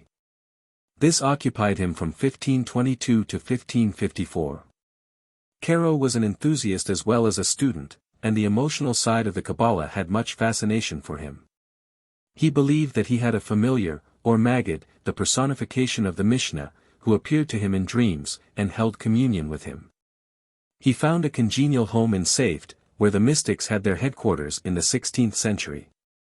Caro's companion on his journey to Safed was Solomon Alkabetz, author of the famous Sabbath hymn, Come, my friend, Lecha Dodi, with the refrain. Come forth, my friend, the bride to meet. Come, O my friend, the Sabbath greet. The Shulchan Aruch is arranged in 4 parts, called fancifully, Path of Life, Aruch Chaim, Teacher of Knowledge, Yurdeh, Breastplate of Judgment, Choshen Hamishpat, and Stone of Help, Eben Haezer.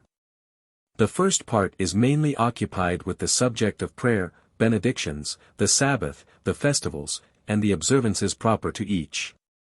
The second part deals with food and its preparation, shechita, or slaughtering of animals for food, the relations between Jews and non-Jews, vows, respect to parents, charity, and religious observances connected with agriculture, such as the payment of tithes, and, finally, the rites of mourning.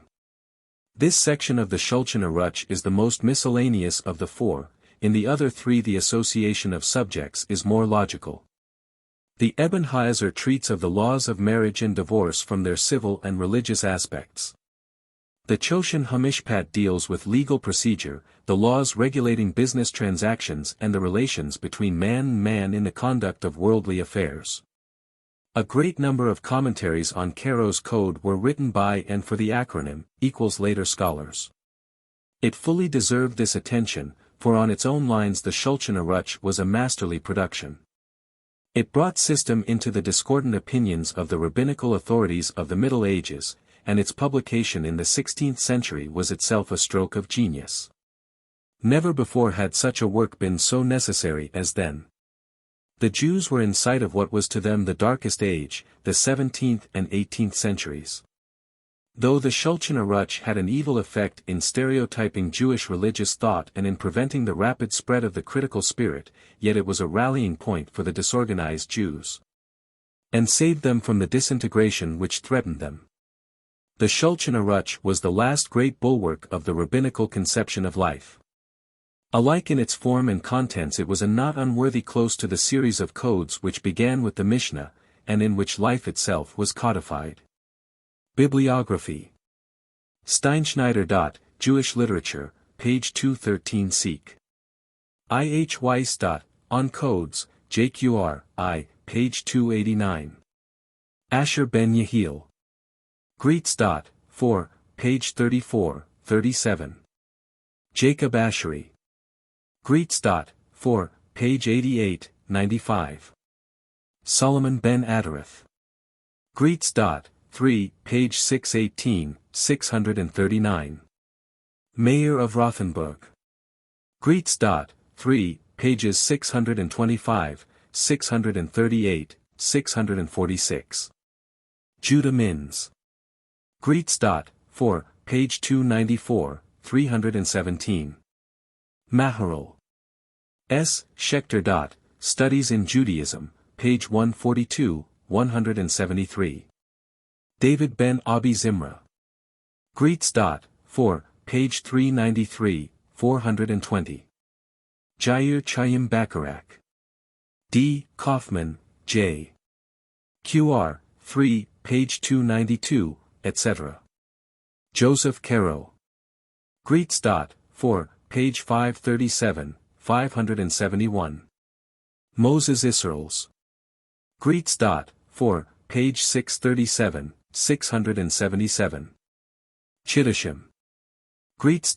4, page 641, 682. Chapter 24. Amsterdam in the 17th century. Manasseh ben Israel. Baruch Spinoza. The Drama in Hebrew.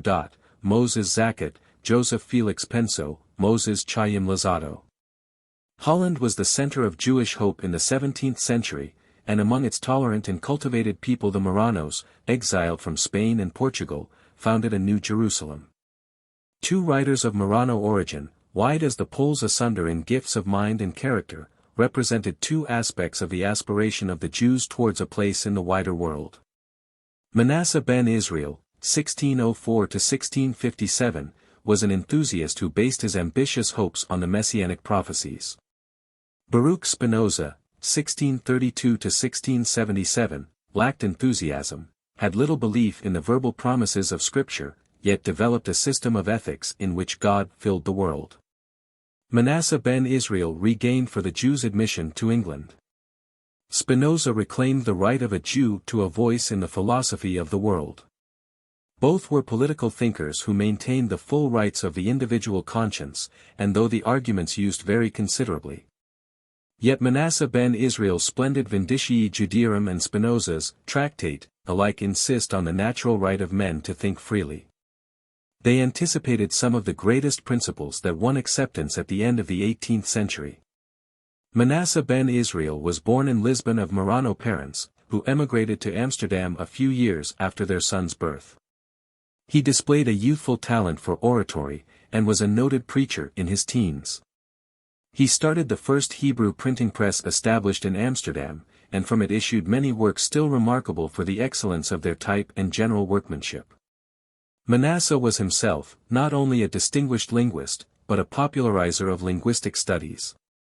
He wrote well in Hebrew, Latin, English, Spanish, and Portuguese, and was the means of instructing many famous Christians of the day in Hebrew and Rabbinic.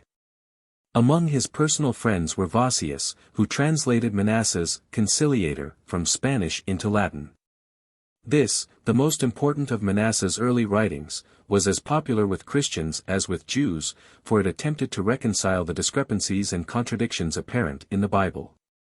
Another of his friends was the painter Rembrandt, who, in 1636, etched the portrait of Manasseh. Piyut and Grotius were also among the friends and disciples who gathered round the Amsterdam rabbi.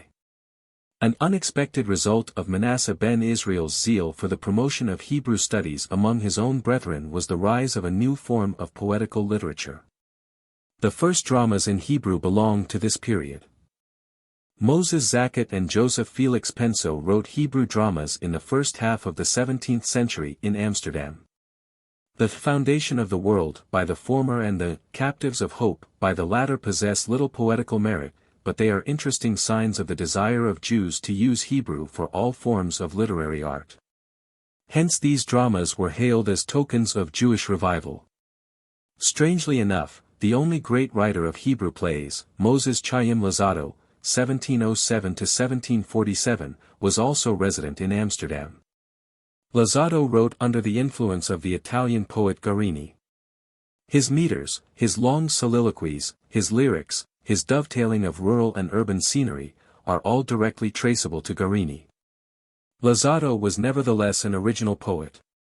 His mastery of Hebrew was complete, and his rich fancy was expressed in glowing lines.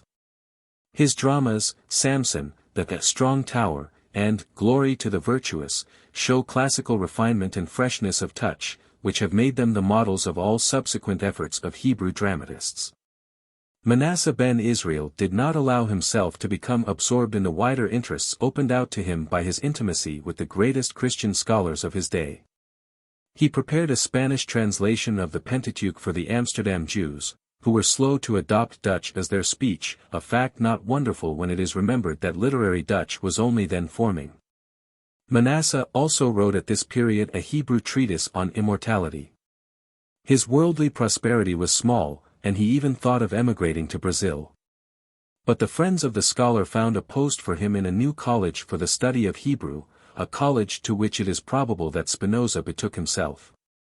In the meantime the reports of Montesinos as to the presence of the lost 10 tribes in America turned the current of Manasseh's life. In 1650 he wrote his famous essay, The Hope of Israel, which he dedicated to the English Parliament. He argued that, as a preliminary to the restoration of Israel, or the millennium, for which the English Puritans were eagerly looking, the dispersion of Israel must be complete. The hopes of the millennium were doomed to disappointment unless the Jews were readmitted to England, the Isle of the Northern Sea.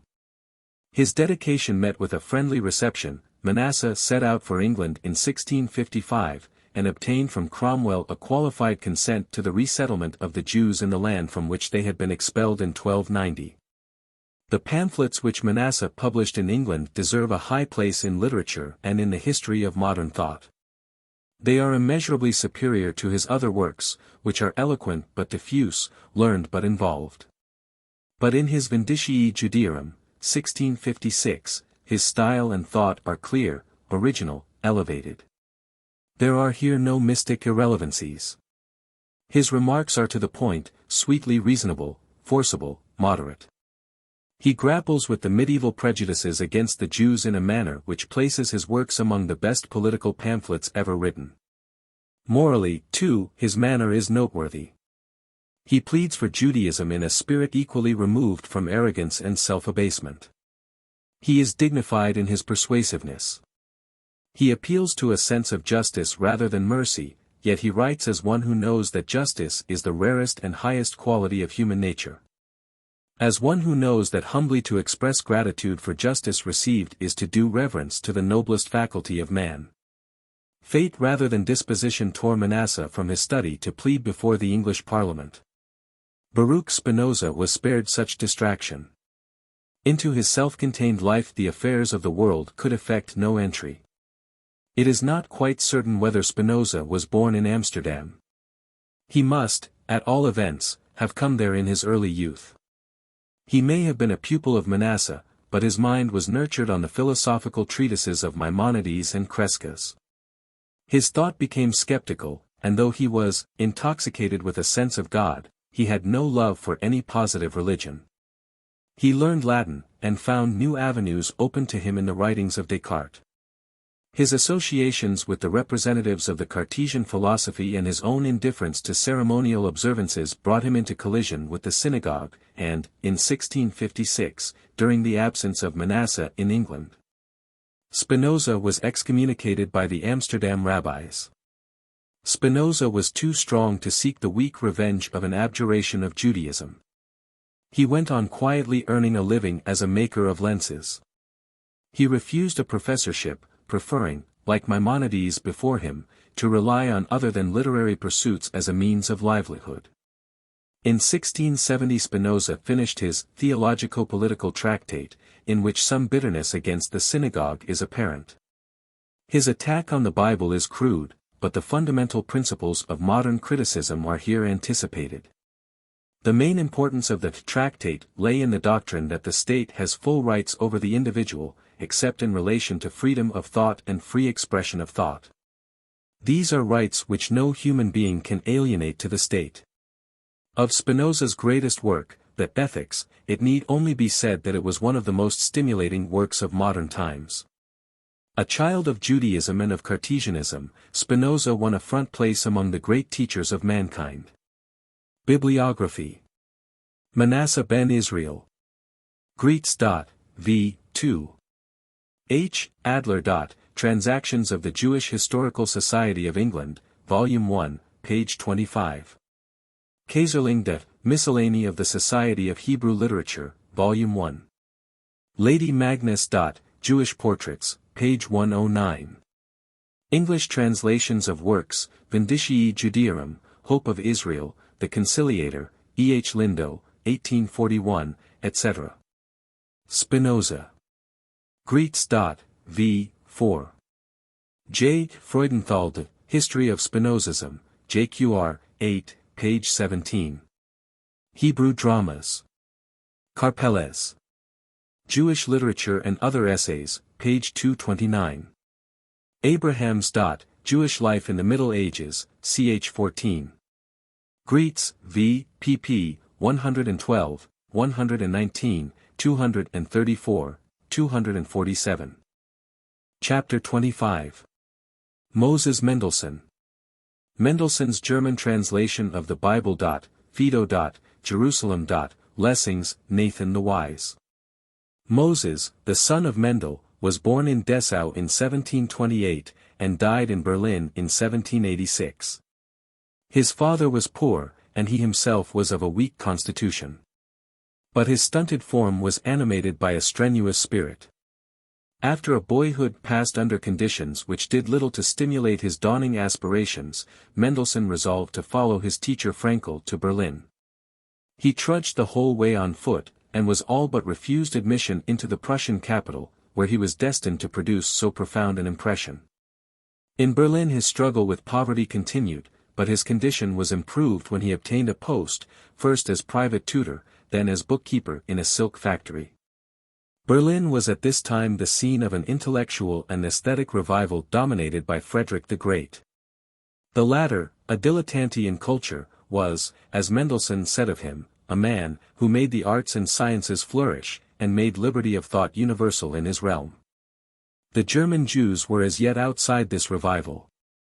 In Italy and Holland the new movements of the 17th and the 18th century had found Jews well to the fore.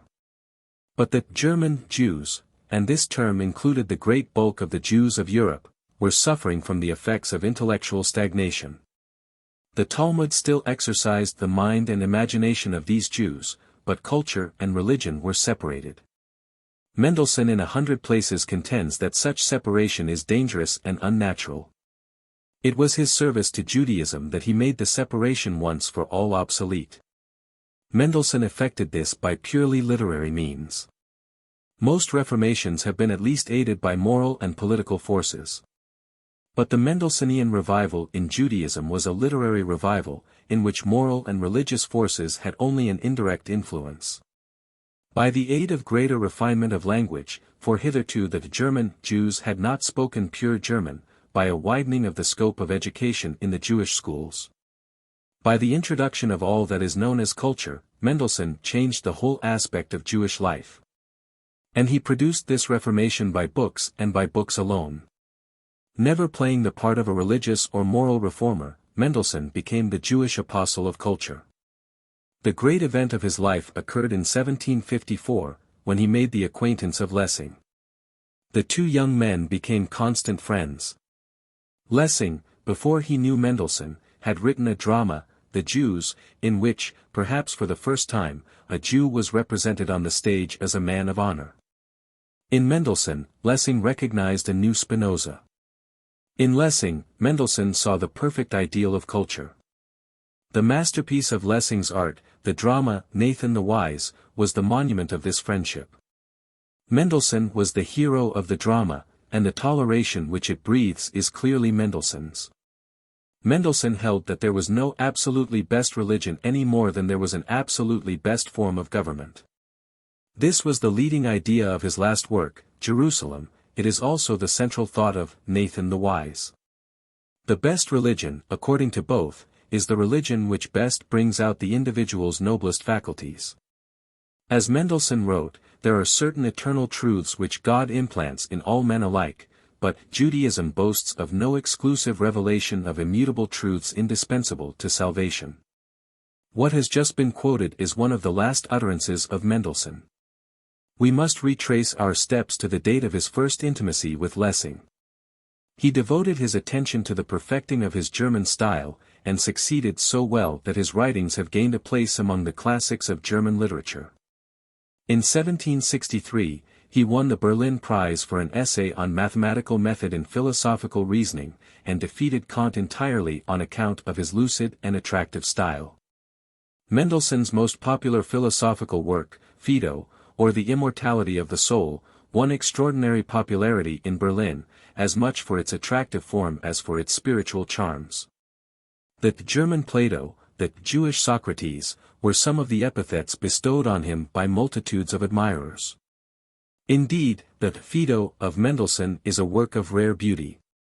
One of the results of Mendelssohn's popularity was a curious correspondence with Lavater. The latter perceived in Mendelssohn's toleration signs of weakness, and believed that he could convert the famous Jew to Christianity. Mendelssohn's reply, like his Jerusalem and his admirable preface to a German translation of Manasseh ben Israel's Vindicii Judaeorum, gave voice to that claim on personal liberty of thought and conscience for which the Jews, unconsciously, had been so long contending. Mendelssohn's view was that all true religious aspirations are independent of religious forms. Mendelssohn did not ignore the value of forms, but he held that as there are often several means to the same end, so the various religious forms of the various creeds may all lead their respective adherents to salvation and to God. Mendelssohn's most epoch-making work was his translation of the Pentateuch into German. With this work the present history finds a natural close. Mendelssohn's Pentateuch marks the modernization of the literature of Judaism. There was much opposition to the book, but on the other hand many Jews eagerly scanned its pages, acquired its noble diction, and committed its rhythmic eloquence to their hearts. Round Mendelssohn there clustered a band of devoted disciples, the pioneers of the new learning, the promoters of a literature of Judaism, in which the modern spirit reanimated the still-living records of antiquity. There was certainly some weakness among the men and women affected by the Berlin philosopher, for some discarded all positive religion, because the master had taught that all positive religions had their saving and truthful elements. It is not, however, the province of this sketch to trace the religious effects of the Mendelssohnian movement. Suffice it to say that, while the old Jewish conception had been that literature and life are coextensive, Jewish literature begins with Mendelssohn to have an independent life of its own, a life of the spirit, which cannot be altogether controlled by the tribulations of material life. A physical ghetto may once more be imposed on the Jews from without, an intellectual ghetto imposed from within is hardly conceivable. Tolerance gave the modern spirit to Jewish literature, but intolerance cannot withdraw it. Bibliography. Moses Mendelssohn. Greets. V. 8. Karpeles. Sketch of Jewish History, page 93, Jewish Literature and Other Essays, page 293. English translations of Phaedo, Jerusalem, and of the Introduction to the Pentateuch, Hebrew Review, Volume 1. Other translations of Jerusalem were made by M. Samuels, London, 1838. And by Isaac Leeser, the latter published as a supplement to the Occident, Philadelphia, 5612. Mendelssohnian Movement. Greets. V. 10.